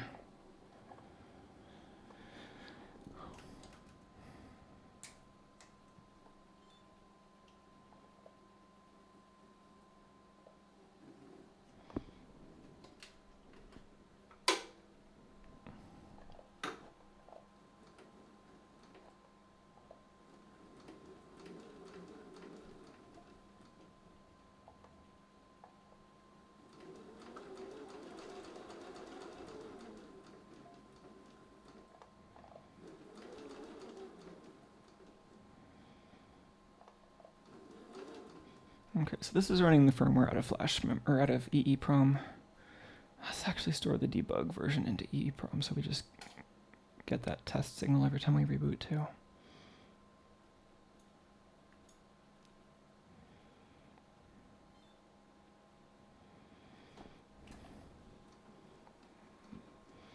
Okay, so now we can trigger on that LCD signal.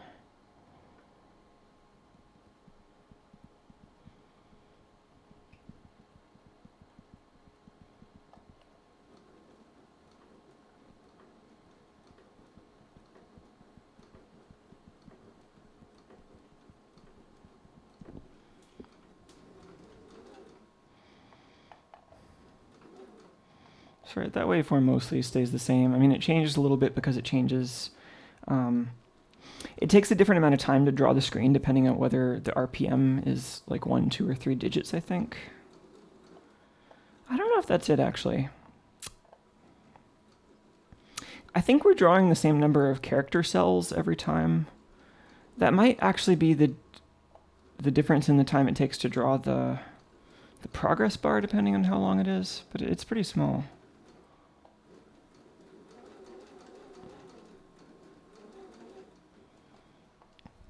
Okay, let's try it triggering on...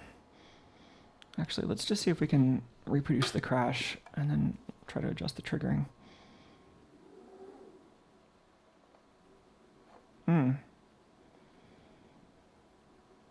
Yeah, so it gets stuck in the LCD driver, it stops pulling. I think we're going to have to look closer at what the LCD driver is actually doing, but this tells us pretty much where to look. That's great.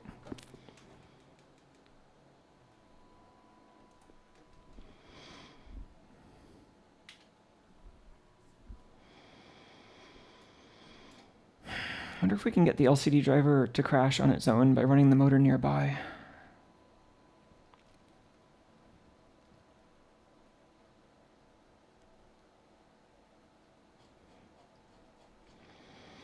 Okay, so that tells us we're crashing somewhere in this assembly language routine.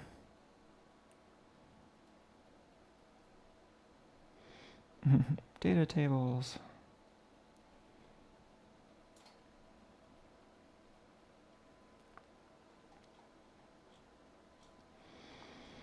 Oh, it would probably be just like ridiculously useful to just put the oscope on the SPI bus, and then we can see what the driver was doing right before it crashed. Let's just do that.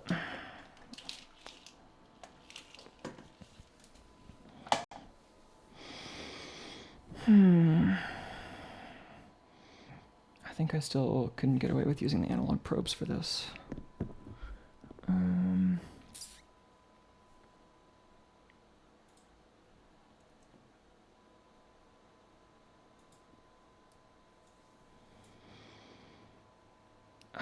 Write error. Did we lose the network connection again?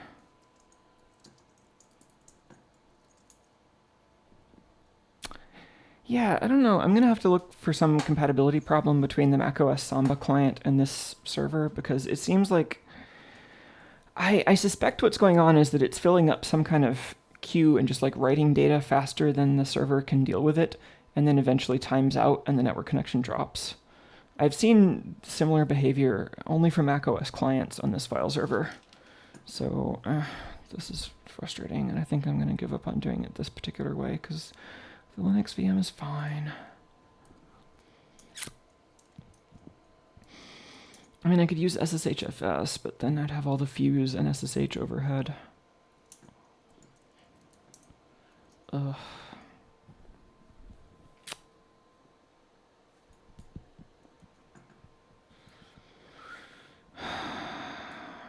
Anyway, I came out here for the schematic.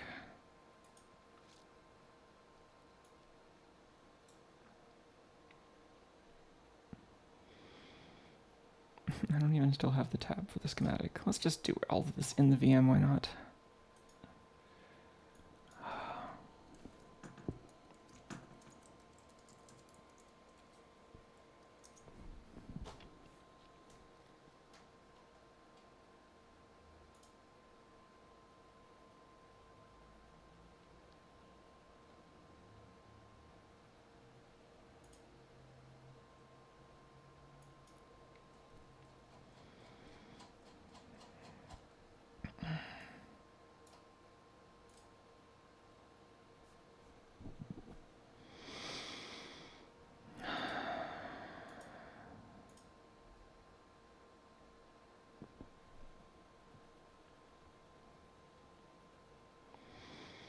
Alright, these aren't even on the schematic. Whatever.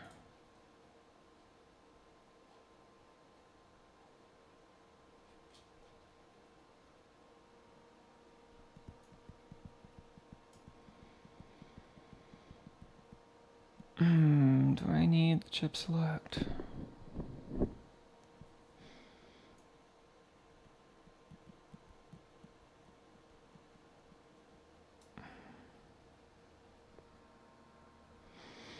Oh, you know, I think it's probably easier to just grab these off the LCD circuit board.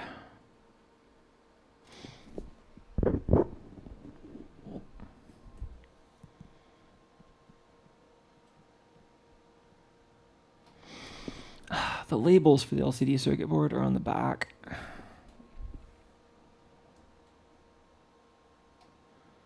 I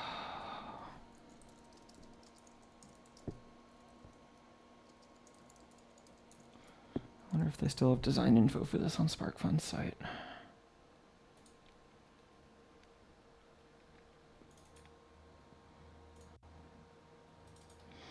Oh, that's the one.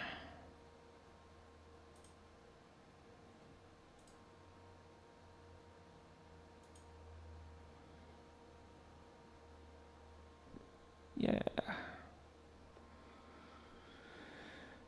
Okay. Switches, chip select. So 4 and 5 are clock and data.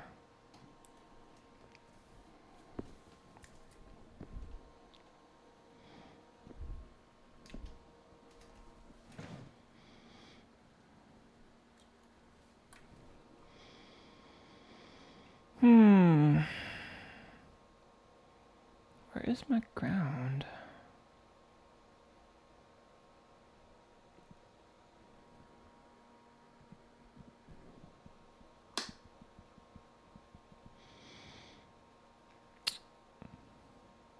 I think the ground is mislabeled in the schematic. I have this big capacitor attached where the ground is.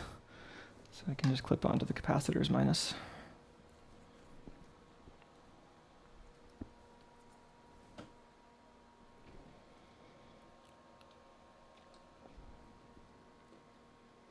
Oh, can I get on there?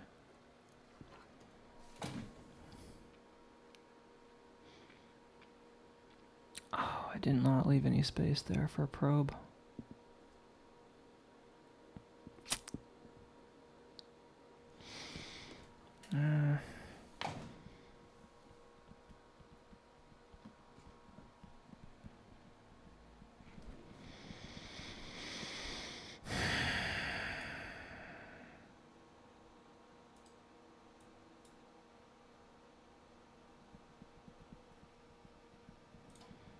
Be convenient to have one of those chip clips to just go on top of the propeller.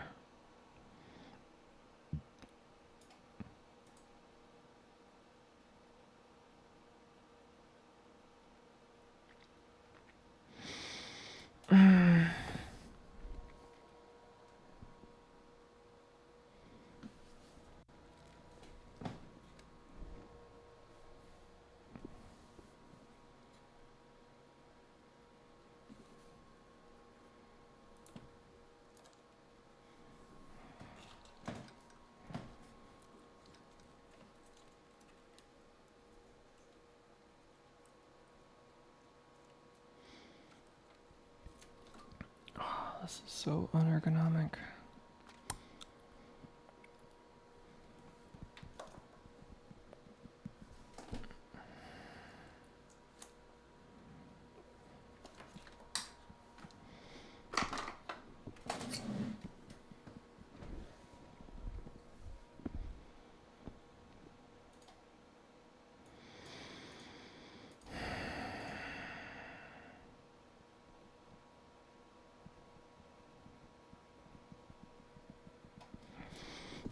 It seems like there should be like debug pads on top of here, but there really aren't.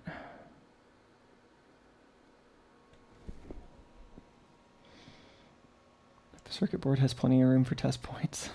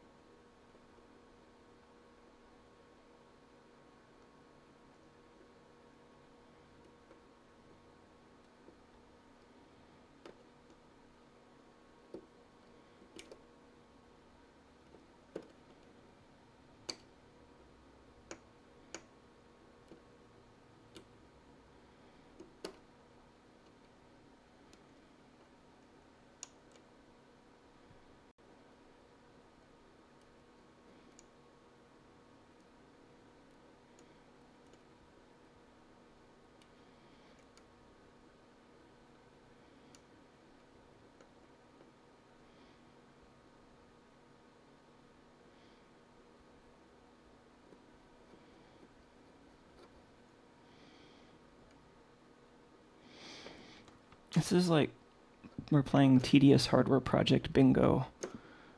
You know, we need a board with like needed to replace the virtual machine, no test points, ground bounce question mark, scope triggering, ancient tool chain,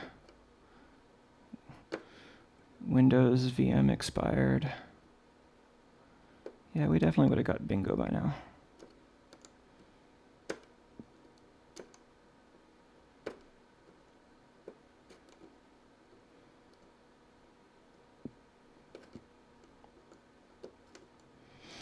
I might be able to get a connection there.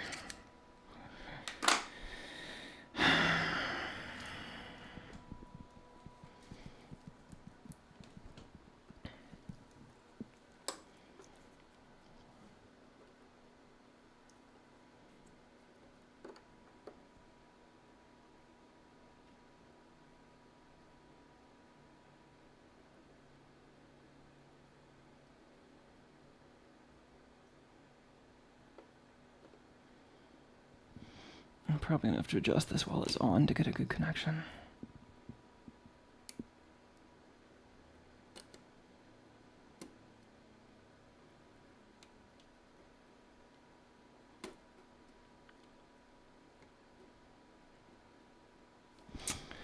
I'll start there.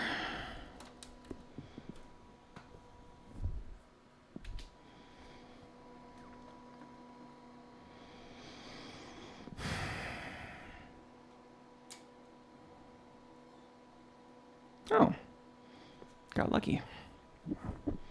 That seems right.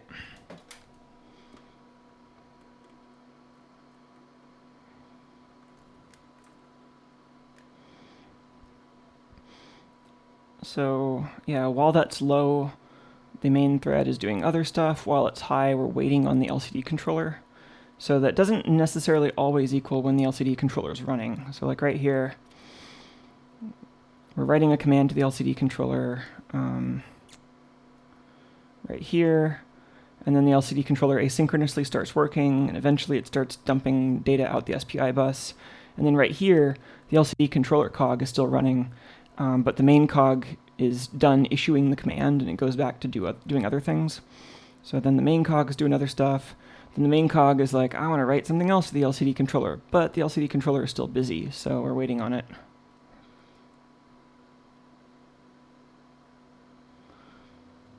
And then the LCD controller finishes writing SPI, and then finishes some other internal stuff, and then finally accepts the command that the main thread put in the buffer, and then we're back here.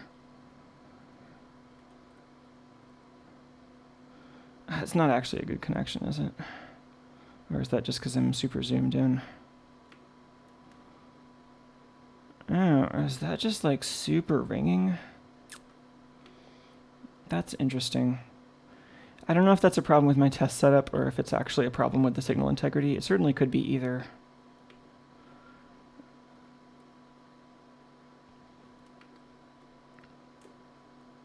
Let's just see if we can start doing some SPI decode.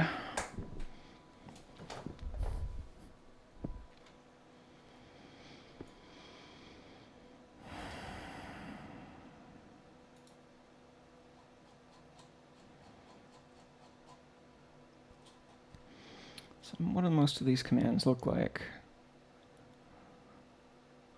So most of these commands are you do some setup, and then you're calling this SPI write dat32 a bunch.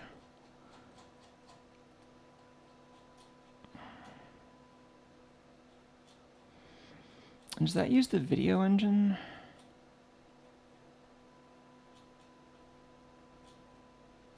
Where is the SPI driver?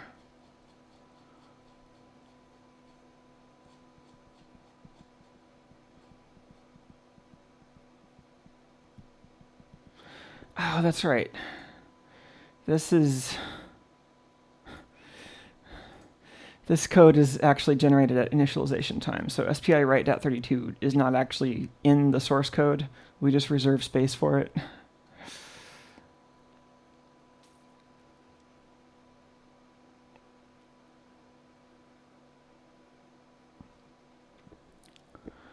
Oh yeah, this SPI engine is kind of nuts. Carefully timed counter A to generate the clock pulses. Oh, right. So the clock is actually this is all running on one cog, and the clock is generated by a hardware timer while the data is being sent out, bit bang fashion, and the two are synchronized. Huh. Yeah, only touch this code if you have an oscilloscope at hand. Thanks, past me. You're the best at leaving me a mess.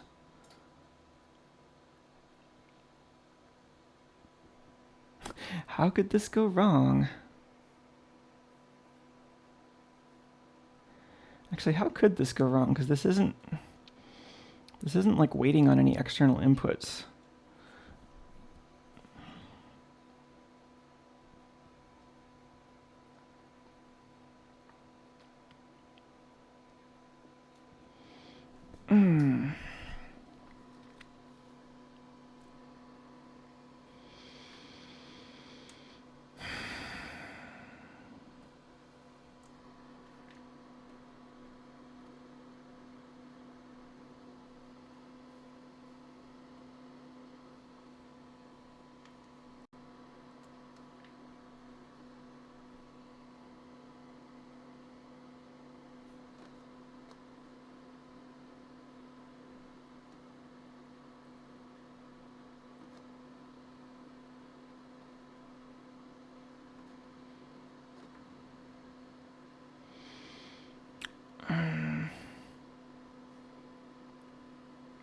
What actually would this be?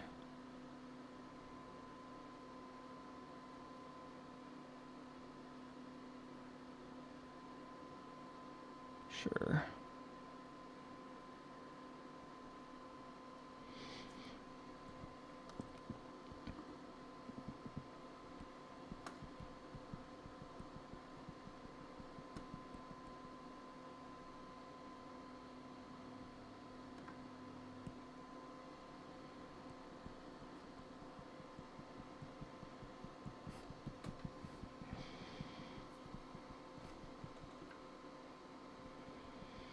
Yeah.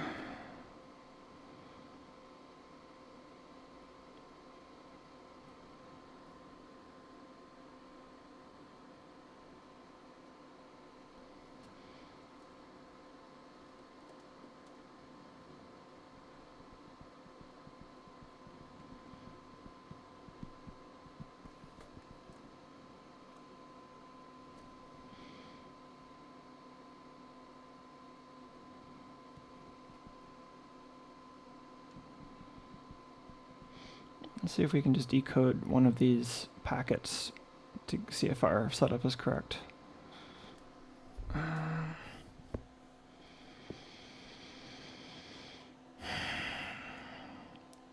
think that's just a command and then a bunch of command-specific parameters.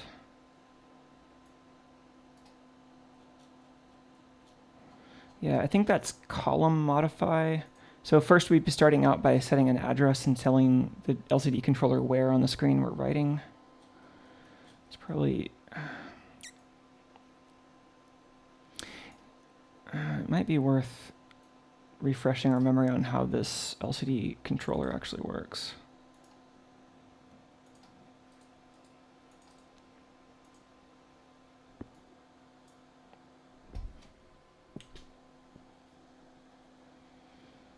Oh, baked potatoes, nice. I'm out of baked potatoes, but I've got more onions. I should make something with more caramelized onions. Caramelize all the onions.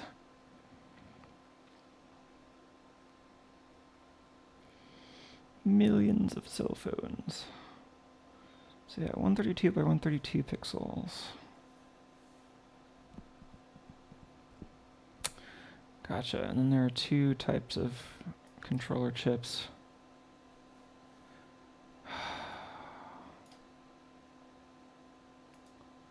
I guess I decided that this one used the Epson chip at some point.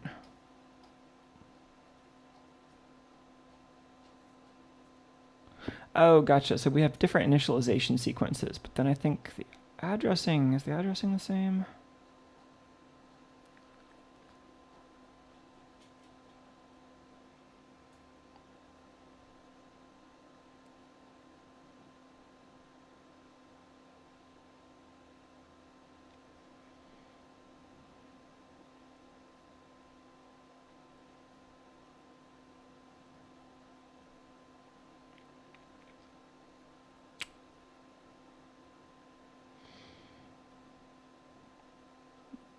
So PA set, CA set, and then RAM write.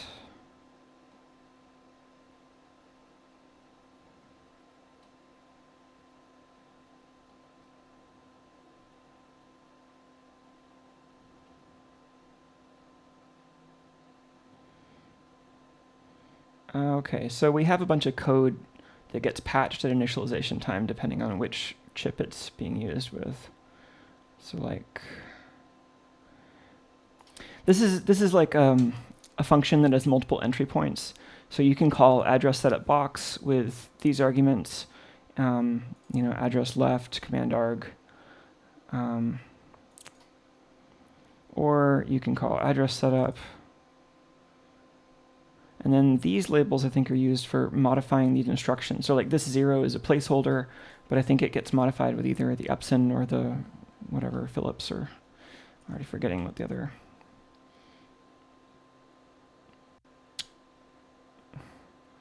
Either chip.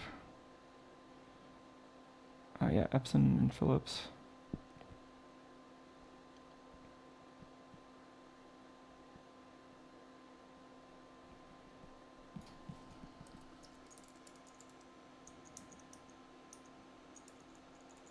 Oh yeah, that's...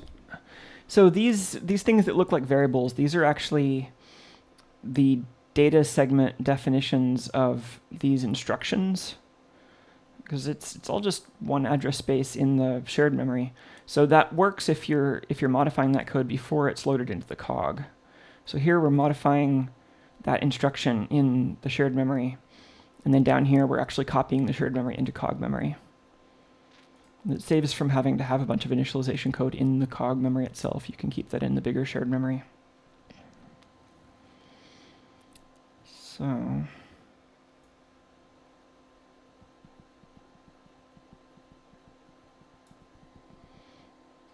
what is 3A on this chart?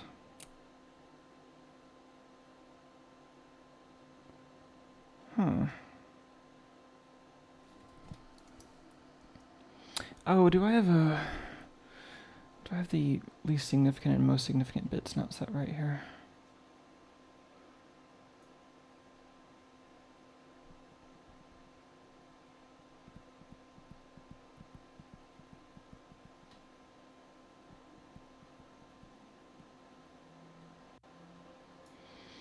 think we're expecting 7.5.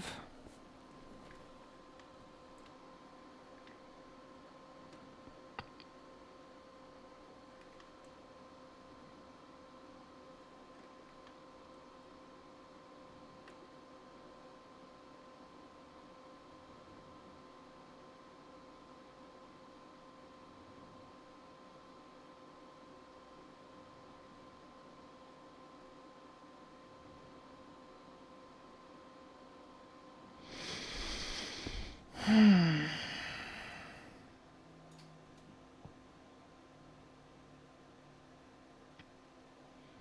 9-bit SPI, really?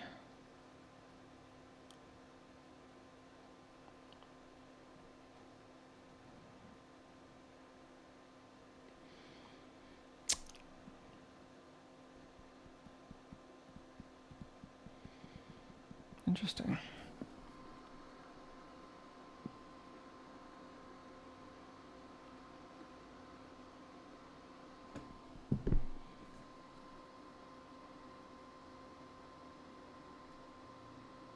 Ah, now we're getting no 7.5. Yeah, we needed to decode it as 9 bits. Cool.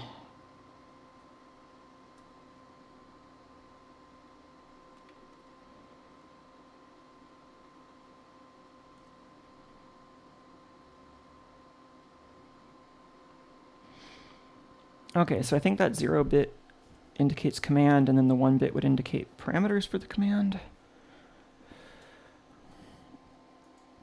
So we got 7.5, and then 15, which is CA set. Good. And then 5C, which should be RAM right. Yeah, 5C is RAM right. So then everything after 5C is pixel data. So 100, 1FO. So yeah, that looks like uncompressed RGB stuff. Okay, now we're decoding correctly, and we can actually try to catch the bug. So I want to see if I can trigger for after a gap in these pulses.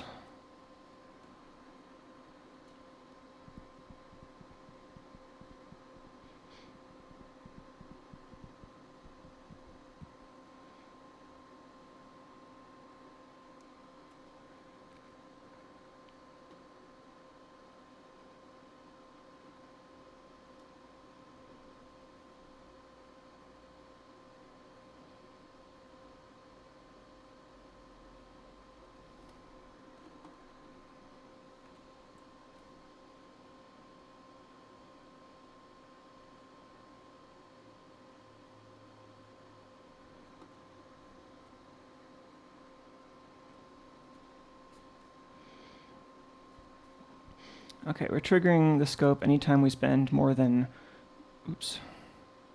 this amount of time, currently 800 microseconds in the LCD driver.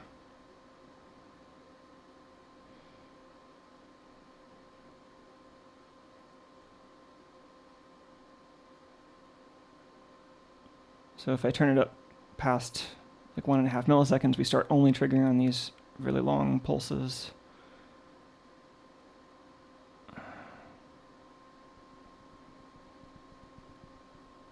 Okay, and it looks like we never stay in the LCD driver normally more than like 3.6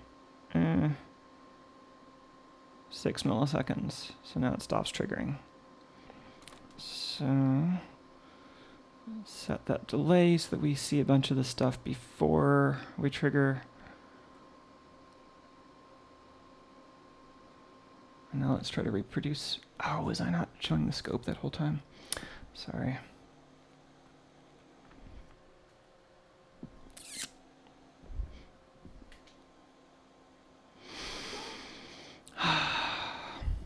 Luckily, I've got the recording of all that, but it sucks that I wasn't showing you all real time. Sorry.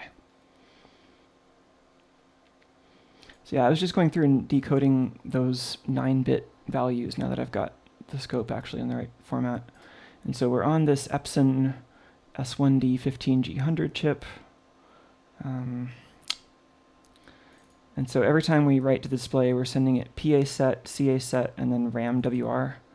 So that shows up as 075, then 015 and the 05C with the parameter bytes starting with 1. So anyway, I think I've got this set up so that we can actually catch the problem. So I'm going to reset this and then try to reproduce the crash.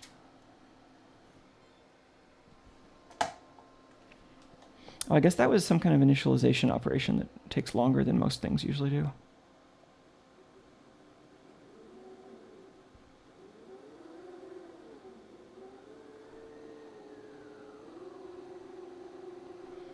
Oh, crash there and the scope didn't trigger.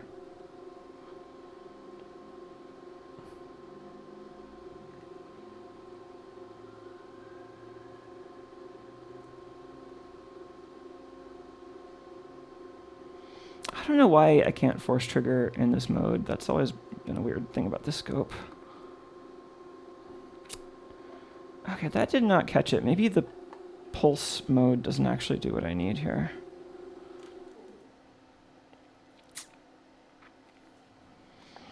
Oh, look at the triggering menu.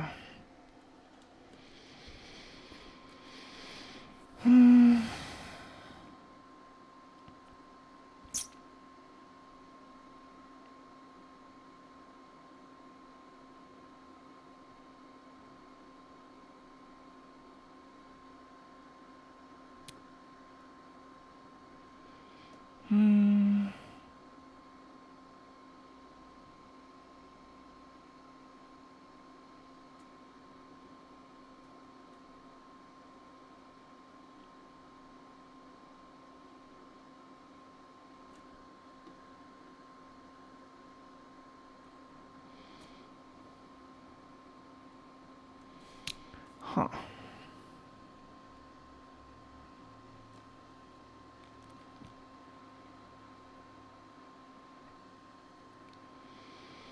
Oh, I could just try to get it on the screen using the simple triggering we had been using.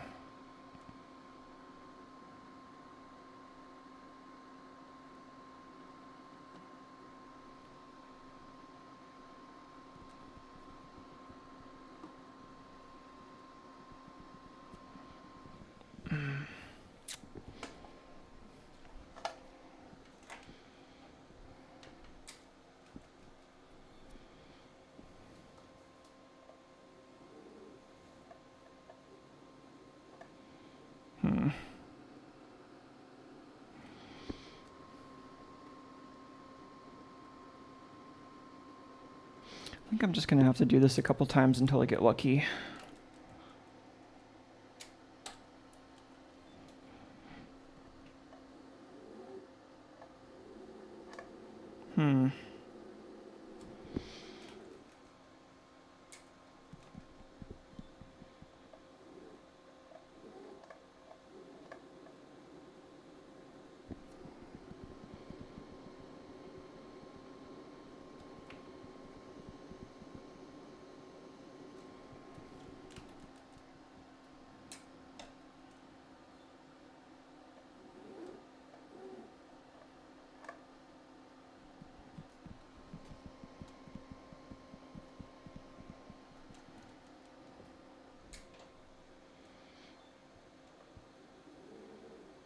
I think the O-scope is getting a little warm. Its fan seems to be working hard.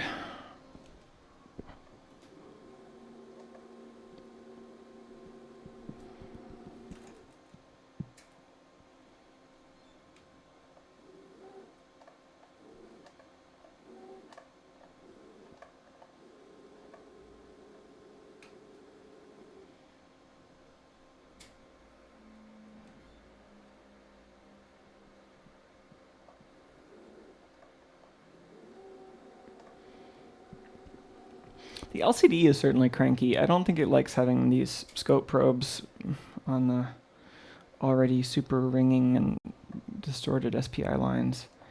But like the driver itself, I don't think should care what the LCD itself is doing. The driver is just writing stuff out into the void.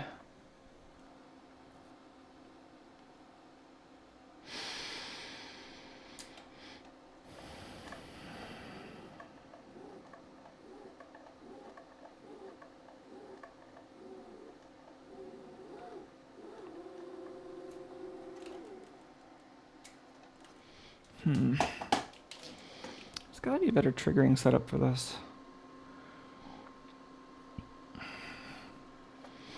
If we wanted to shave another yak, I could set up an FPGA to do the triggering. There aren't a lot of built-in trigger options here. It sure seemed like pulse width would do it, but...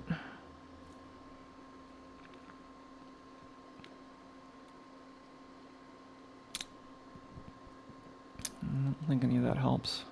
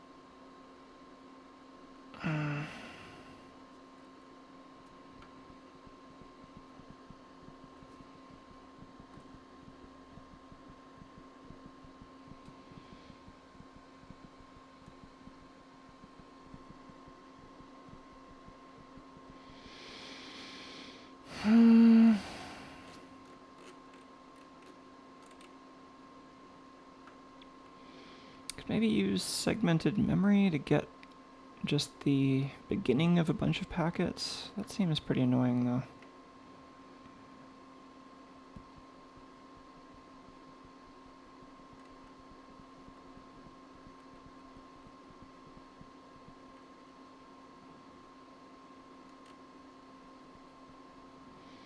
It's not quite got enough resolution to decode there.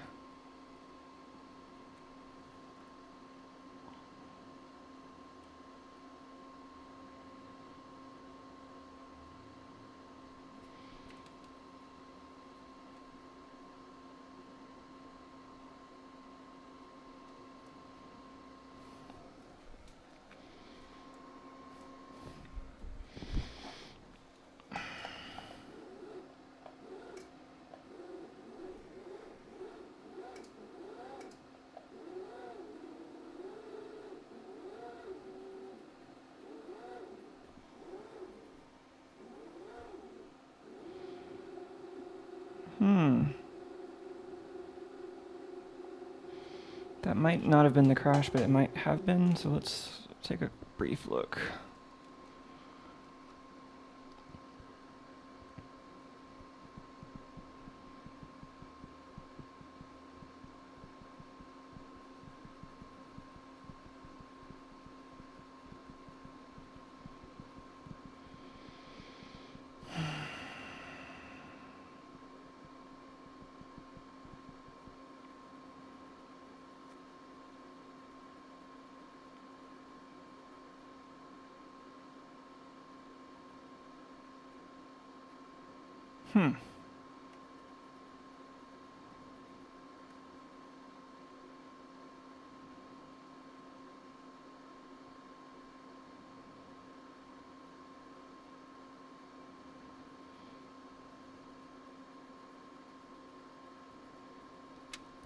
I don't know if that 081 is right. I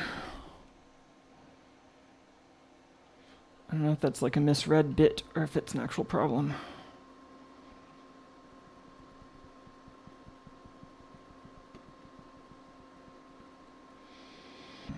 Oh, this signal is so messy.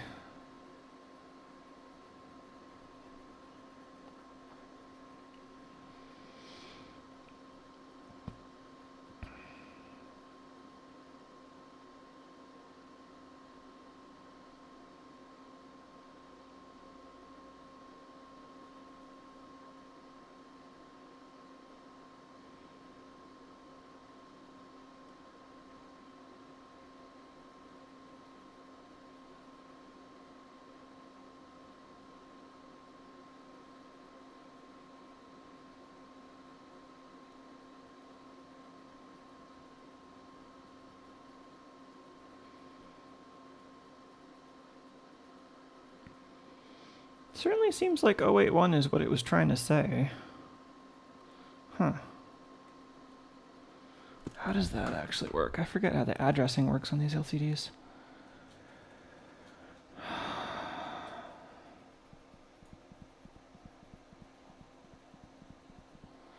So...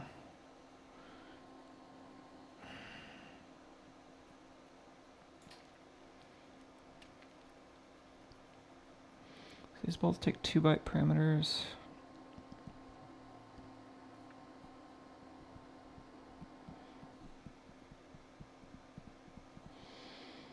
Definitely seems like this should have been 181 instead of 081.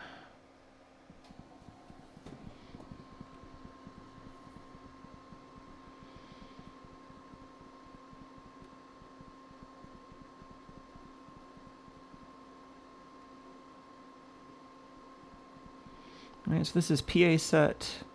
This is its 2 parameter bytes. And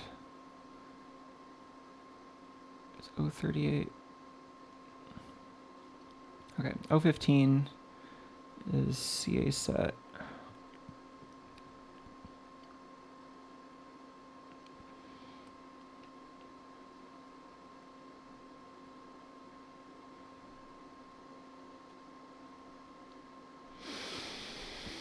That's weird.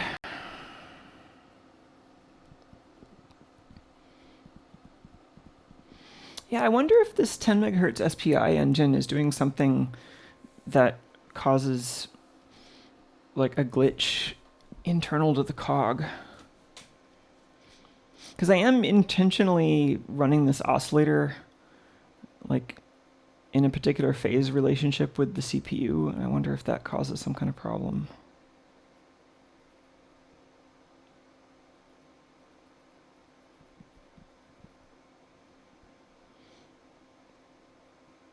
It's weird.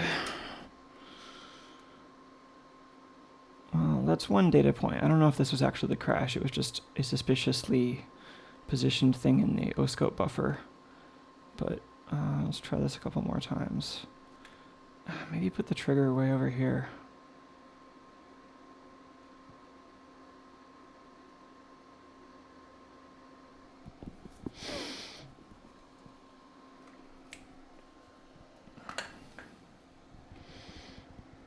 This is like the CPU glitching stuff I was doing before, but unintentional. The LCD is really unhappy. Now it's got these lines marching down the top.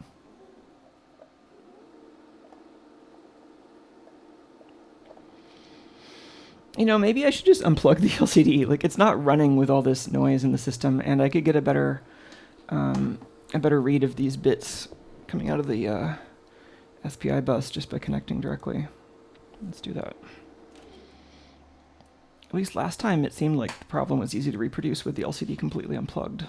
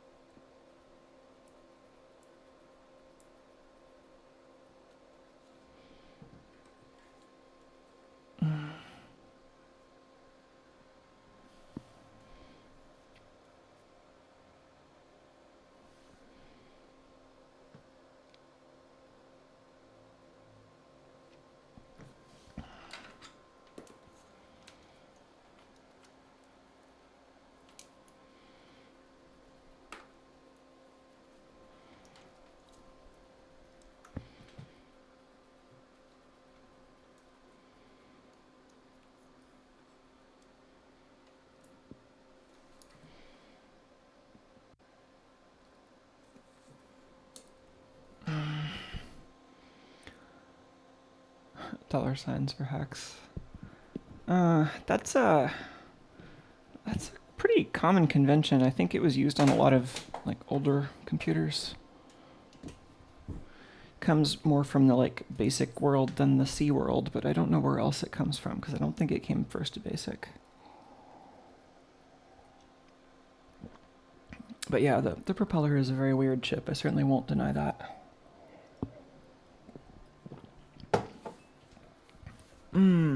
Gosh, this is so awkward.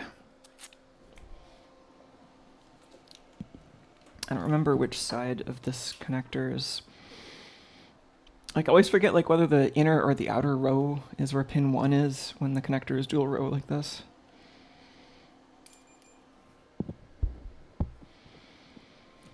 I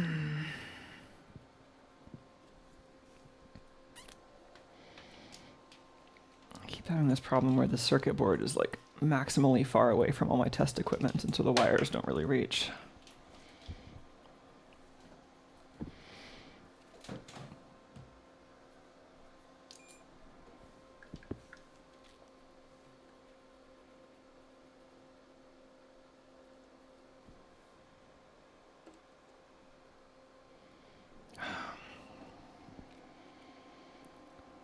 Be easier with like a little chunk of header to plug this into. I don't know if I have one handy.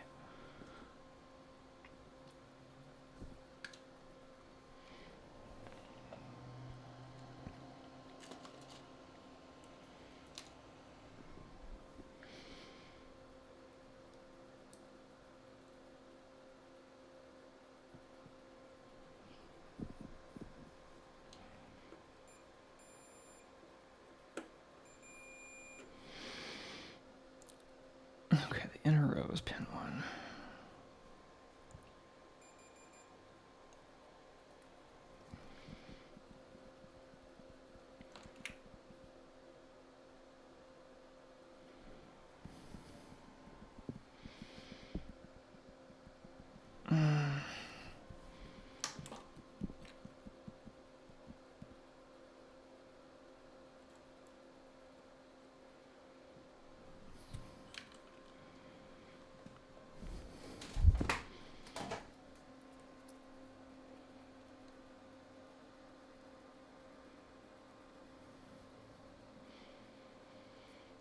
I'm just gonna ground this right next to all the sensitive analog electronics. Why not?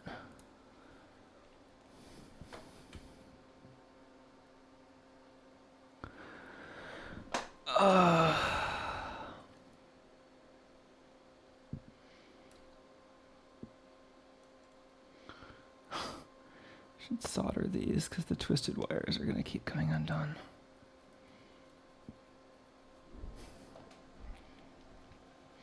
I just had some of those wires temporarily twisted together for testing, but I think even that's being too temporary right now.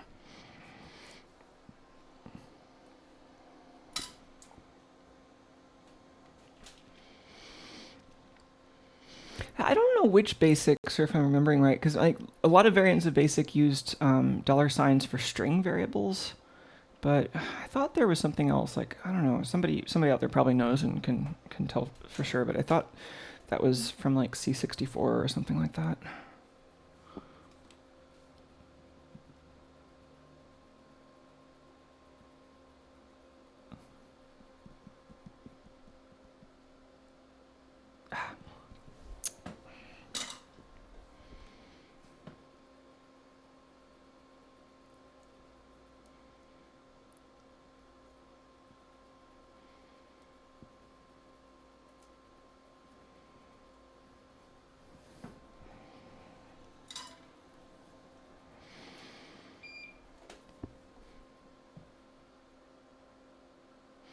Yeah, I kind of miss the days of like weird integrated IDEs. I know that's redundant. Weird like integrated development tools for like console.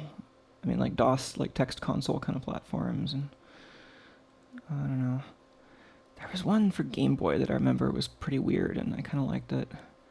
It used its own like strange flavor of assembly, had a pretty powerful macro language, and it was just like an all-in-one thing, an assembler, an IDE, all for DOS in text mode.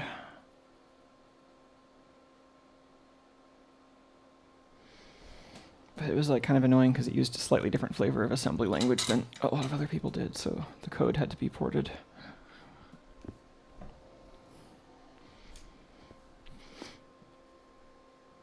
Okay.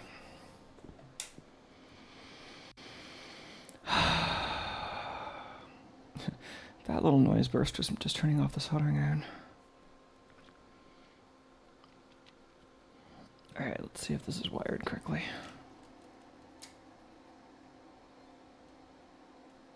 Maybe. So LCD unplugged.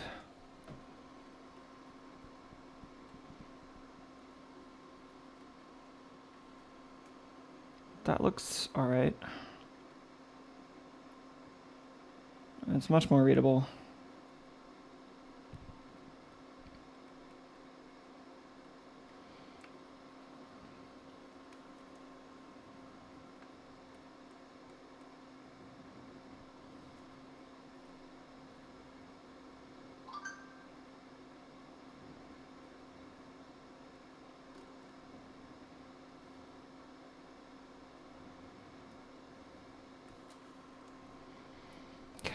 Let's try to catch this bug again.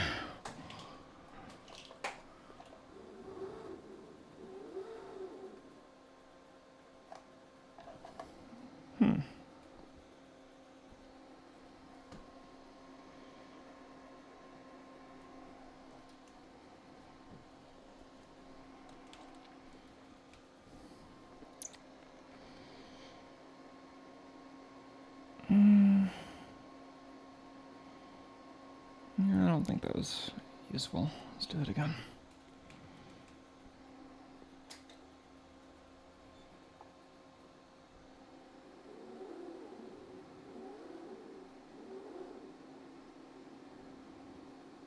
Oh.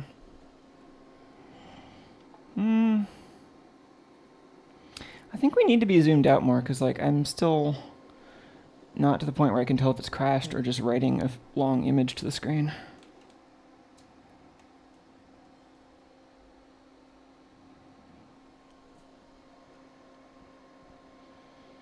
Okay, like, normally it doesn't take more than like 2 milliseconds.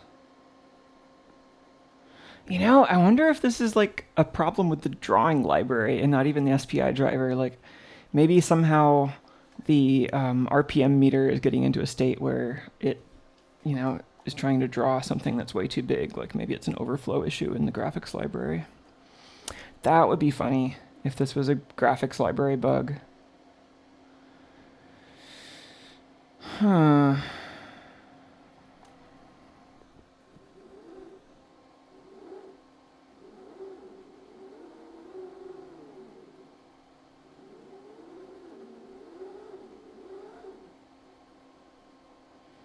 Interesting.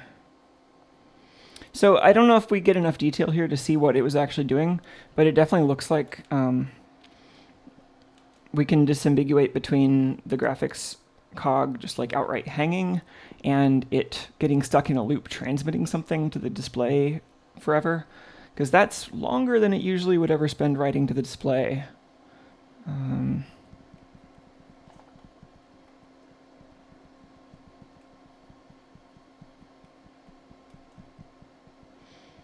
don't think we can actually see the oh, maybe we can.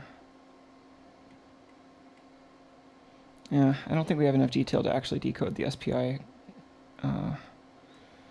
reliably.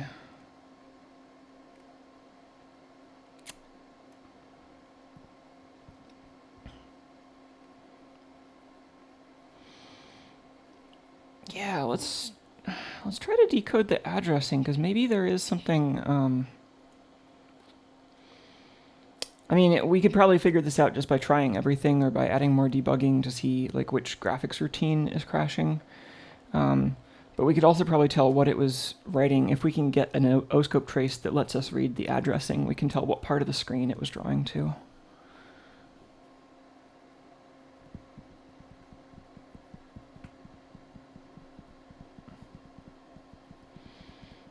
It might even be faster just to look at the code and see if we can figure it out, though, because like we've already got so many clues at this point.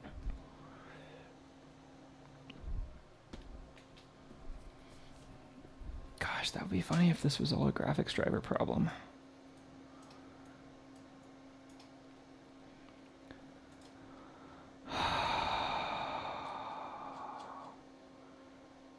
Okay, so we've got draw menus, draw instruments. I don't think draw menus changes depending on what's going on input-wise. I mean, we've got the highlight and the current mode. It's probably the instruments.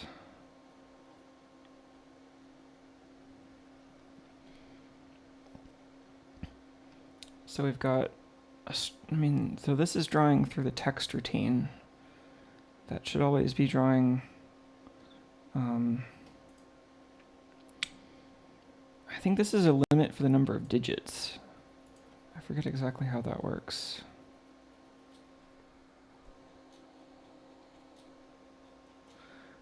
What is that library? Simple numbers.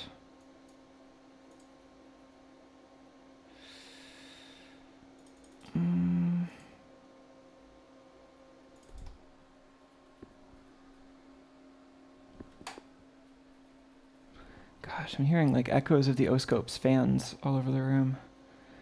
It's definitely the loudest thing in here now.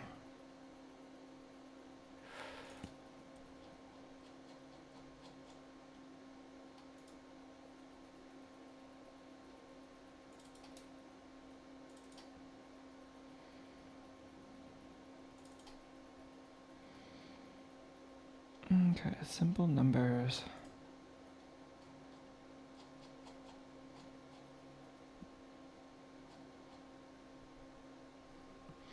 Dec F. Yes, that's a fixed width decimal.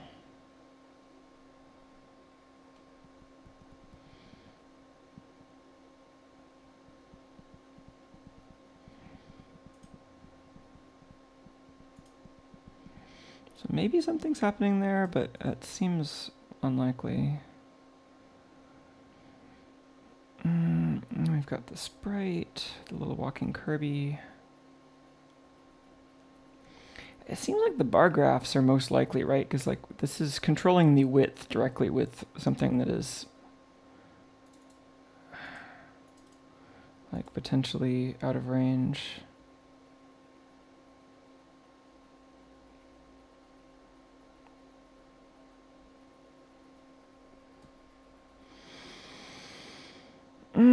Could we add serial debugging maybe?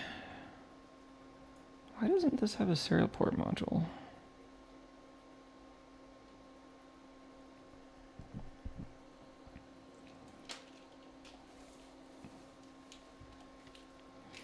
Yeah, let's let this scope cool off and maybe just try serial port debugging for a little minute here.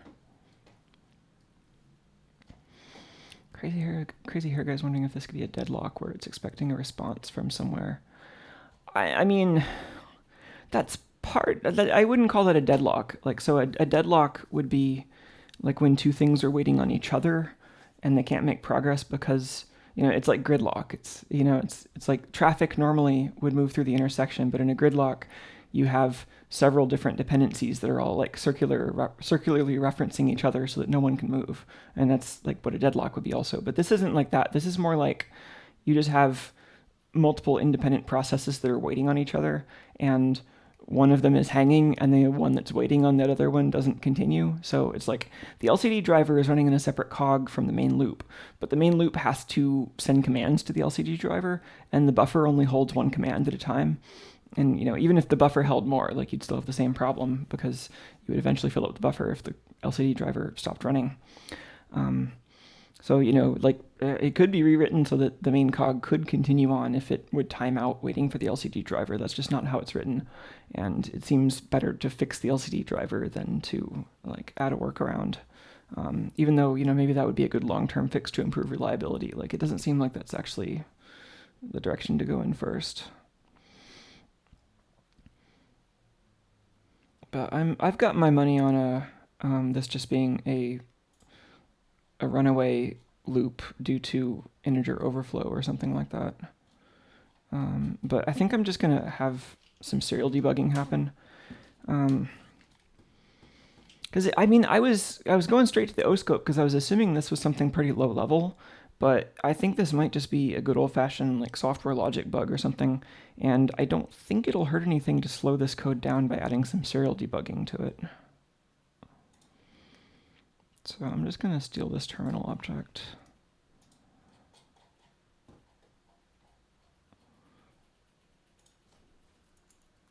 Did I like not have enough memory for this, or did I just remove it because it didn't seem like I needed it?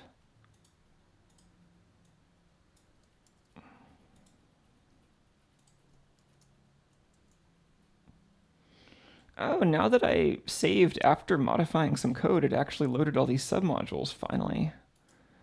I'm annoyed that it didn't do that before, because I could have used that. Okay. Thanks, Propeller IDE.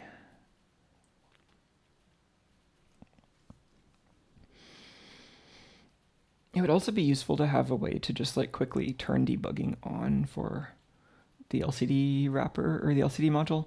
I did something like that with my USB host for Propeller by writing a separate module that had the same API, and it would just kind of wrap the original module with a bunch of serial debugging, but it's like annoying to not have a general purpose solution for that.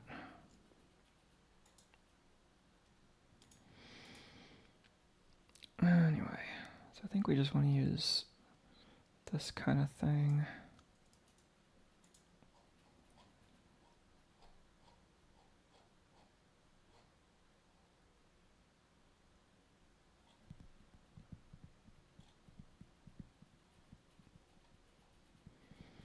Let's just start out with adding some code to the bar graph here.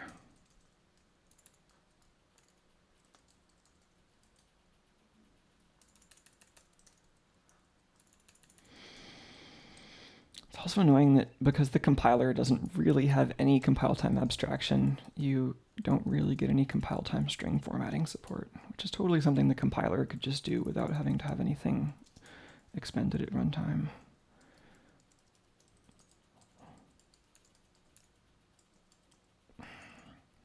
There's a, oh, what is the thing for just 1 byte?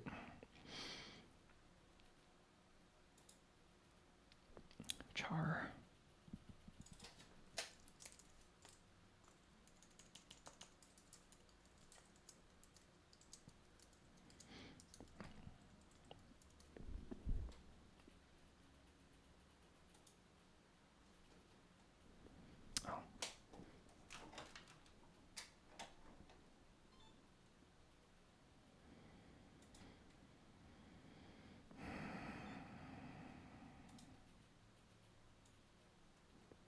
Okay.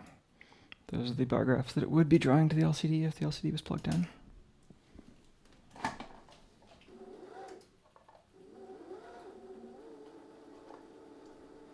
Nothing unusual there. Okay, next theory. Ow, I wonder if I can use this reset to get it out of that particular hang. Let's try that too.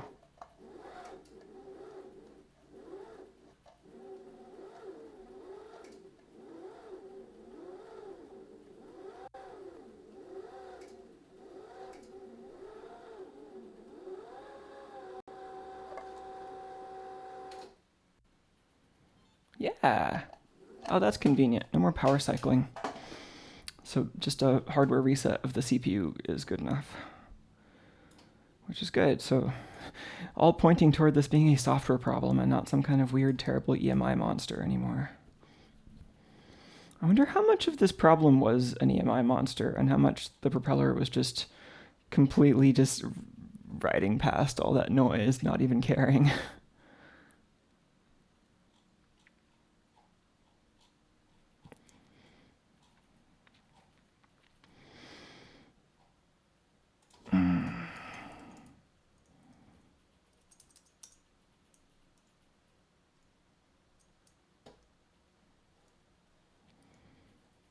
Oh, interesting. I think that actually restarts the LCD core or the LCD cog, but that doesn't work if this cog is hung. Like if this cog is hung waiting on the LCD controller, then this does no good.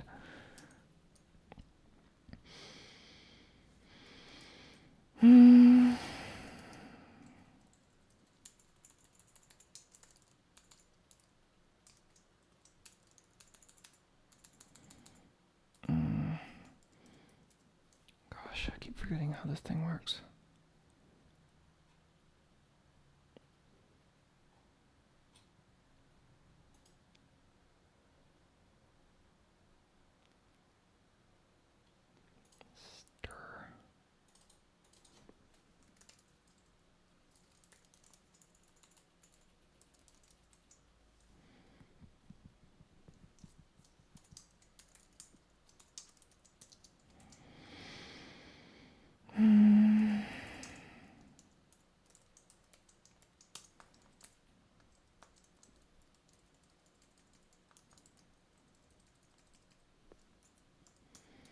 Let's just see if that helps.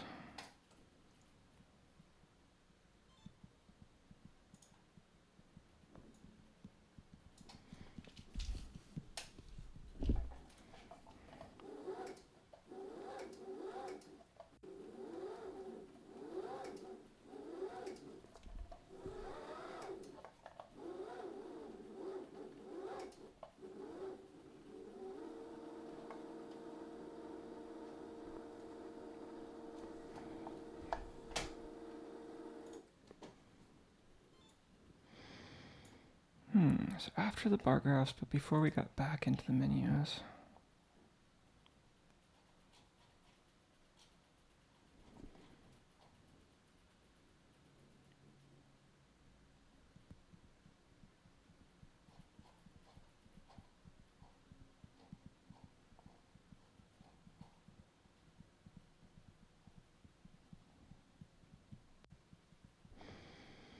That's interesting. I wonder if that kind of points to the pedal code.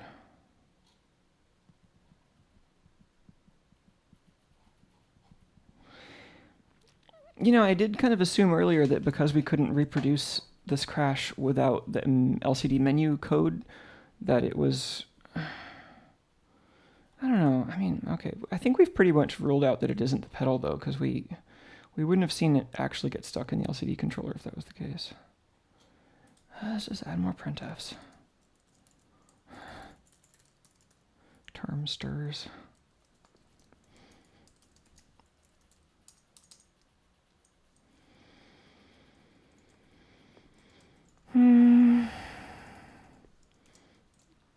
Let's actually note when we're exiting this bar.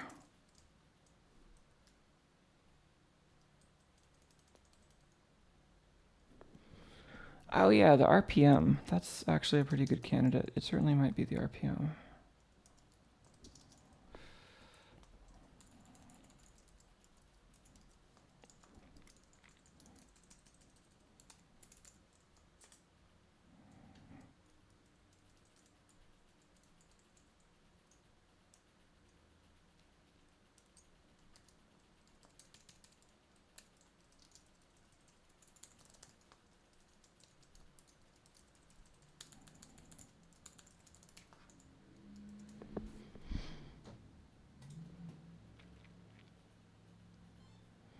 Gosh, the Linux version of this works much better than the Mac OS.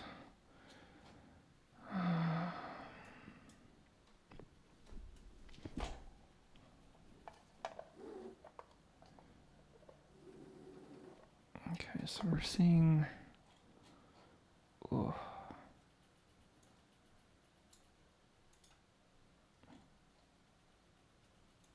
Oh, really? Is there not just a way to pause this?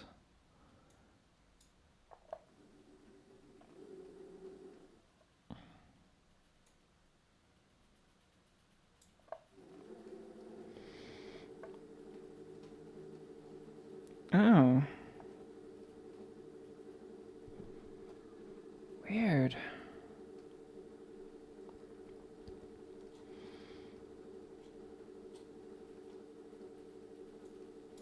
It's X, Y, width, and height. That looks pretty normal, but it's crashing in that bar graph.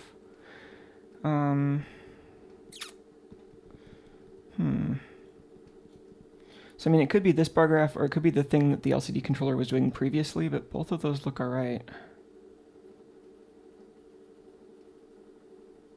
Oh, wait, I'm not actually debugging the value here. I'm totally missing the actual box. So, yeah, never mind. That was a problem with my debug. Proportional reading from 0 to FFFF.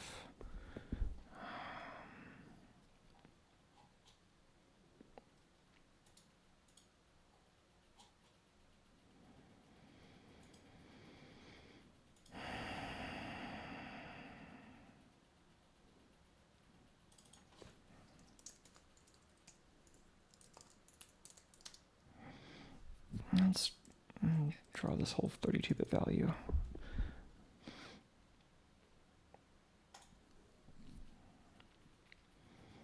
Yeah, Yeah, I was getting this confused with the box. Like, oh, we could have debugged this, but that would have required putting the debug in the other object. Right.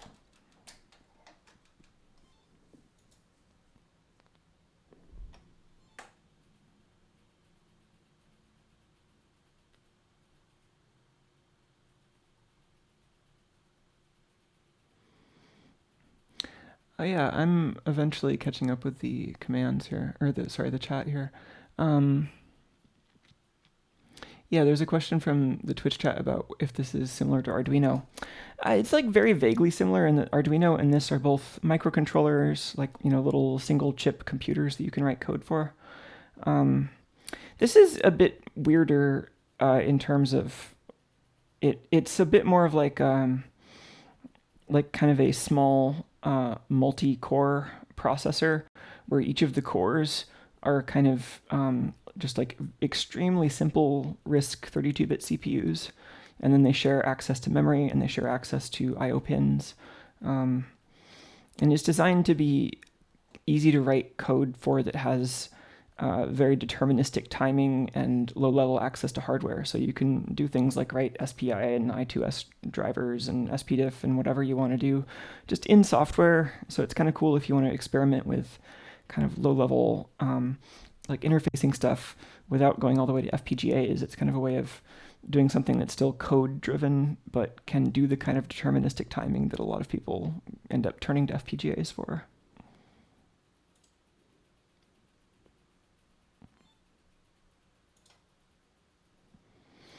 Okay, this is better. It helps when I actually debug the thing that matters. Oh. That's weird. Who's putting stuff in the upper 16 bits of that value?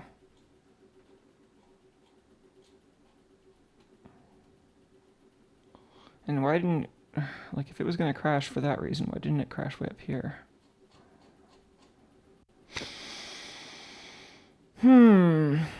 That's the phase bar graph. It's like that's the pedal and that's the phase.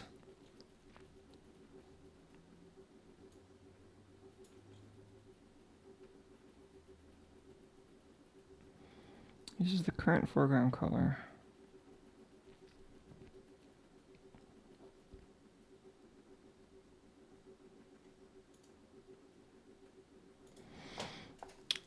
Let's draw this, or debug this again after it's been scaled. It definitely doesn't seem right.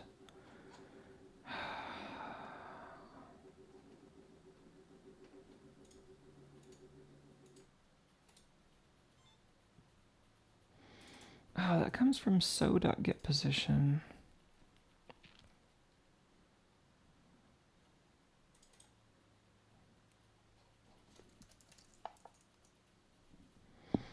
This just reads it right from here. Is this a 32-bit value?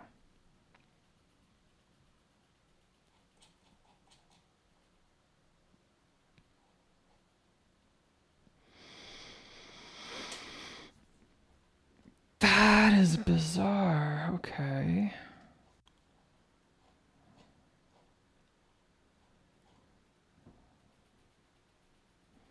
Well, these are getting written as 32-bit values also.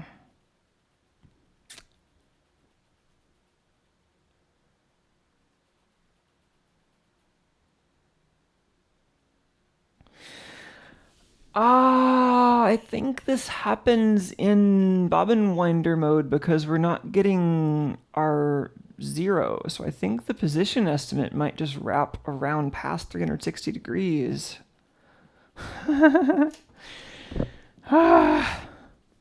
That's funny.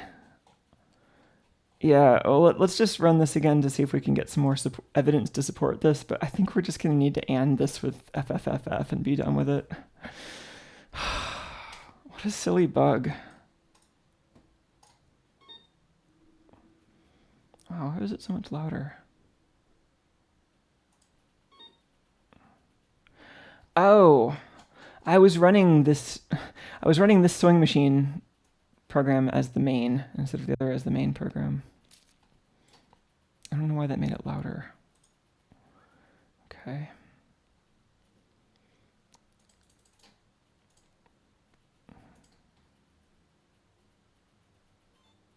Yeah, it's quieter that time.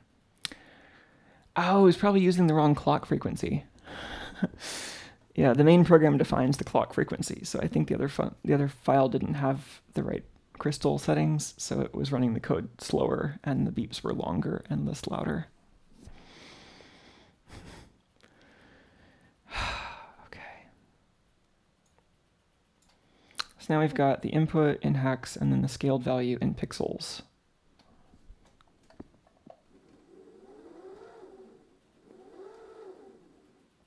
Yeah, so in Bobbin Winder, that bottom value just keeps increasing. So every time... So is it just gonna... Is it just an amount of time before it crashes? Just like a certain amount of rotation and then... Let's see if we can verify that. Let's try just running it slowly and watch the phase roll over. Oh, right, I didn't write that to Flash. This is so silly.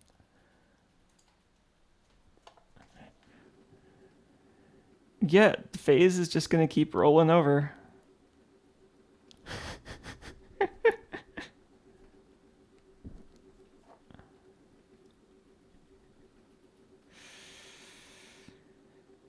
So what actually causes it to crash? I would have just expected it to keep taking longer and longer and longer.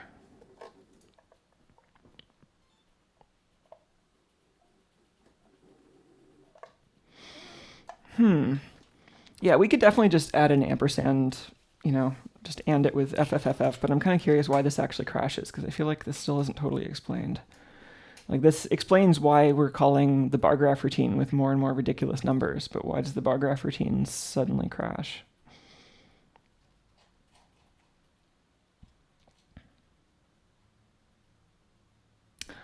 I wonder if it's changing the command. Like, maybe we OR it with something else and it's like writing past the edge of the bit field we're expecting it to write to. So where does this actually go? Value.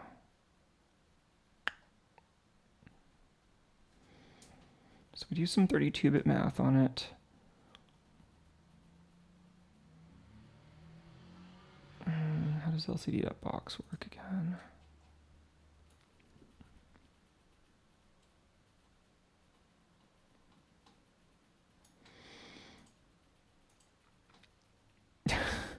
We just call it with the address of this parameter block on the stack. That's cool. So it takes these as 32-bit numbers then.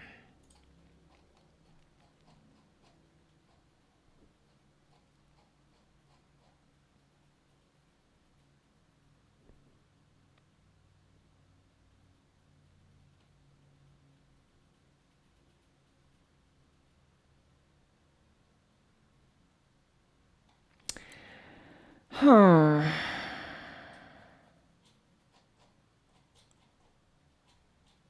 forget how the commands are actually passed.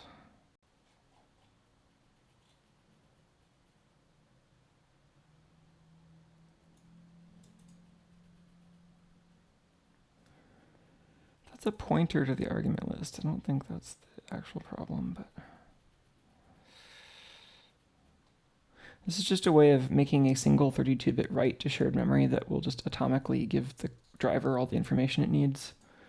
So it encodes the address of a function we want to call in the driver's memory and a pointer in the shared memory to the arguments.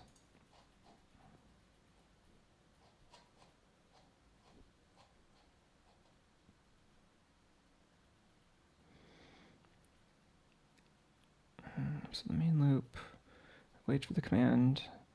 We read 5 arguments. That's just hard-coded like that.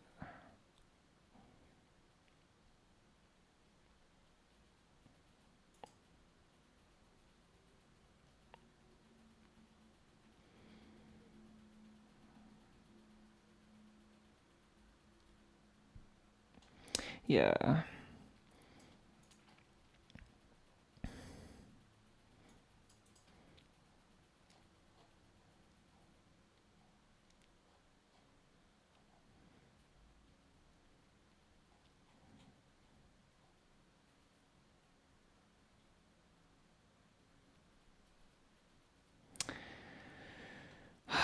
Is this... Is this why we're getting the wrong upper bit in that SPI command, I wonder?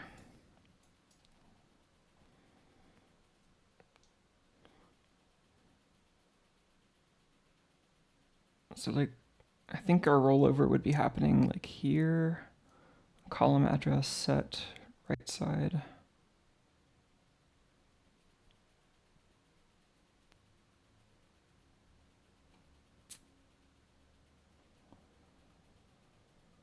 Oh, yeah.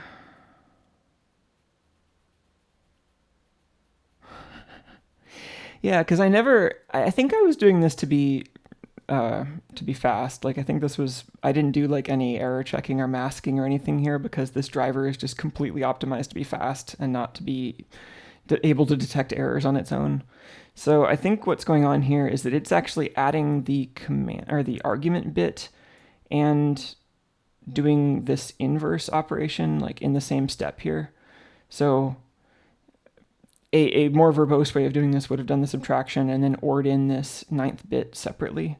But I think we're just doing it this way for expediency because it doesn't cost anything this way.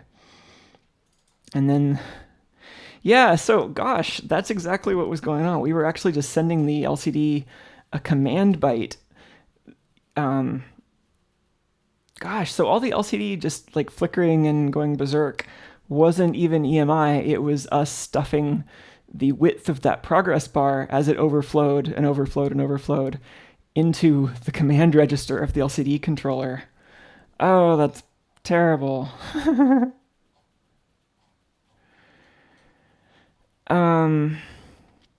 That still doesn't explain why this driver is crashing. That explains why the LCD was totally just displaying random garbage. Because this is all stuff that is not looping yet, so let's... interesting. So now we're doing... Now we're doing an 8x8 multiply. So how does this break when our input values are bigger than 8 bits?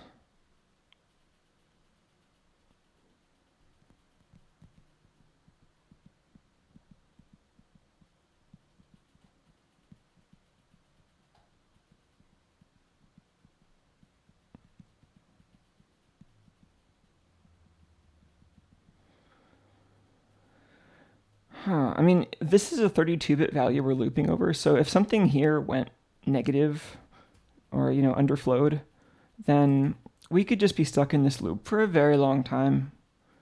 It would just, it'd probably be hours, I think. So it could just appear hung. And the other thread would be waiting on this to finish, and we would just be spewing data out the SPI port continuously.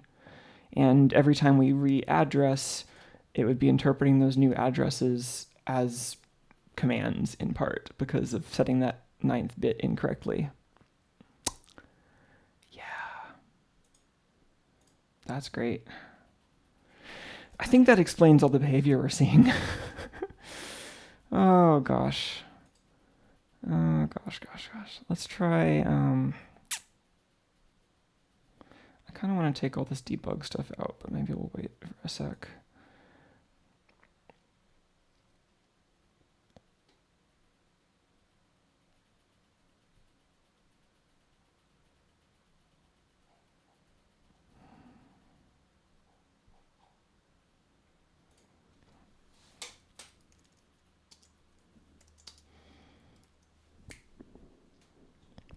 Let's just do that.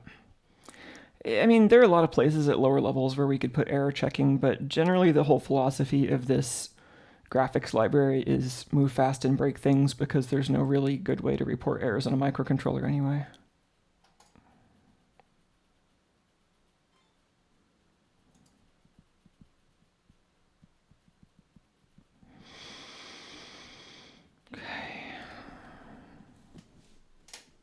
So we're in bobbin winder and the LCD is physically unplugged. So now this no longer rolls over forever. Or I mean, no longer increments forever. It rolls over every FFFF. I think this is just going to be fine. We could try plugging in the actual LCD now. Yeah, it's pretty great finding actual source of the problem, and it's cool that this was just adding ampersand FFFF. Like, gosh, and I thought this was so many analog electronics gremlins, and it was really just low-level code without any safety features gremlins. So I'm going to power this off momentarily just to attach the LCD.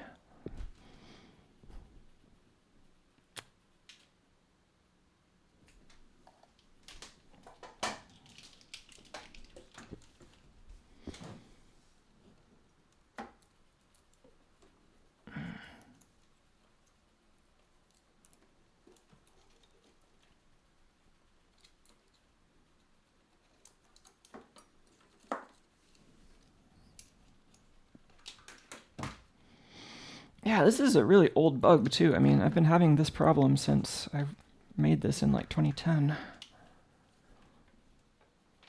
And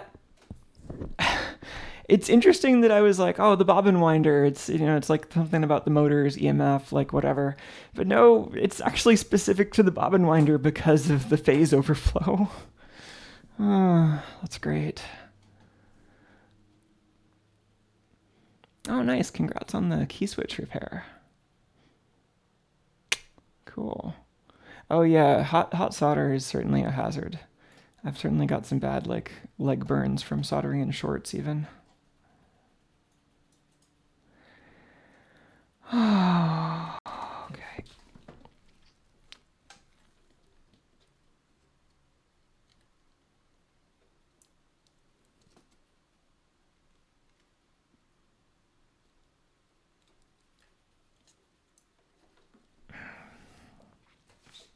Okay, gently assemble that.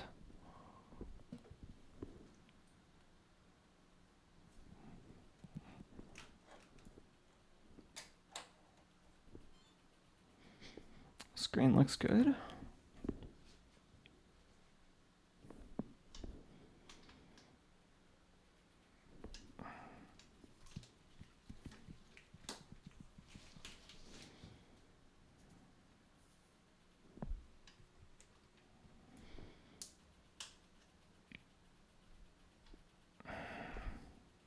Today is a good day for manual focus. And for a better viewing angle. I don't think this is an IPS LCD screen.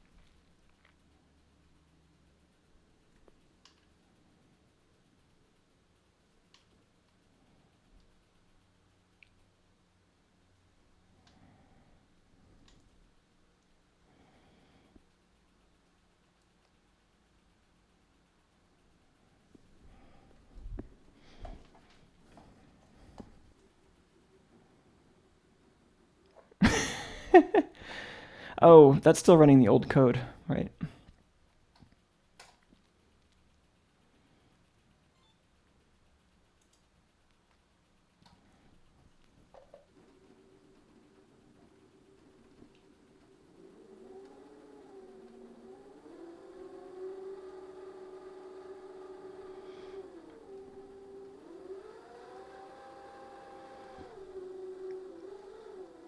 I don't want to speak too soon, but I think this might be fixed. I mean, it needs reassembly, obviously. And I need to clean up my code repository and remove all this debug junk.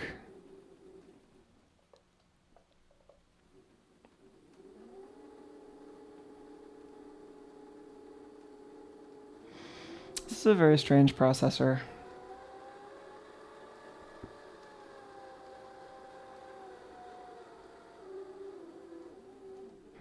Let's just make sure these other modes work.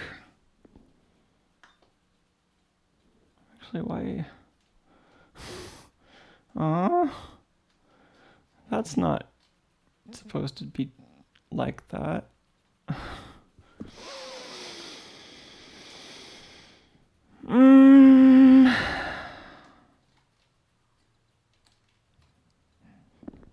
break something.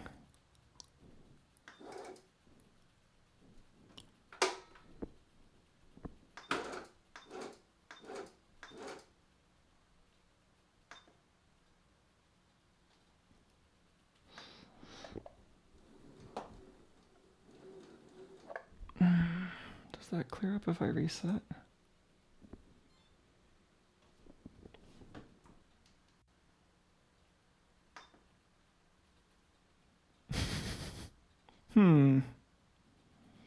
Is there still a hidden mystery here? So that's the old firmware, I guess. Let's program this into flash memory so we keep using the same version. I keep saying flash, it's external EEPROM. Yeah, Kirby on Swing Machine. We should really port some classic video games to this platform.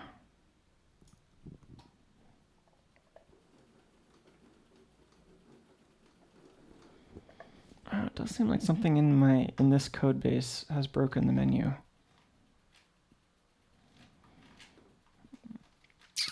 What did I change? I wonder if I'm out of memory or something. Because I wouldn't actually know if I'm running out of RAM other than that something is getting clobbered.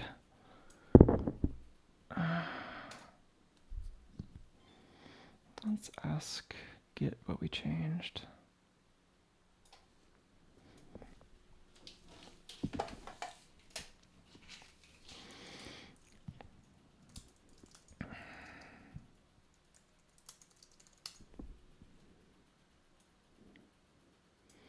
Binary files.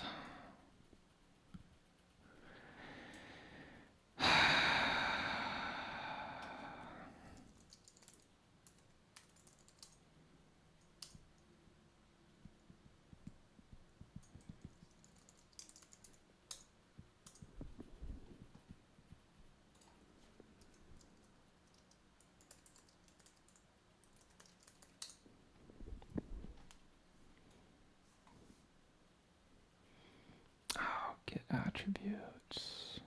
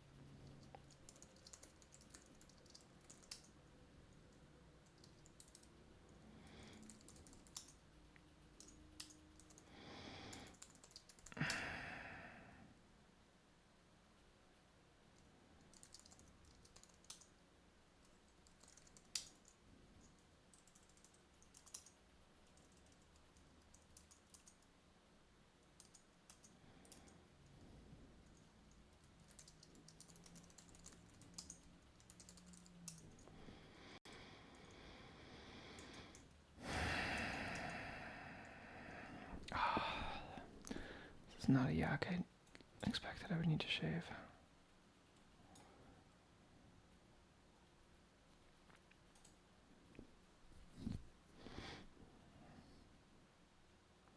I'm assuming there's something already set in the Git attributes incorrectly, because I think these might have previously been UTF-16 files, but now they're UTF-8 because I saved them using a different tool. Oh, that's probably the problem. I think even just saving them with this tool changed the encoding. I'm just going to revert the whole repo and make that one change again.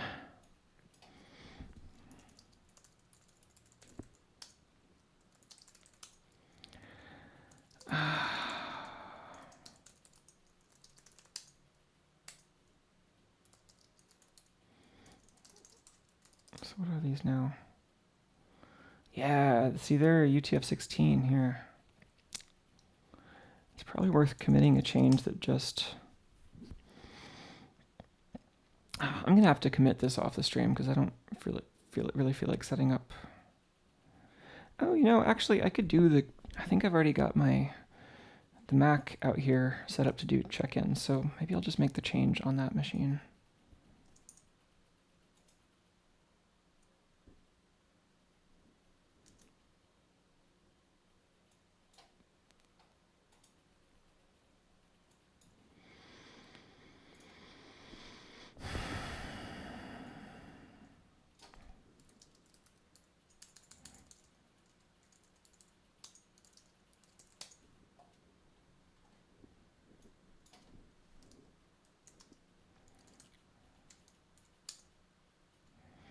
Oh, Vim knows about whatever encoding this is in. What even is this?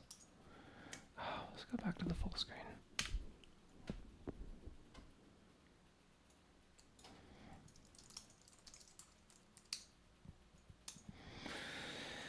Yeah, let's not just change the encoding unless we have to.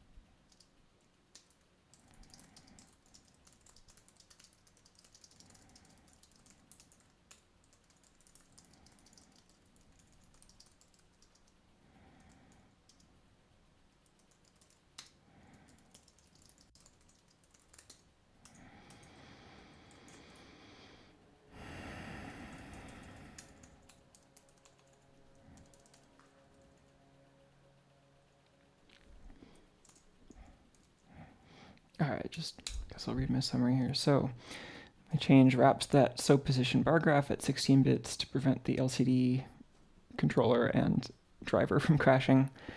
So in bobbin winder mode, or in any case where that optical origin sensor fails, that phase estimate, so the angle we think the sewing machine is at, can just keep growing without bound past what would be considered 360 degrees. And since the LCD driver itself is like YOLO with coordinates, that just causes it to calculate incorrect commands to send to the LCD controller, which causes it to misinterpret addresses as commands, and that's what causes all the weird lines and flickering on the LCD.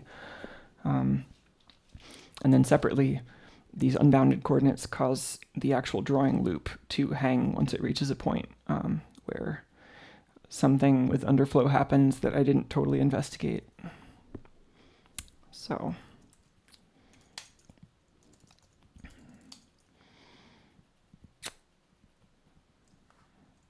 oh yeah, so I made a little change in 2018 for the new pedal. Oh, and I made some changes to compile with the new toolchain. But then, yeah, most of these are from 2010. Initial check-in in January 2010.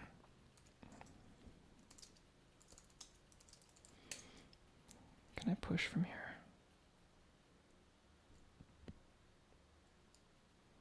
Yeah. Cool.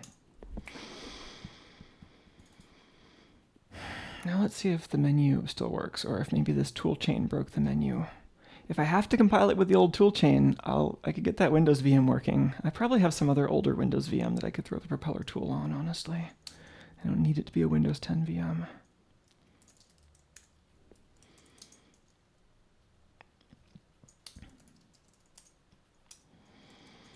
All right.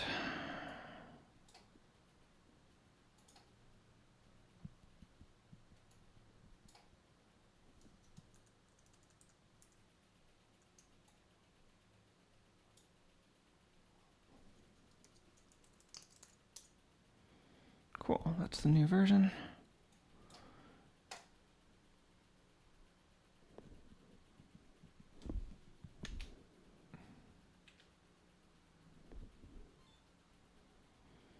Oh, that looks right so far. Yeah, I probably ran it out of memory by adding the serial port library, and that was overwriting the menu text somehow.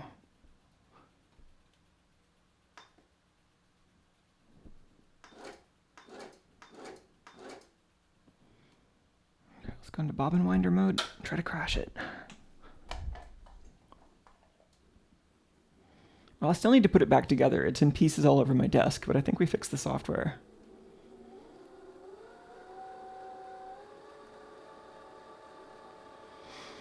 It is no longer sending random commands to the LCD controller after rolling over past 360 degrees. Gosh, I can't believe that this part wasn't EMI at all. This was just a logic error in the code.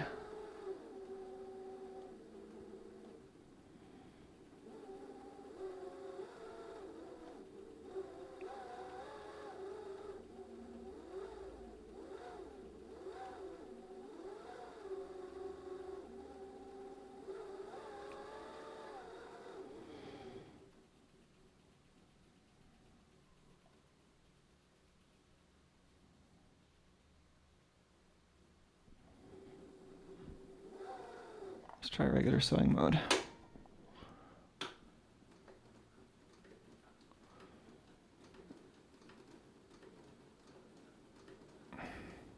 Looks like it needs calibration. That bottom bar should be going all the way over to the edge before restarting. It's not a huge problem though. But that's probably explaining at least part of why the stop up and stop down modes are really unreliable right now, because they really depend on that calibration. Servo mode doesn't really care. And single stitch mode seems to be working despite the questionable calibration. I think that seems fine.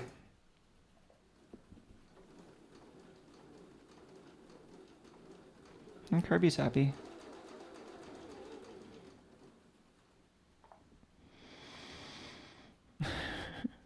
Cool. Blink, blink.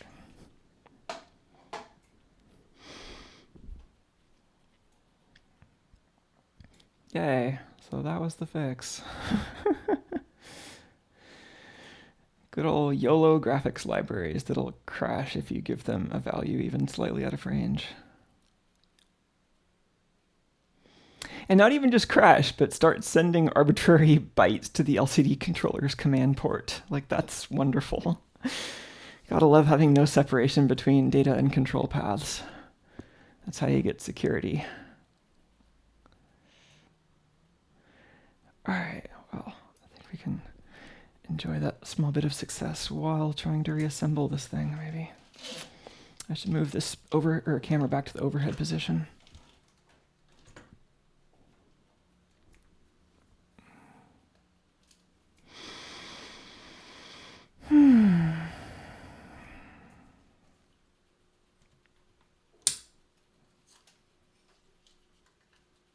Guess I can unplug the serial port here too.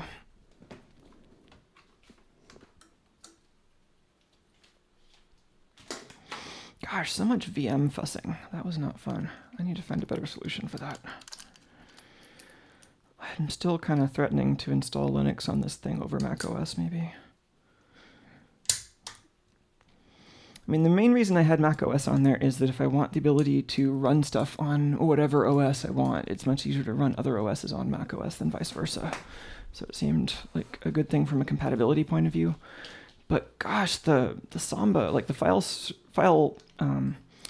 server compatibility has not been great. So maybe I just need to find a different way to set up my file shares. Or maybe just give that machine a faster local disk. I've got such fast network disks though that it seems like it'd be great to just use that.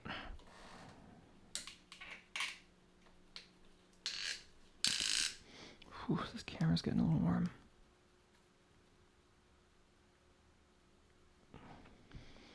Oh, this camera's even trying to tell me that it's getting warm.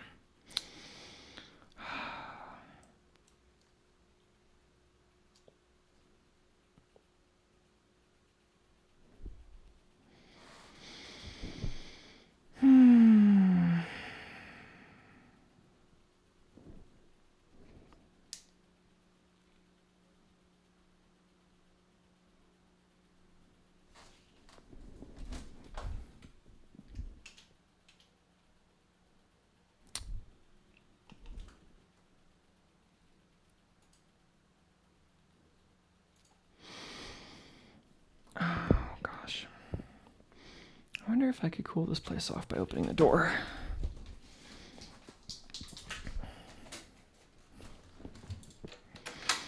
It still feels pretty comfortable, but the camera seems unhappy. This is going to add the road noise back, though. Maybe while I'm up, I'll refill my water. I'll be right back.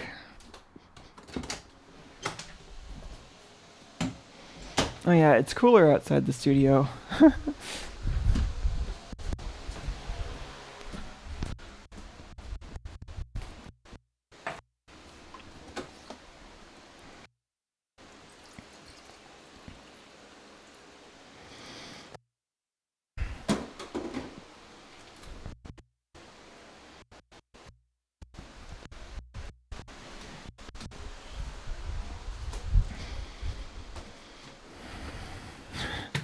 Tuco's looking at me like he's going to try to follow me back in here.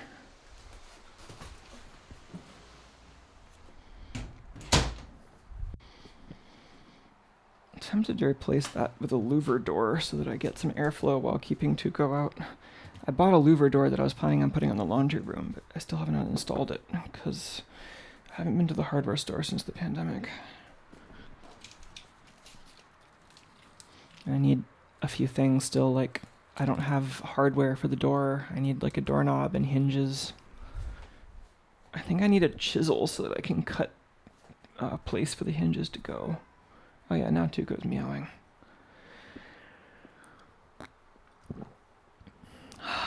Tuk, tuk, tuk.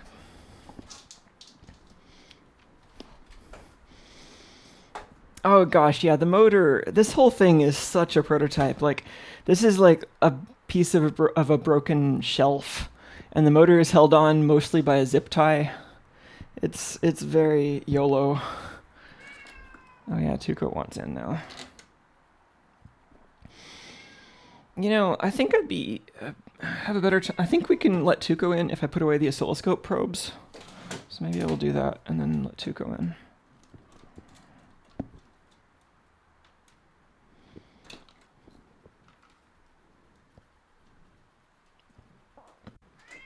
Let's also let the camera cool off for a minute and go to the overhead view.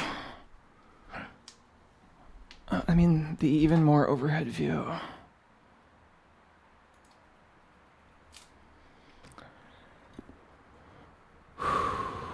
A habit trail for Tuco. Yeah, totally. I want to build something like that for him.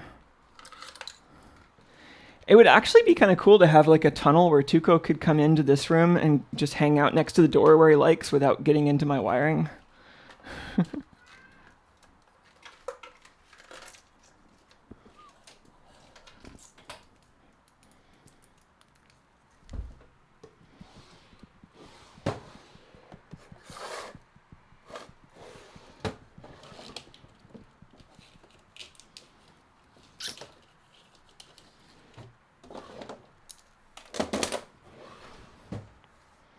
Is this camera still not working? Sometimes these IP cameras are really finicky.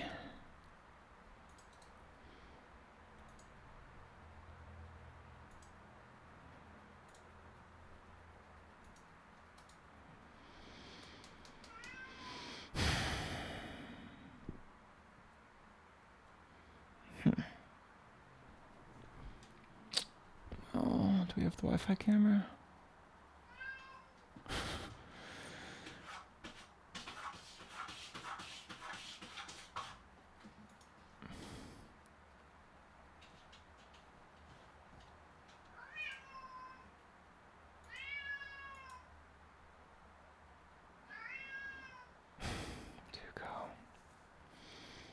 Gosh, coming up empty on these cameras for a minute. I'm gonna turn on, see if the Wi-Fi camera needs turning back on. Hey Tuco, you want in? That's a big yes. Hey Tiger.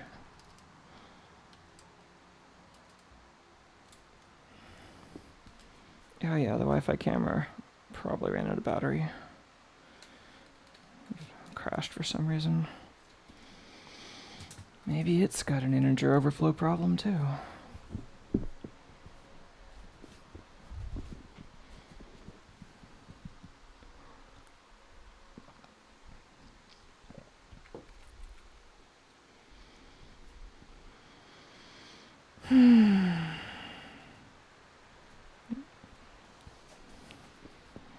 As soon as this camera boots, we'll get some eyes on Tuco.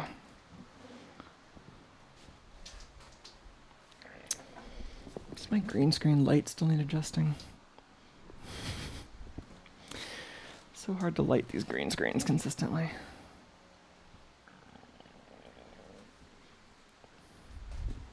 Hey Tuco. Meow. Oh, Tuco seems to want attention. Meow. Meow.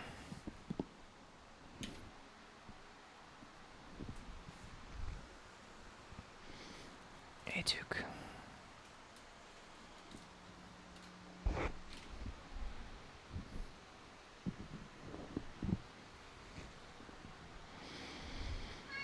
Hey. Tuco. Hey, Tuco, don't go over there.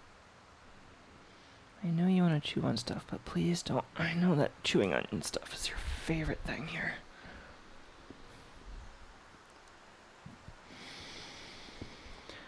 Oh, gosh.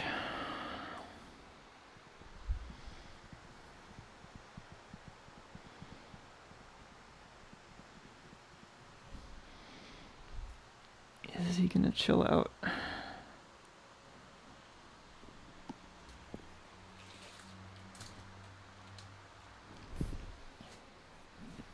Let's see if he is gonna chill out.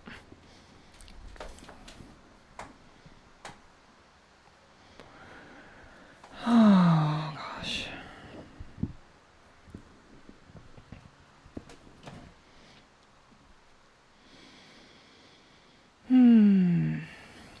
So we need to insulate a few things. Like that entire DC converter board.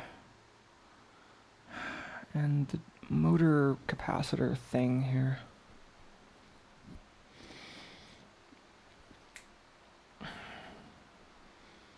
could really use a roll of thick Kapton tape for some of this.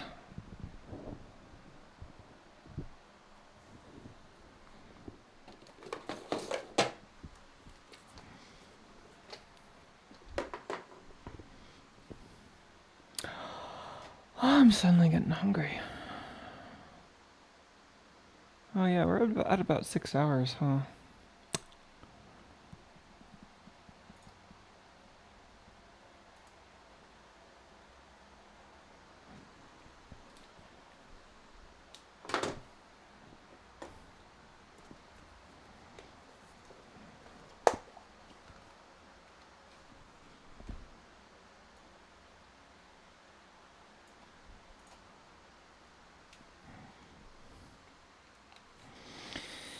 Oof. I think I was gonna mount the circuit board first, because that should be easy.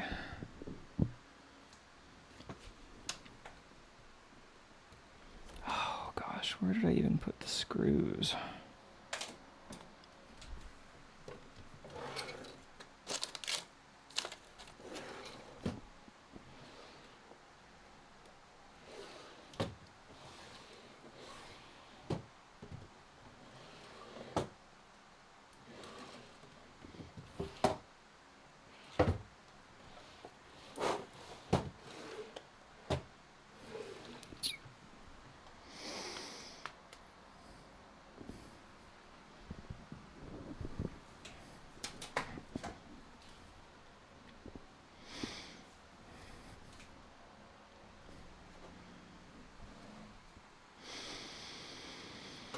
Hmm.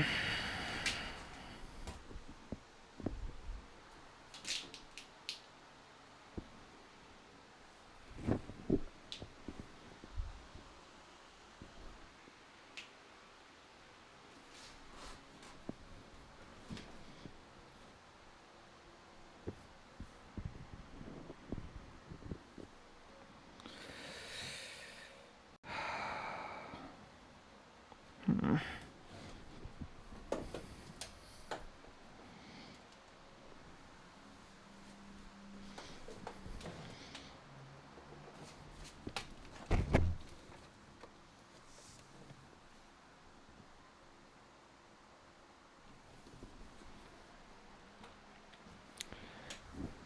I'm sure I put them somewhere great and then forgot.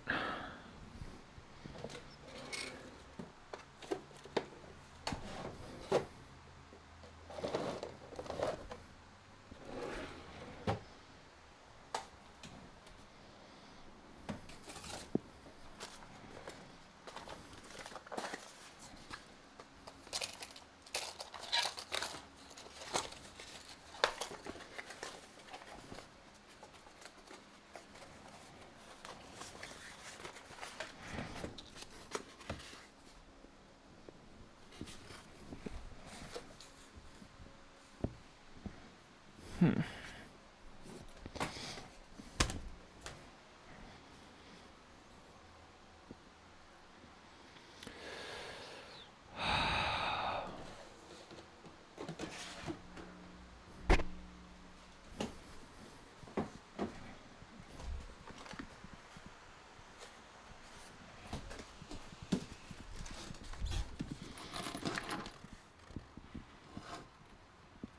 Mm.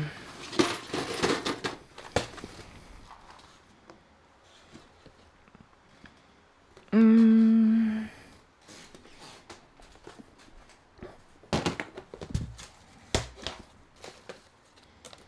Hmm.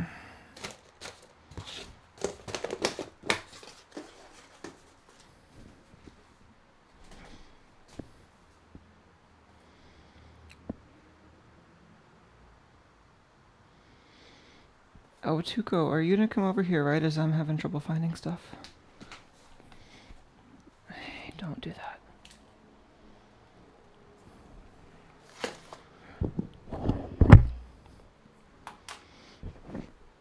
Oh, this mic is starting to dig into my head. Hmm.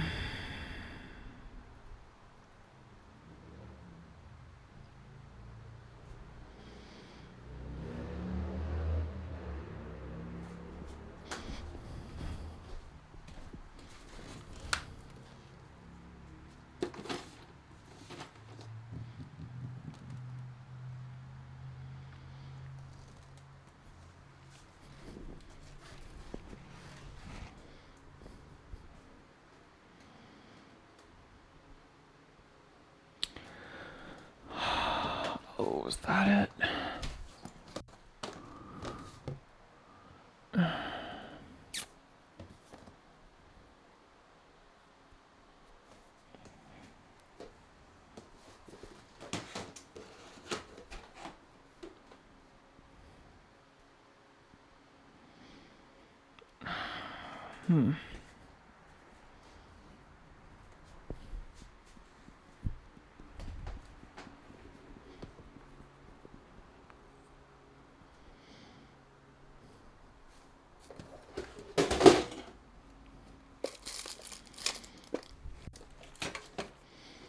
I don't know where I would have put this, other than the places I've looked.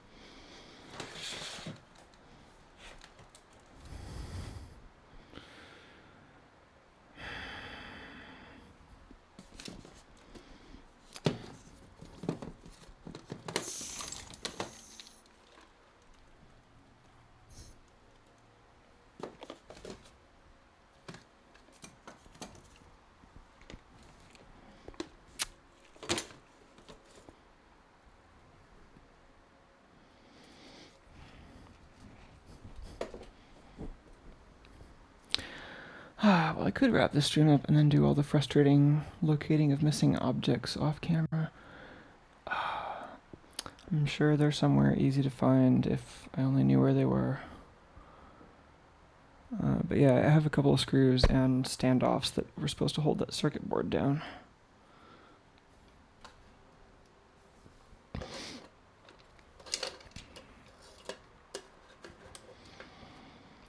I think I also might need to rummage around for some either giant heat shrink tubing or thicker Kapton tape so that I can insulate this DC converter board.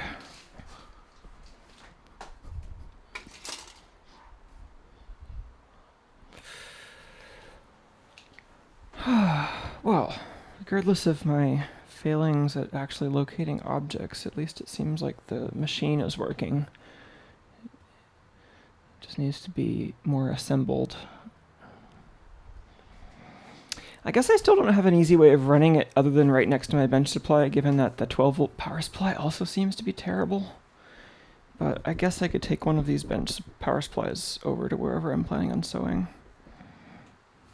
I don't think I have enough room right here to do sewing, especially much, but maybe I could. It might be nice to record some of the sewing too.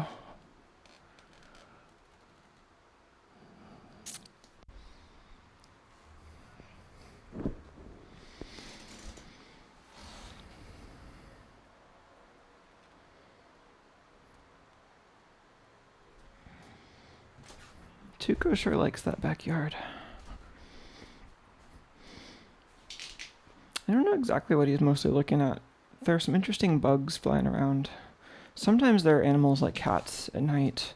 During the day, there's always birds and squirrels. I don't know if there's other animals at night that he's noticing.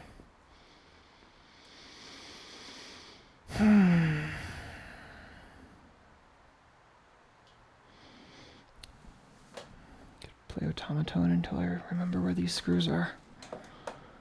I sure thought it was just in here.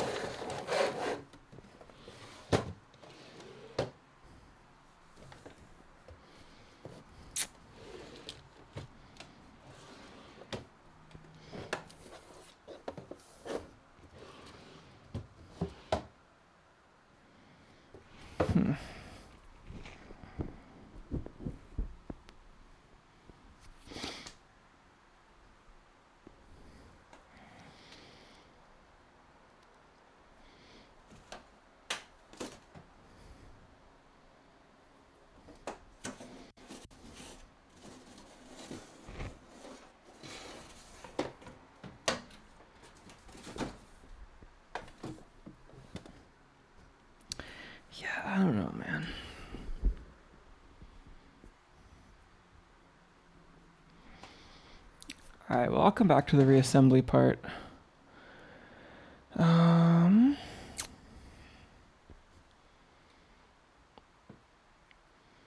Yeah, maybe I'll just do a little bit of heat shrink.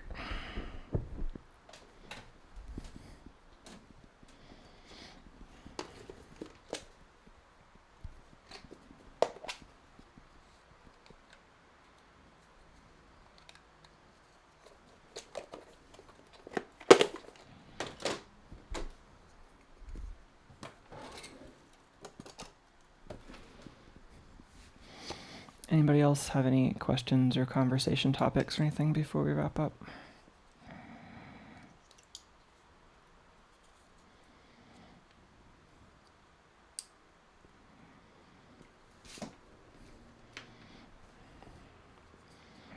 Hopefully the background noise isn't too bad.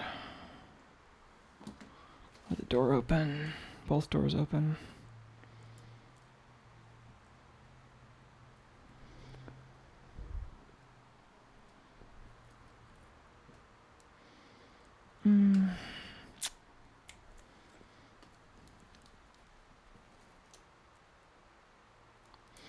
This seemed like kind of a temporary wiring arrangement, but it seems fine now that now that so many more things have happened. This is no longer one of my top concerns.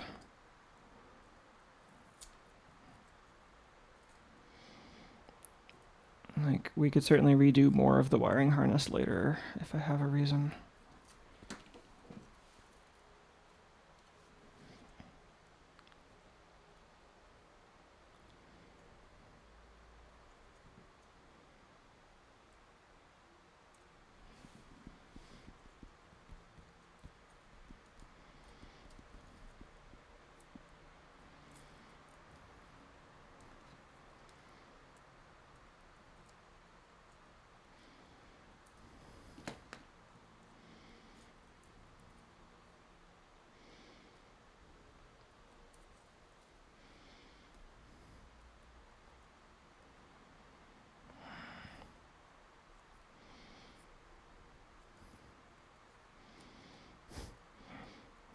Part of me is like, I should just leave the tape in here. But I think this is the kind of tape that gets all like powdery and gross after it's only been on there for like a year.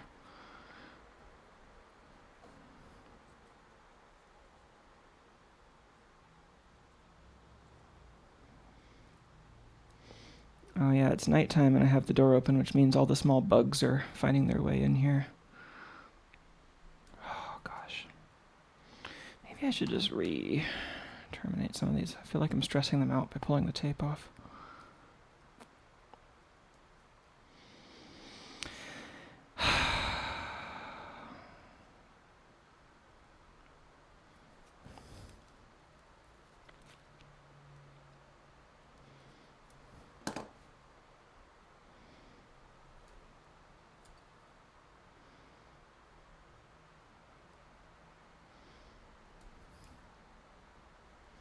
Good.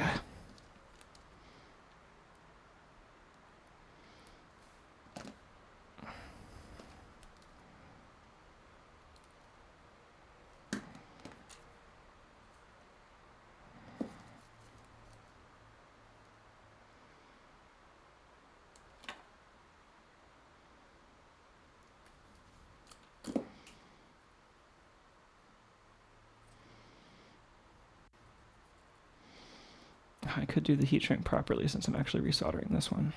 Doing most of them in the like less good kind of one-sided heat shrink style because I don't want to have to resolder them.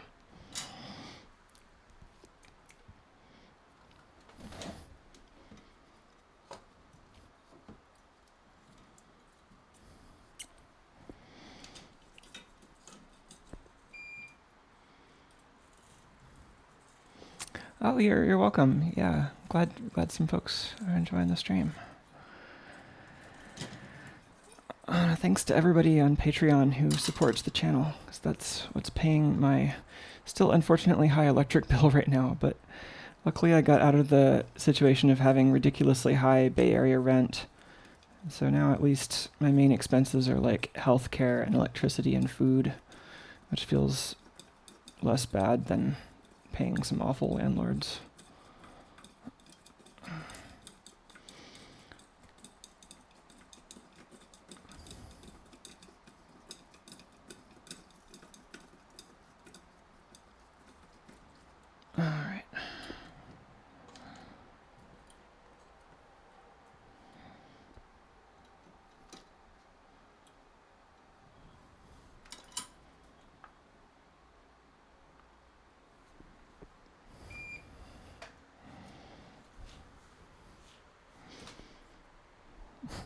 make sure this is not turned on before I solder on it. Right.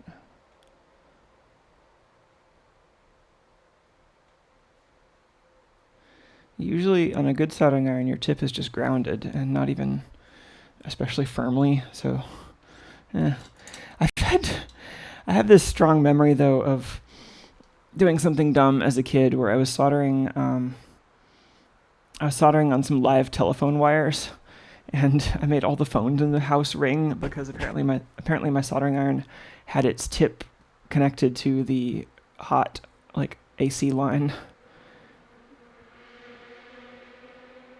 I don't know if it was supposed to be connected to neutral and was just, not polarized, or whether it was shorted out or what. But yeah, that soldering iron made a spark jump and all the phones rang.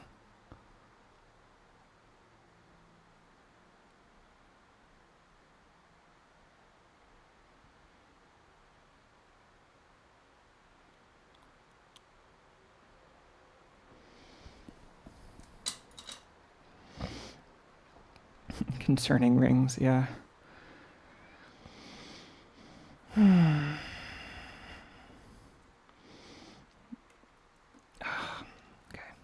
All right.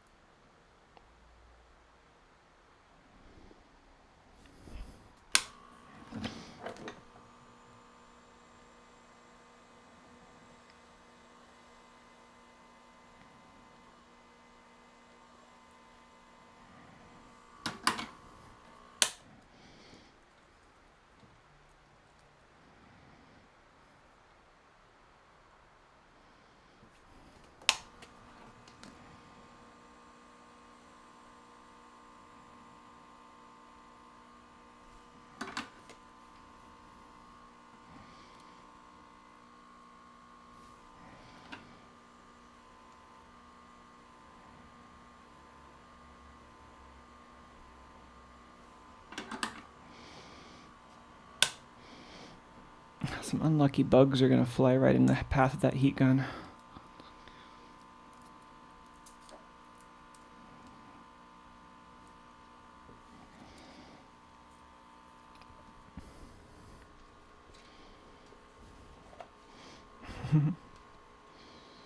Oh yeah, everybody has to go to sleep for sure. Yeah, I'll see you next time, and thanks for hanging out. The archives will be up on Diode Zone as usual, and also the YouTube sphere. And someday I'll find the little washers and screws that I put aside.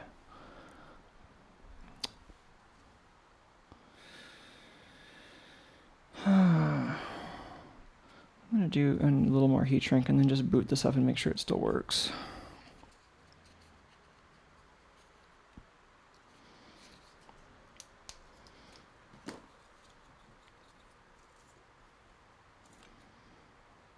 Okay, might just heat shrink this whole thing.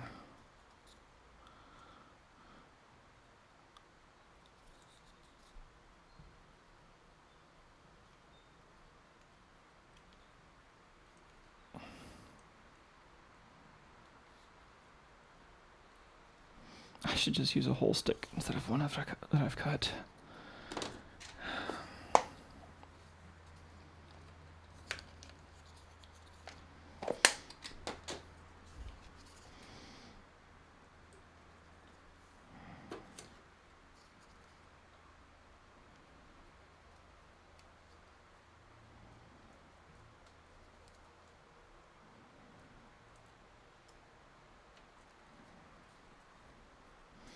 Let's do one test before shrinking that.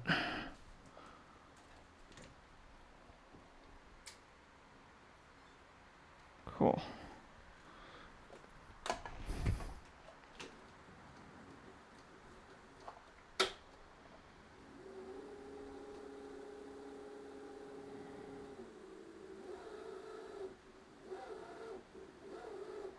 Cool.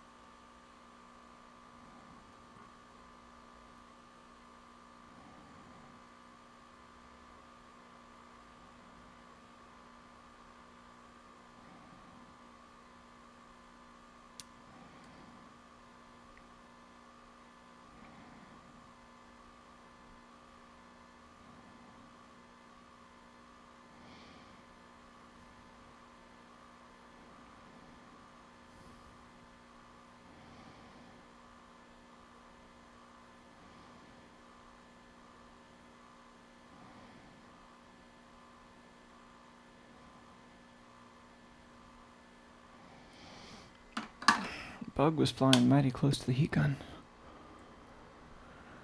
Alright. Yeah, I'll need to find something to do with this whole contraption. Previously, it was stuck to the side wall of this with tape, but there are some capacitors under here that I don't want to put like undue pressure on, and that tape kind of sucked to begin with, like it was deteriorating and crusty.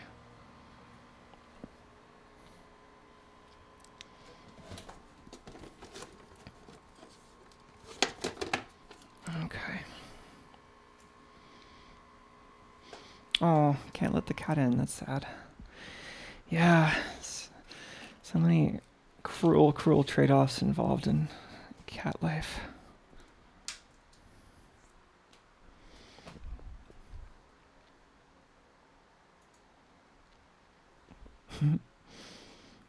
Full screen Tuco cam. I can stress out a little bit less having Tuco in here with the oscilloscope probes put away. That's really the worst thing he could chew on here.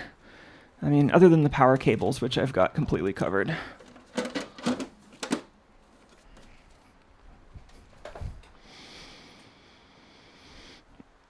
Oh yeah, there. Oh, Tuco, honey. Now Tuco's small.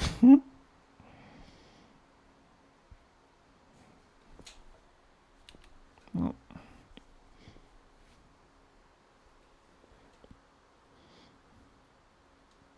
Okay.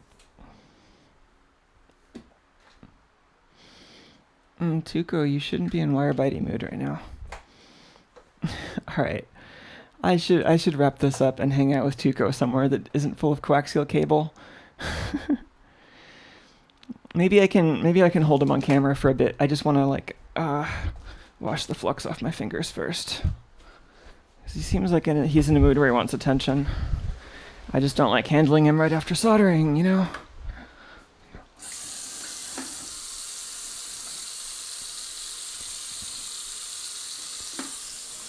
He's probably getting into all sorts of crimes right now. Let's see, what else was he chewing on that I don't have covered? There were some grounding wires for the ESD mat, which are pretty harmless. Maybe some of those 12-volt wires, which will probably have really interesting texture, but are also not very harmful and easy to replace if he does destroy them. Tuco, what kind of cat crimes are you getting into? Oh, you're under the desk. What are you doing under the desk? Were you biting? I think he likes the pedal for the sewing machine. The wire for that, rather. Hey, Tuke. You want to be pet? Do you want to be pet? Oh, are you interested in bugs? Tuco's so spazzy. You know, I have similar personalities sometimes.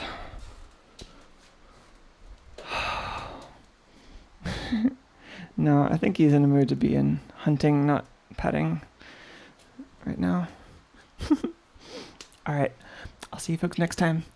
Have a good night and stay safe.